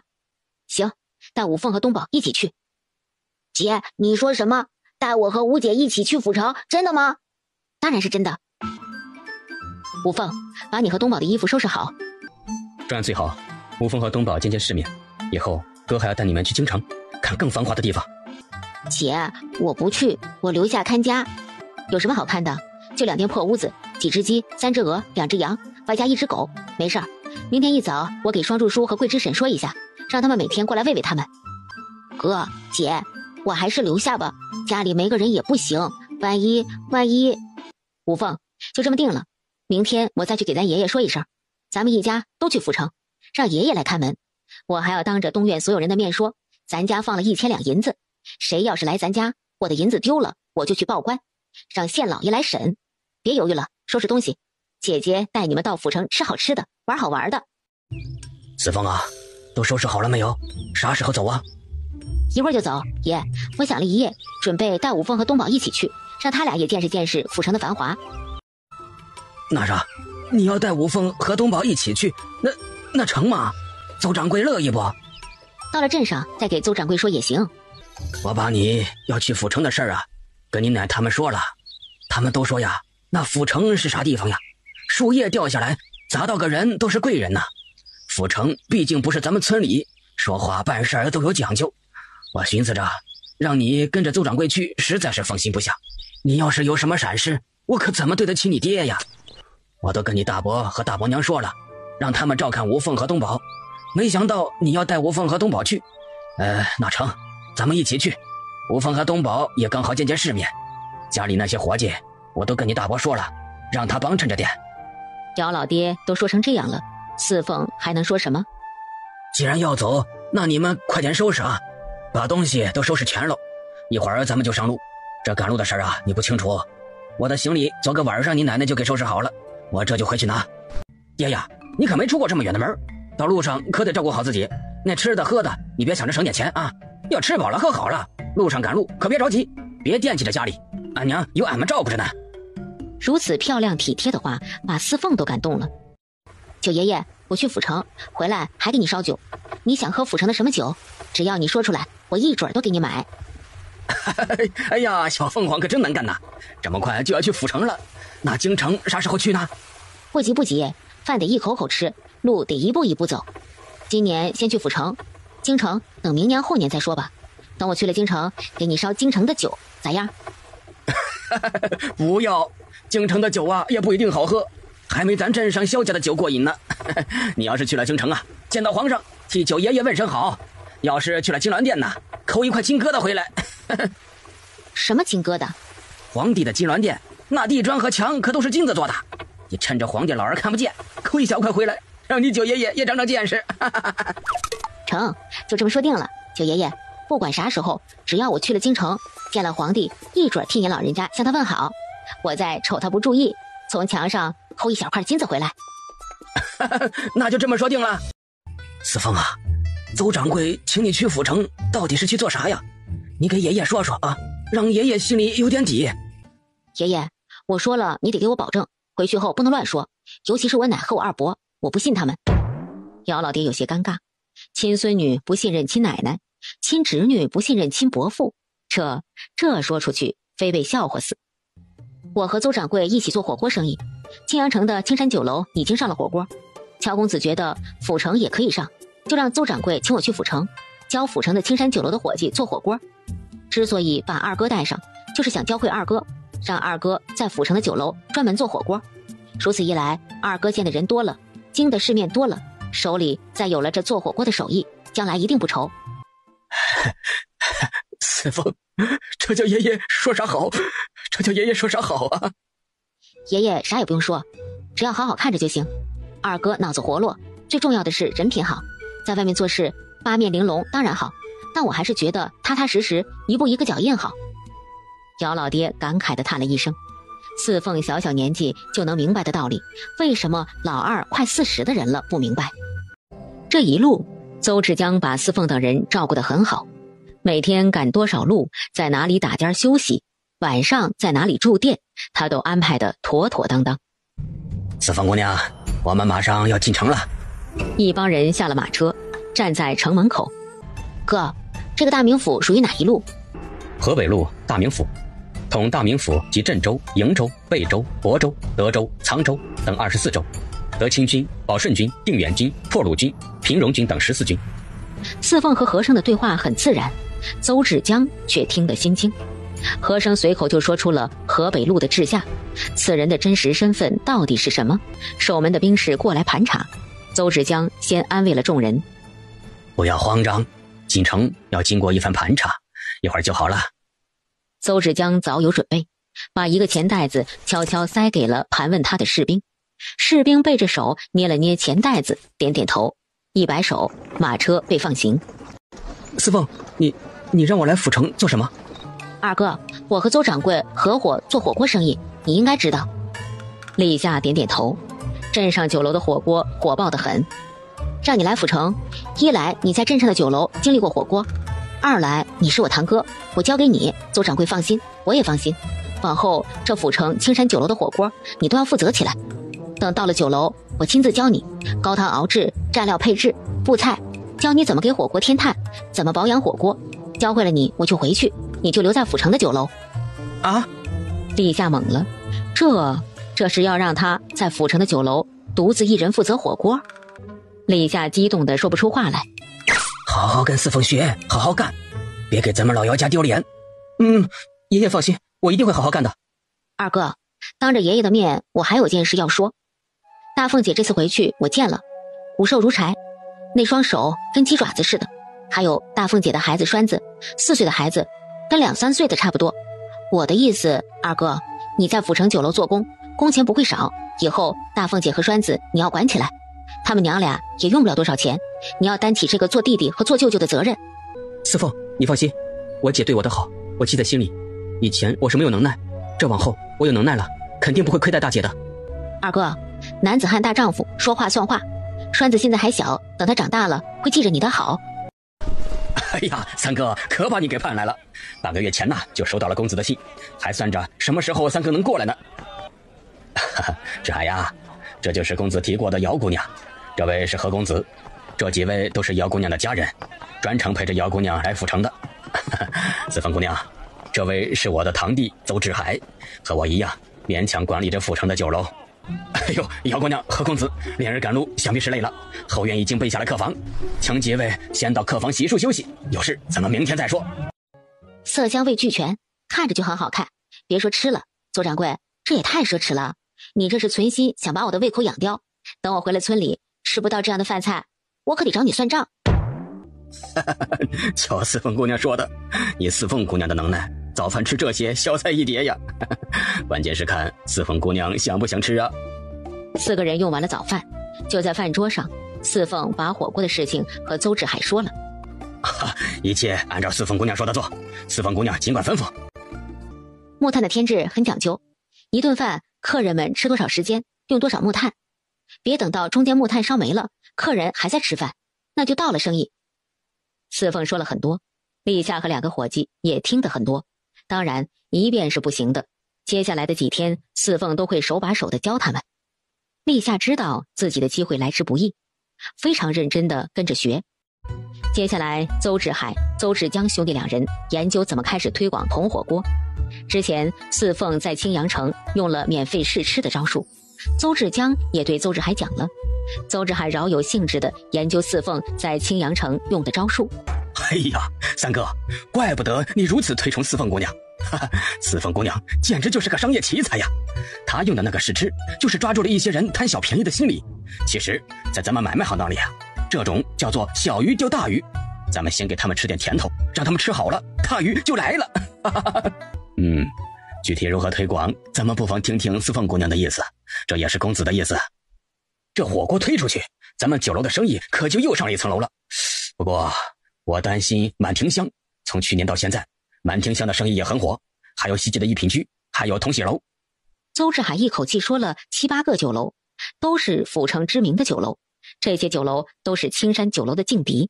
咱们只要保证菜品干净，味道上层，这客人呢就知道哪家好哪家坏了。四凤姑娘在青阳城的时候说过，入口的东西一定要干净卫生，咱们守住这点应该没有问题。那几家背后都有大来头，你不能跟他们硬着干。咱们家虽然也不怕他们，但老爷子说过了，不张扬的赚钱才是正道。乔家做到目前的地步，以稳求生，大公子地位特殊，咱们不能添乱。三哥，公子在心里面已经交代了，咱们只要平平稳稳的赚钱就行，不必要和他们对着干。咱们求稳，咱们不是那挣钱不要命的人。三哥，这回能不能多住些日子？公子在信上说了，如果碰到什么难题，可以请四凤姑娘帮忙出出主意。咱们这火锅一上来呀，别人肯定是要挖人的。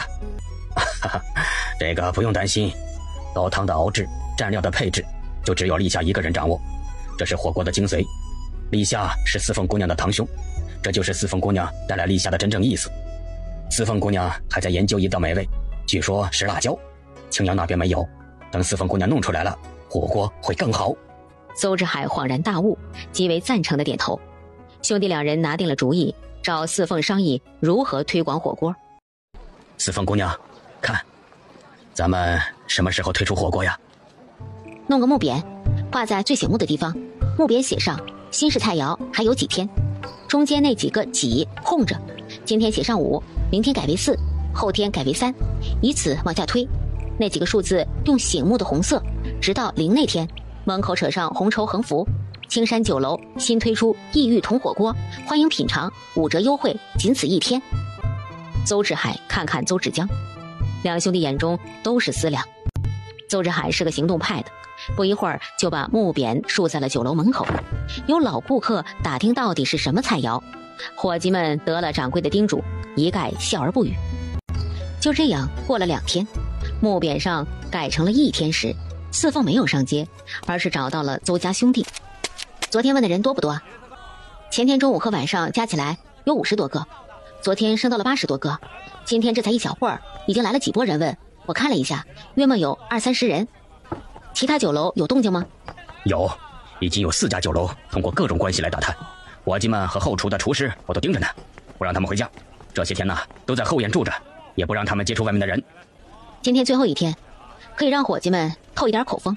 明天新式菜肴推出，5折优惠，可以预定。邹掌柜，你准备了多少锅子？20个。估计不够，大堂30张桌子，雅间20个，即便是上1半锅子，20个锅子也不够。明天的5折优惠，怕是要出事儿。怪我没事先想到你们准备了多少锅子。邹掌柜可想过，咱们这边一推出，你的对手们仿制火锅可有对策？加紧制作铜火锅，可以有和咱们的一样大的，也可以比咱们的小1号的。任何新事物的出现都要新鲜一段时间之后才出现仿制，所以咱们要抓住这个时间段，手快打手慢，赶制出来的火锅要更加的精致些。邹掌柜可以送给府城的贵人家，我知道你们乔家有很多故友在府城，这些人每家送1个。铜火锅送出去，贵人们在家里吃锅子，肯定要弄汤底和蘸料。这时候邹掌柜你就可以出面了，汤底和蘸料就是你酒楼的杀手锏，明白吗？四凤姑娘，这招是真绝呀！我这就去安排赶制铜火锅。邹志海急匆匆走了，邹志江则陪着四凤，他再次对四凤有了新的认识。邹掌柜，赶制的铜火锅几天能出来？大约3天。我堂弟找了3家作坊，先赶制40个。昨晚上初步估算，府城要送出的火锅就有24个，如此剩下16个，再加上店里的20个，应该够用了。不用那么多，再上5个就行。物以稀为贵，多了反倒不新鲜了。生意这种事儿，要的就是让别人觉得他们要是不抢就没有了。还有那3家作坊必须和他们说清楚了，一旦别的酒楼出现火锅，他们必须赔偿咱们。这就是要他们保密，至少要保密一段时间。三哥，我现在才明白你为什么这般推崇四凤姑娘，公子又为什么在心里千叮咛万嘱咐，凡事要多和四凤姑娘商量。哎呀，四凤姑娘说的这些我都知道，也明白其中的道理，但是在真正实施上，我不如四凤姑娘啊，下不去这个狠手。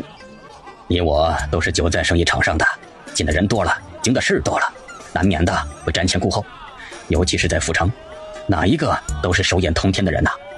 公子一直说凡事不能太满，这也是老爷子说的，我们都明白，却都没有照着办。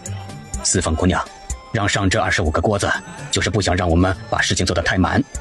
我们不可能把钱全部都赚到手，和气生财才是重要的。三哥，那我就按照四凤姑娘说的照着办。接下来几天，我会去拜会府城有头有脸的人物，把咱们的锅子送出去。礼多人不怪，咱们谦恭了，这财运啊，说不定就开了。三哥，你在店里多帮衬着。青山酒楼的火锅生意就这么一炮打响了，连着3天，场场爆满，20个锅子全部用上。立夏每天忙得水都顾不上喝一口，看着酒楼的生意如此红火，谁的心里都欢喜。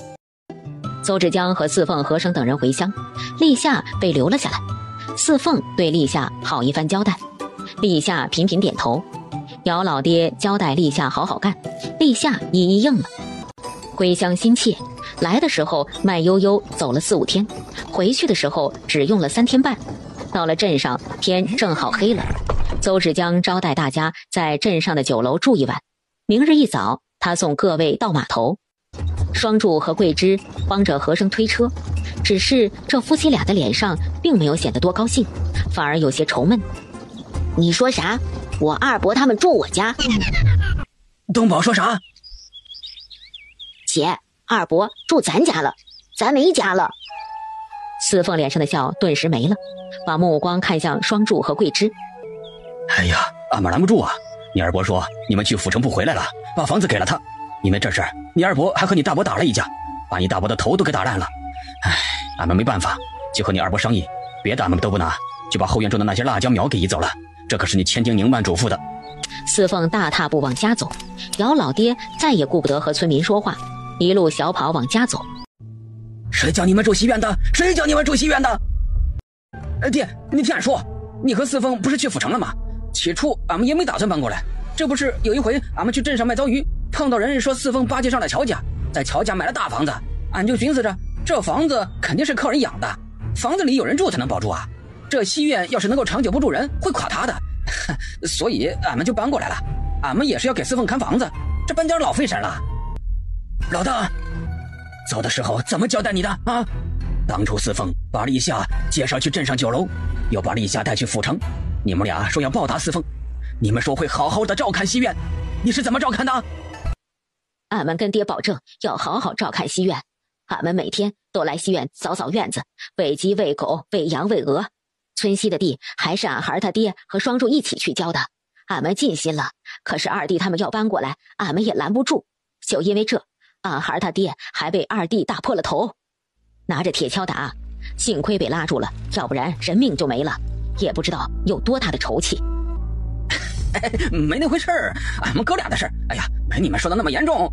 小时候俺们哥俩还经常打架呢，打得死去活来的。娘，你说是不是啊？老大老二的事儿回头再说，这都回来了，还不赶快回家？老二啊，帮着你爹把这东西都搬回去。四凤啊，东院西院都一样，走走走，咱回东院住。西厢虽然小了点儿，但紧凑，你们姐仨住正好。再说了，离奶奶近，奶奶也好照看你们不是？还愣着干啥？快把东西都搬回去，别让人看笑话。你们都是强盗，你们坏，你们抢我的家，姐，我不去东院住，我就要住我的家。东宝哇的哭出声来，东宝这一哭，五凤也哭了。这咋还哭上了？是不是路上受了颠簸？走走走，回去奶给你们做糖水蛋吃。爷，当初分家的时候是经了族里的，现在当着全村人的面，爷，你能不能把分家的字据说给大家？我们三房应该住哪儿？哎呀，提那些做啥？那就是说说玩的。四凤啊，你小孩子家别当真呐，这可是你亲二伯。对，我亲二伯，不是亲二伯还做不出这种猪狗不如的事儿。当初分家冲的是我的糟鱼吧？学会做糟鱼，把我的糟鱼生意抢了，趁我不在家再抢我的院子，哈哈！你们听听，这就是我亲二伯，猪狗不如的亲二伯。爷爷，我今天当着众位乡亲的面，要做一件大逆不道的事儿，我要和姚家二房断亲，你们从我的家滚出去！四凤，你说啥？断亲？是断亲，和姚家二房断亲。从今日起，我姚四凤、姚五凤、姚东宝，没有姚家二房这门亲，没有二伯二伯娘，没有三堂姐、六堂姐、三堂兄。呸！作死！你个小死妞，你以为你去府城几天，尾巴就翘上天了？你敢断亲，看我不打断你的腿！村长呢？三族伯，你们看看，你们都看看，这小死妮能成啥样了？以为自己攀上了贵人，就不知道天高地厚，看不起俺们了？想断亲，门儿都没有！老三是我生的，没有老三就没有你们仨。你们想上天？今天你们要是断亲，我先打死你！四凤不理会姚州市的叫骂，拨开众人进了屋。忽然，院子里的众人听到屋里传来一声嘶吼：“啊！”村民们一震，这声音太让人难受。和生急忙跑进屋：“四凤，没事啊，大不了咱们重新收拾。把这些东西全部扔出去。”“哎呦呦，你们干什么？这是俺们的东西，别扔，扔坏了。”“哎，四凤，你干什么呀？这都是我们家的东西，扔什么扔啊？给我拿回去！我是你二伯，你爹死了，你娘那臭不要脸的改嫁，你们仨归我管。别说我住西院，我就是把你们仨撵走也是天经地义，赶紧给我搬回去。”“敢啊？你把我们赶出去啊！你要不把我们赶出去，你别姓姚。”“小兔崽子，反了天了，看我不打死你！”姚老二上前几步，揪住东宝要打东宝，可是手还没有落下，就被和生抓住了手腕。李翠花心疼得连滚带爬，赶紧捡拾一些没摔坏的。姚州市也慌着抢被子抢褥子，那些被子可都是四凤年前刚做的，里面的棉絮都是新换的，还有被面，那可都是上好的。只是他们还没有抢几件，就见四凤从灶炉里拿出一块红彤彤的柴火，扔在了杂物堆上，被子褥子见火就着，火很快着起来。啊！我的东西！老天哪，这败家贱人，你咋不把他收了去？这是作孽呀！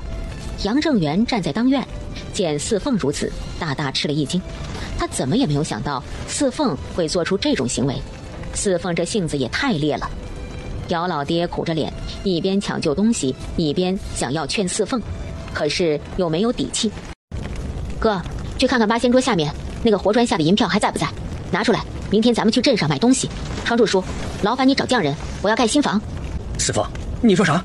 啥盖新房？双柱叔，你没听错，我的房子被阿扎人住了，我恶心，我想扒了重建新房，劳烦双柱叔找匠人来。四凤的话掷地有声，所有的村民都呆愣了，就连杨正元也呆愣了。桂枝婶，盖房做饭这事儿就包给你了，叔叔大爷、大娘婶子们，姚四凤要盖新房，大家伙多帮衬。如果谁有空闲能帮得上忙的，一天15个铜板。有人愿意就跟双柱叔说，婶子大娘们要是愿意过来做饭，给桂枝婶说。四凤这话一出来，院里院外顿时都热闹了。村长伯伯，四凤不懂事，这盖房子还得您多帮衬。你这房子还是你爹在的时候盖的，年久失修，冬天冷夏天热，确实得翻修了。放心，伯伯心里有底，一定给你把好关。你说说，这叫啥事儿啊？哎，四凤辛辛苦苦操持这个家容易吗？那可是亲二伯呀，怎么就老想着霸占侄女侄子的东西呢？得亏四凤硬气，这要是五凤当家，这仨孩子连条活路都没了。东宝今儿个黑跟婶儿走吧，晚上跟春伢子睡，五凤也过来吧，等明儿个你姐买铺盖了，婶儿再帮你们做新被子新褥子。四凤没有反对，五凤和东宝年纪小，夜这么长耐不住，虽然已经是初夏，但夜晚还是很凉的。你说我是不是很作？穷家破日子烧什么烧，将就着用就行了，哪来的那么多讲究？不讲究怎么行？人活着不就是图这口气吗？如果被人欺负到头上，拉屎拉尿都不敢吭声，那成什么了？你支持我？当然支持，我是你哥，我不支持你，你就不管我了。我一个什么都不记得的人，出去还不得饿死？四凤扑哧笑了，凭和珅的能耐，出去饿死，鬼才相信。不过他知道和珅在劝他，这心意他知道。四凤把带回来的东西一一整理，吃的用的分开放，找来找去，突然觉得少了一件首饰，那是邹志海专门给他和五凤买的。哥，小邹掌柜送的那个红旗匣子放哪儿了？找不到。明明放在那个大木箱子里了，怎么不见了？你再找找，是不是手误？别放到别处了。四凤又检查了一遍，还是没有。仔细回忆，从府城回到镇子上，马车直接进了酒楼后院，酒楼的人是不可能碰的。算了算了，等明天再说吧。四凤，明天准备做什么？明天啊，让双柱叔找匠人，咱们找地方先住下。等找到地方了，把这里的东西都搬出去。沉默，四凤不再说话，和珅也不作声。许久，黑暗中才传来四凤的声音：哥，你计较别人用你的东西吗？当然计较。是啊，谁不计较呢？我辛辛苦苦置办的东西，别人用的心安理得，凭什么？等咱们的钱再多一点，咱们就搬出去，去县城买个房子，这样东宝上学也方便。这样好啊，去县城住麻烦事少。等过年了，乔瑞林给咱们分红了，咱们就去县城买房子，离开这个龌龊地。好。天麻麻亮，五凤就回来了。他心疼哥哥姐姐，虽然双柱叔送了2床被子，但依照他对哥哥姐姐的了解，他们俩昨夜一定没有睡好。五凤，记不记得在府城时，小邹掌柜给咱们买的那个首饰，放在红旗小匣？昨晚上我整理的时候，怎么也找不到。五凤皱眉想了半天，摇摇头，忽然想到一件事儿。昨天乱糟糟的，人多，春伢子长了个心眼儿，看着咱们的行李车。春伢子说看到老姑在车旁边晃悠，春伢子吆喝老姑走，老姑还骂了春伢子多管闲事。四凤抬腿去双柱家找春伢子，双柱桂枝都起来了，2个人都不是懒人，一个烧柴，一个做饭。见四凤过来，桂枝招呼四凤进屋，还说早饭一会儿就好。四凤，真的要扒屋再盖？叔，扒了再盖，他们住过的地方我恶心。成，那叔一会儿啊，吃罢饭就去找匠人。四凤点点头，离开了双柱家。等四凤、五凤、和珅吃完了饭，东宝拉着春伢子过来了。姐，四凤姐，快去把你给春伢子的礼物拿出来。东宝很欢喜的去拿他给春伢子的礼物。四凤忽然问春伢子：昨天你看见我老姑在咱的车旁转悠了？她还翻看了一个大箱子，我喊了一声，她还骂我。后来东宝喊我，我就没再看车。四凤考虑了一下，背着手出了家门，去了东院。大伯早。四凤来了。我来找我爷说点事儿。对了，大伯、大伯娘，二哥在府城很好，你们放心，只要二哥好好干，工钱很可观。四凤啊，过来了。爷，府城小邹掌柜送给我和五凤的簪子和镯子，还有耳坠，都放在红旗小匣子里。爷爷，你当初也见了吧？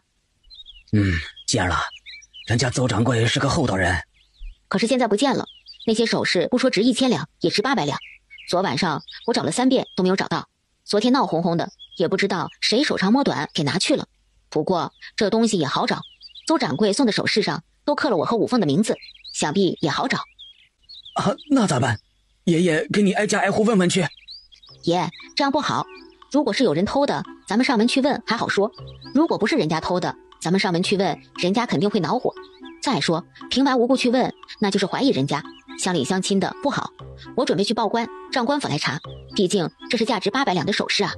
这事儿由官府出面比较好，他们有自己的法子，一准能查到，还不得罪人。姚老爹沉默了，他还想着挨家挨户问，怎么就没想到这一点？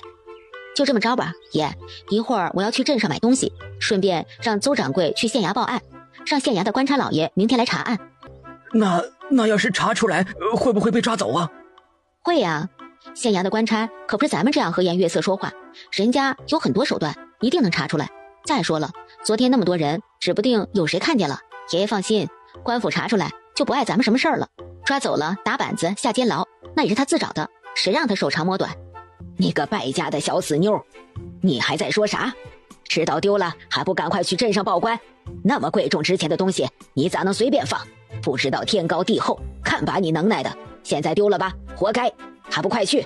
等官差老爷来抓住了贼，你让那酒楼的老板给官差老爷说说，把那贼下监牢，上钉板，下油锅，在手指头上扎针，我就不信治不了他这黑心肝的贼。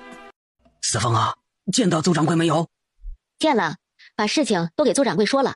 我们回来的时候，邹掌柜已经去了县城，他说这事儿包在他身上，明天他会和官差老爷一起来。他还说要多带一些人，要是查出来抓到贼人，直接就脱了裤子打板子，当着全村人的面打完了板子就带回县衙的监牢。光脱裤子打板子哪够啊？先把腿打断，再把手剁了，这样他才能长记性。没有人接姚州市的话，姚州市站在街上吼了一会儿，回去了。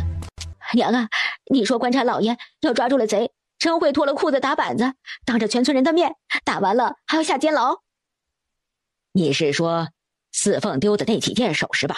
哼，小死妞显摆，那么贵重的首饰就随随便便扔在箱子里，那要是弄个包袱拴在身上，哪里会丢？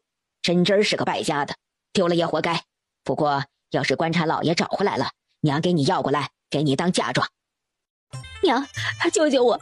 我不想滚钉板，不想被脱了裤子打板子，我不想被罚去做苦力，不想下监牢。你说的啥？你好好的打什么板子，下什么监牢？那首饰是我拿的。姚州市一听这话，愣住了。他怎么也没有想到，他嘴里的那个让他咬牙切齿、深恶痛绝的贼，竟然是自己的女儿。那些东西是你拿的？娘，救救我！我不要去！明天官差老爷要是来抓到了我，我就活不了了。你把首饰拿出来让娘看看，到底是啥东西？有小死妞说的那么值钱吗？别是小死妞想讹人吧？放心，娘看了后再说。姚牡丹哆哆嗦嗦的从柜子里拿出一个红漆的匣子。死丫头说这东西上都刻了她和五凤的名字，在哪儿？我咋就看不见？死丫头整天说大话唬人。娘啊，咋办呢？明儿个官差老爷就要来了，娘啊，咋办呢？我不要被打板子，你去跟四凤说说，人家既然能送他一次，就让那什么掌柜的再送他一节就是了，别让官差老爷来村里。娘，你先放柜子里，我去西院。四凤啊，官差老爷明儿个真要过来？当然，邹掌柜的背后是乔家，乔家在青阳城说话算话，跺一脚青阳城震3震。这些奶奶你又不是不知道，连县太爷都听乔家的。黑暗中，姚州是冷不丁打了个哆嗦，声音再也没有了往日的跋扈和凶恶。四凤啊，你看咱这乡里乡亲的都住了这么多年，村里人啥样你也清楚，这冷不丁把官差老爷请了来，说你丢了首饰，这谁的脸上也不好看，你说是不是啊？奶奶也是为你着想，你们姐弟3个往后还在村子里行走，这么弄会得罪村里人的。要不就算了吧，那些首饰不是府城的什么掌柜送的吗？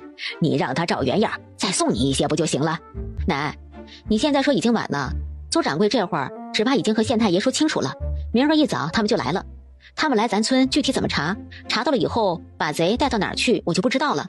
说来这事儿也不赖我，要怪就怪他自己，谁让他偷东西。奶，没事的话我们就睡了。哼，你这招数管用吗？听说过惊弓之鸟吗？姚牡丹就是那只鸟，我要让他自己吓破胆，自己把东西拿出来。你说他们要是明着向我讨要，说不定我还会给他们，毕竟我又不喜欢那些东西。但是姚牡丹千不该万不该去偷，我最恨这种下作的行为，偷盗抢劫最让人不齿。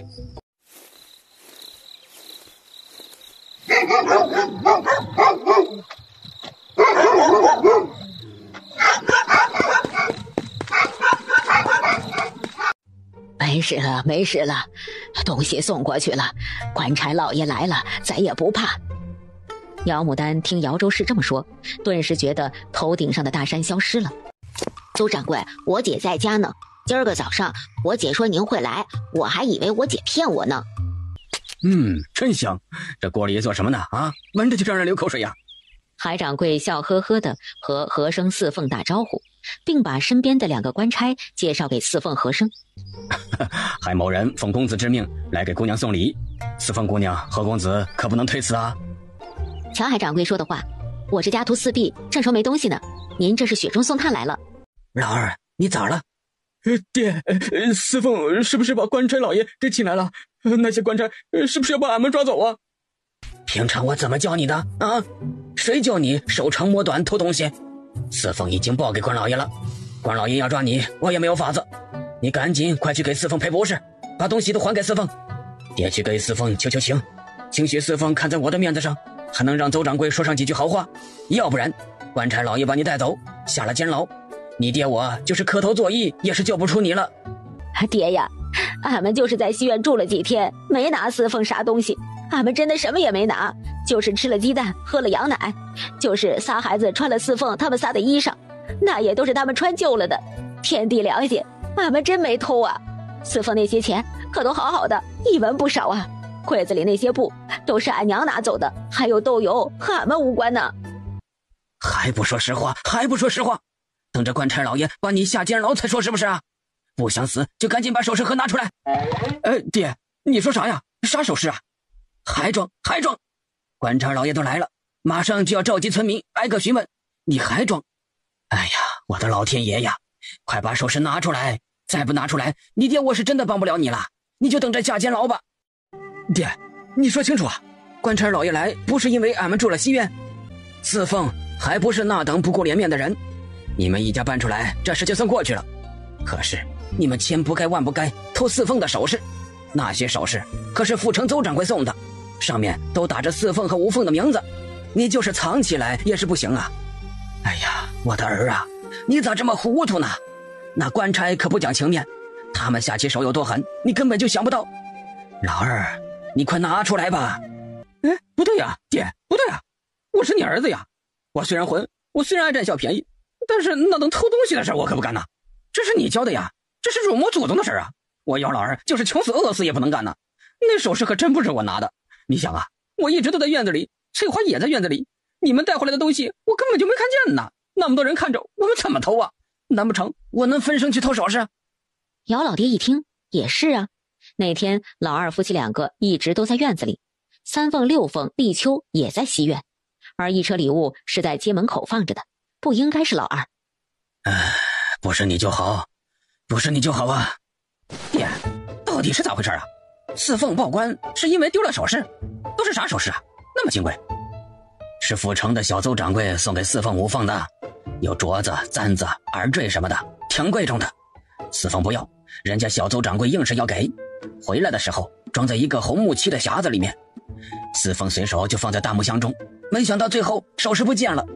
那些首饰没有1000两也有800两，所以四凤昨个就去镇上找邹掌柜，让邹掌柜去县城报官了。妈呀，吓死我了！其实四凤对2位官差的到来也莫名其妙，他也没有想到这世上竟然真有这么巧的事儿。他对姚老爹说让邹志江去报官，那都是假的，是故意说给姚牡丹听的。没想到要什么来什么，今天就真来了官差来充门面了。至于那2个官差，因为海掌柜从青阳城过来，出城的时候正好碰上，海掌柜和县衙的人常打交道，就邀请官差一同行路。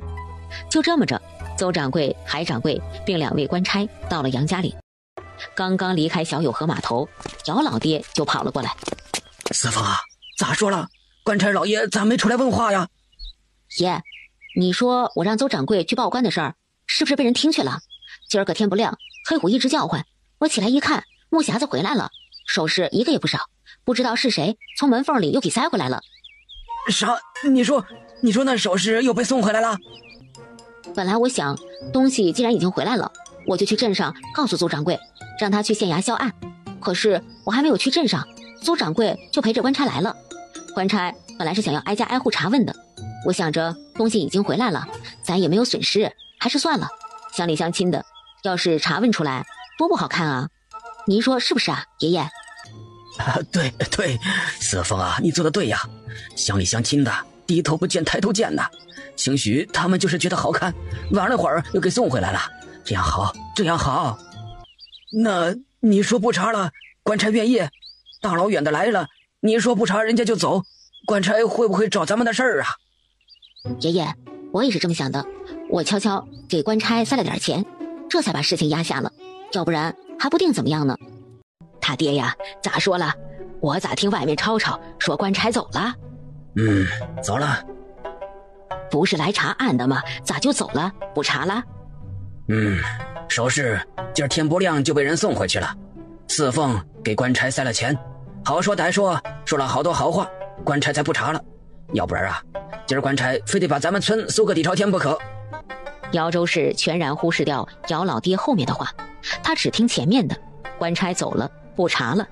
至于四凤塞钱什么的，他根本没听见。你这是咋了？昨儿个是牡丹，今儿个是你，是不是病了？要不要找杨老仙儿弄2副药啊？没事儿，昨个牡丹肚子不舒服，起了几次夜，我照顾牡丹没睡好，今儿个好好睡一觉就好了，没事儿。姚老爹听姚州市这样说，联想到姚牡丹昨天的样子，就没往别处想。他哪里知道偷首饰的贼就是自己的女儿。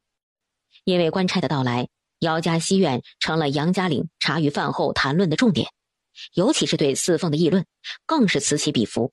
有些村民竟然还神乎其神地说什么四凤出生的时候看见姚家房顶上有五彩云，这怎么还说得这么神奇啦？都能编神话了，五彩祥云，哼，我还齐天大圣呢。姐，齐天大圣就是你讲的那个孙悟空吧？对，就是他。有一天齐天大圣会踩着七彩祥云过来接我，明白吗？齐天大圣踩着七彩祥云来接你做啥？接我不接？小东宝，你怎么这么可爱？你怎么能这么搞笑？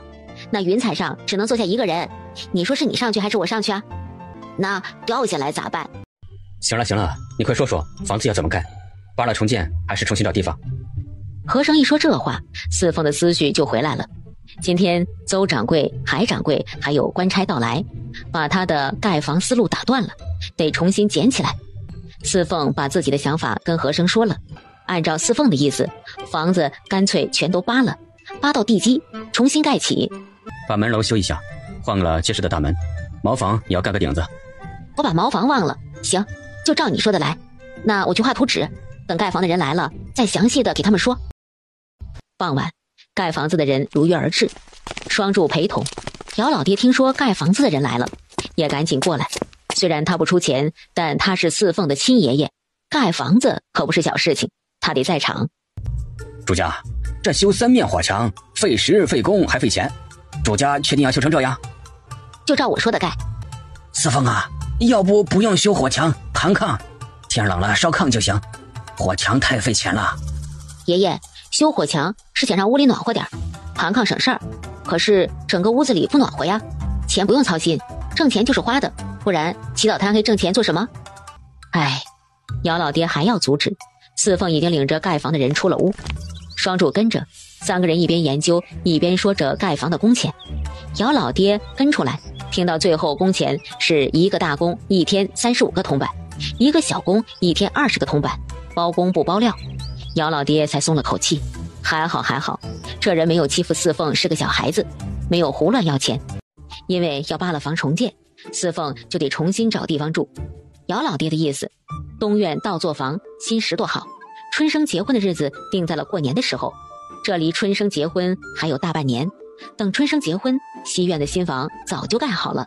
春生知道后，跑去问姚老爹：“爷爷，让四凤住到座房，我没意见，反正空着也是空着。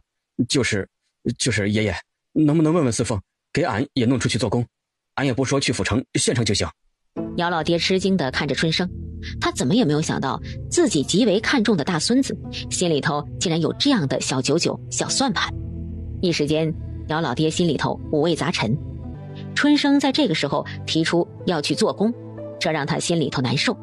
不过姚老爹尽管心里头难受，还是决定和四凤说说。爷爷，我准备租用村东头那2间公房住半年，那边地方大，您看看家里这些鸡、羊、大鹅，哪一个都是跟着走。村长伯伯好心把村东的公房让我住，可我也不能白住，就说了我出租金半年，新房盖成了总得透透风，你说是不是？姚老爹不知不觉就被四凤给带到了另一条思路上，开始思考租金多少。那是，咱也不是那等无赖人家，住村里的房自然是要给钱的，不给钱过不去呀。村里面那么多人看着呢，不过钱也不能太多，差不多就行了啊。盖房还要花不老少的钱呢，省着点。哎，我听爷爷的。姚老爹不再提让四凤一家住倒座房的事儿，而是先去村东的公房查看了。四凤看着姚老爹急匆匆出门的背影，半天不说话。爷爷的心真好啊。是啊，就因为爷爷，所以东院的人只要不过分，我都会睁一只眼闭一只眼。爷爷虽然也有私心，但他的心里还是惦记着我们的。咱们要好好孝敬爷爷就行。是，好好孝敬爷爷，干活。得知四凤要搬家，还要盖房，杨大壮带着一帮小伙伴过来了。四凤，你要盖新房？对，盖新房。你还要来给帮忙的人工钱，1天15文。是啊，咋了？我能不能来？你能做啥？嘿，四凤，你可别小看人，我家盖猪圈，我还打土坯呢。真的？骗你是小狗，不信你问问他们。杨大壮，这可不是小事儿，这是盖房子，你要是真能干活，算你一个。至于工钱，那要看你干活干得咋样。没问题，保证让你满意。俺杨大壮可不是孬人，有的是力气。四凤，你看看俺也能的，俺能和泥，俺还能搬土坯，俺不要那么多工钱，你看着给就行。这样吧，你们都说自己能干活，我也没见过，总得让我看看不是？村东的那2座公房我租下了，现在还没有打扫，你们帮我打扫了，我验验你们干活利索不利索。成，包在俺们身上了。走，咱们都去，让四凤看看咱们到底能不能干活。杨大壮，今儿个没工钱，不过你去河里弄10来条鱼，遭鱼供应。东院那边过来帮忙的有姚老大和姚王氏，用姚老爹的话说，四凤把立夏带出去了，立夏将来挣了钱，可都是大房一家的。哼，要是咱们没住西院，那死丫头还不能盖新房呢，她还得谢咱。李翠花听姚老二这样说，想了想，觉得也是这个理儿。就因为他们住了西院，四凤才决定盖房，那他们要是不住，四凤也就不盖房了。他爹，你说的对，咱们是在帮他，就他们那破房，风从墙缝里呼呼的刮进来，不定什么时候就塌了，他得谢咱。夫妻2个在屋里嘀嘀咕咕，自我安慰了老半天，可是让他俩去找四凤要谢礼，他俩又不敢。老大一家最精，你瞅瞅，他们一家都去那边吃饭了，春生没去干活，大嫂还给春生端饭回来。不行，他爹呀，你得去，你就往那儿一站，啥也不做，总能吃上饭不是？李秋，从今儿起你就去西院吃饭，你爷爷在哪儿呢？你也去，听见没？拿个大碗，你吃饱了端2碗回来，再拿5、6个白面馍馍，听见没？李秋早就想去西院吃饭，他看着干活的人端着碗蹲在街上大口大口的吃饭，手里2、3个白面馍馍，他的肚子就咕咕咕的叫。听他爹这样说，李秋立马跑出去了。立秋饱餐一顿，回去后的当晚就开始搂着肚子在炕上打滚，说肚子疼。立秋喊肚子疼，把姚老二和李翠花吓坏了。姚老二心疼儿子，更恨四凤，这会儿什么也不顾了。爹，俺们住西院，四凤记恨俺们，俺没啥说的。可是立秋他就是个孩子呀，咱们去哪他去哪儿。四凤他这心里面咋这么狠呢啊？他咋就能往菜里面下药呢？胡说！四凤今儿个一直都在忙着，哪有那闲工夫啊？再说立秋肚子疼，不找杨老仙儿，你骂四凤能让立秋的肚子不疼喽？我也在西院吃饭，我咋没肚子疼啊？村里那么多人都在吃一锅饭，咋没肚子疼？立秋啊，你今儿个都吃啥了？吃了1碗肉菜，3馍馍。姚老爹一听，气得一跺脚，什么也没说，出去找杨老仙儿了。不一会儿，杨老仙儿来，摸摸立秋的手心，敲敲立秋的肚子，翻翻立秋的眼皮，最后让姚老二跟着他去拿药。药拿回来，哄立秋喝下去。第二天，姚老爹一早起来要去西院，姚老二从西屋出来。爹啊，俺有事说。你说吧。你看啊，立秋昨个在杨老仙那儿看病，花了10文钱。立秋是在西院吃饭后犯的病，这钱应该西院出，对不对？你说什么？姚老二没有看清姚老爹的脸色，重复了刚才的话。话音未落，啪的一声，姚老爹一巴掌打在姚老二的脸上。你还敢问四凤要钱啊？你可要脸吧！立秋咋病的？吃多了撑的。杨老仙儿都说了，3个白面馍馍1碗菜，我都吃不了那么多。立秋多大点啊？啊，你不知道你还有脸呢？哼，我不管立秋咋病的，那总是吃了西院的饭菜病的。爹，你不能不认这个理儿啊！那立秋忒小了点，咋就没人阻拦呢？但凡是有个人阻拦，立秋也不至于病着，俺们也不至于花这10文大钱。现在挣钱有多难呢？你又不是不知道。你要是敢去跟四凤要钱，小心我打断你的腿！以前姚老爹这样说狠话，姚老二早就服软了。可是这回姚老二丝毫没有服软的意思。爹，你不能这样护着西院，护着四凤啊！俺娘病了好几天了，她来看过。俺娘可是她亲奶奶，这方圆百里有她这种孙女儿。亲奶奶都病了好几天了，躺在床上连1碗水也不端，只顾着自己盖新房。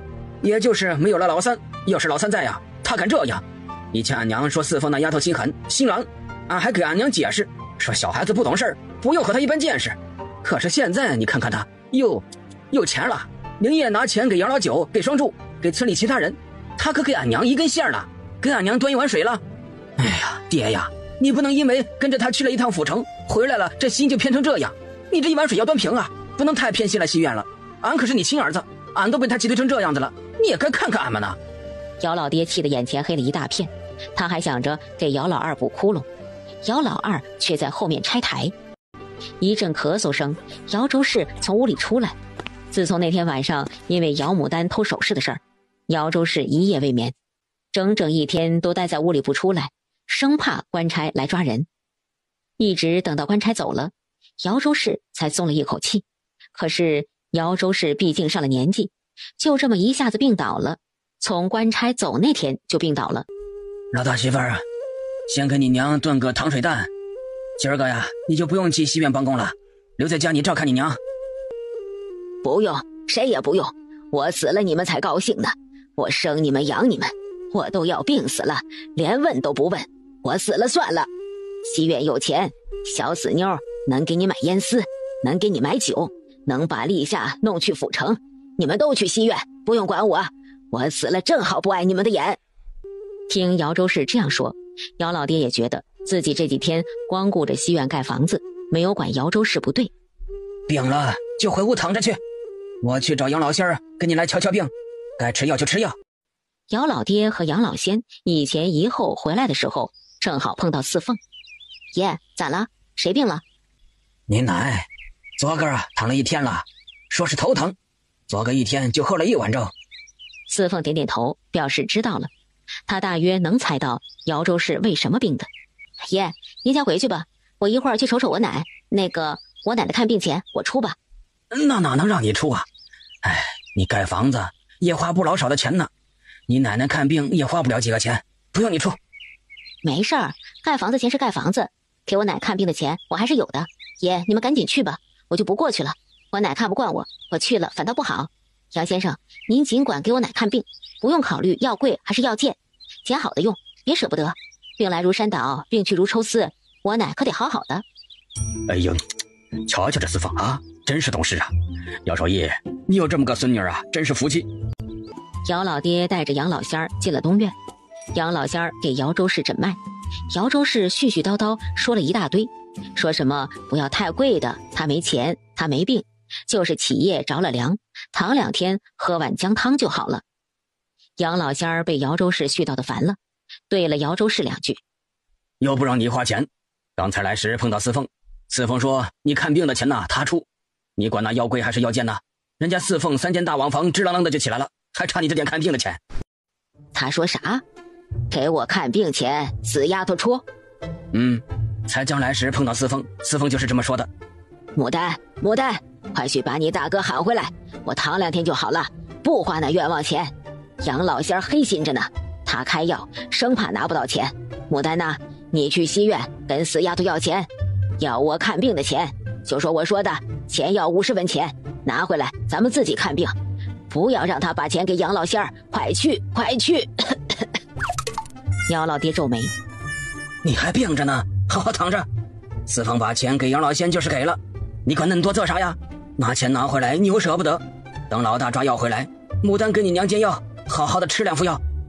我没病，我就是牡丹呐，快去呀！死站在那儿做啥？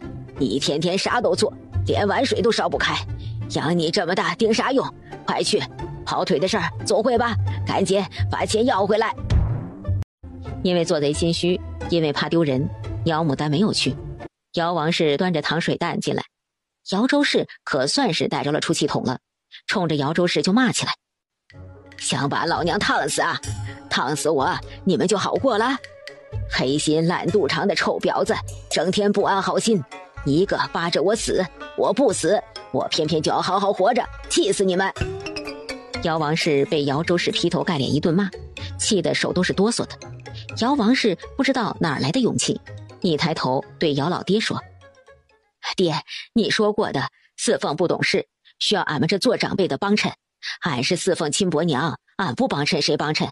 昨儿个俺和桂枝都说好了，今儿个还是俺们俩搭伙，别人做饭总是浪费材料，爹，你让老大去西院帮工，不就是为了看着不让他们浪费材料吗？俺今儿个还得去，俺娘跟前这不还有牡丹吗？那你去吧，告诉四凤，我一会儿早过去，等会儿老大回来就让老大过去，你跟老大多用点心，四凤是你亲侄女儿。爹，大嫂去西院吃好吃的，不管娘，你咋就答应了？娘还病着呢。胡说啥？你大嫂去西院是帮着四凤干活，啥吃好吃的？你都恁大了，啥都不干，你娘病着，你好好的在跟前伺候，咋恁多废话呢？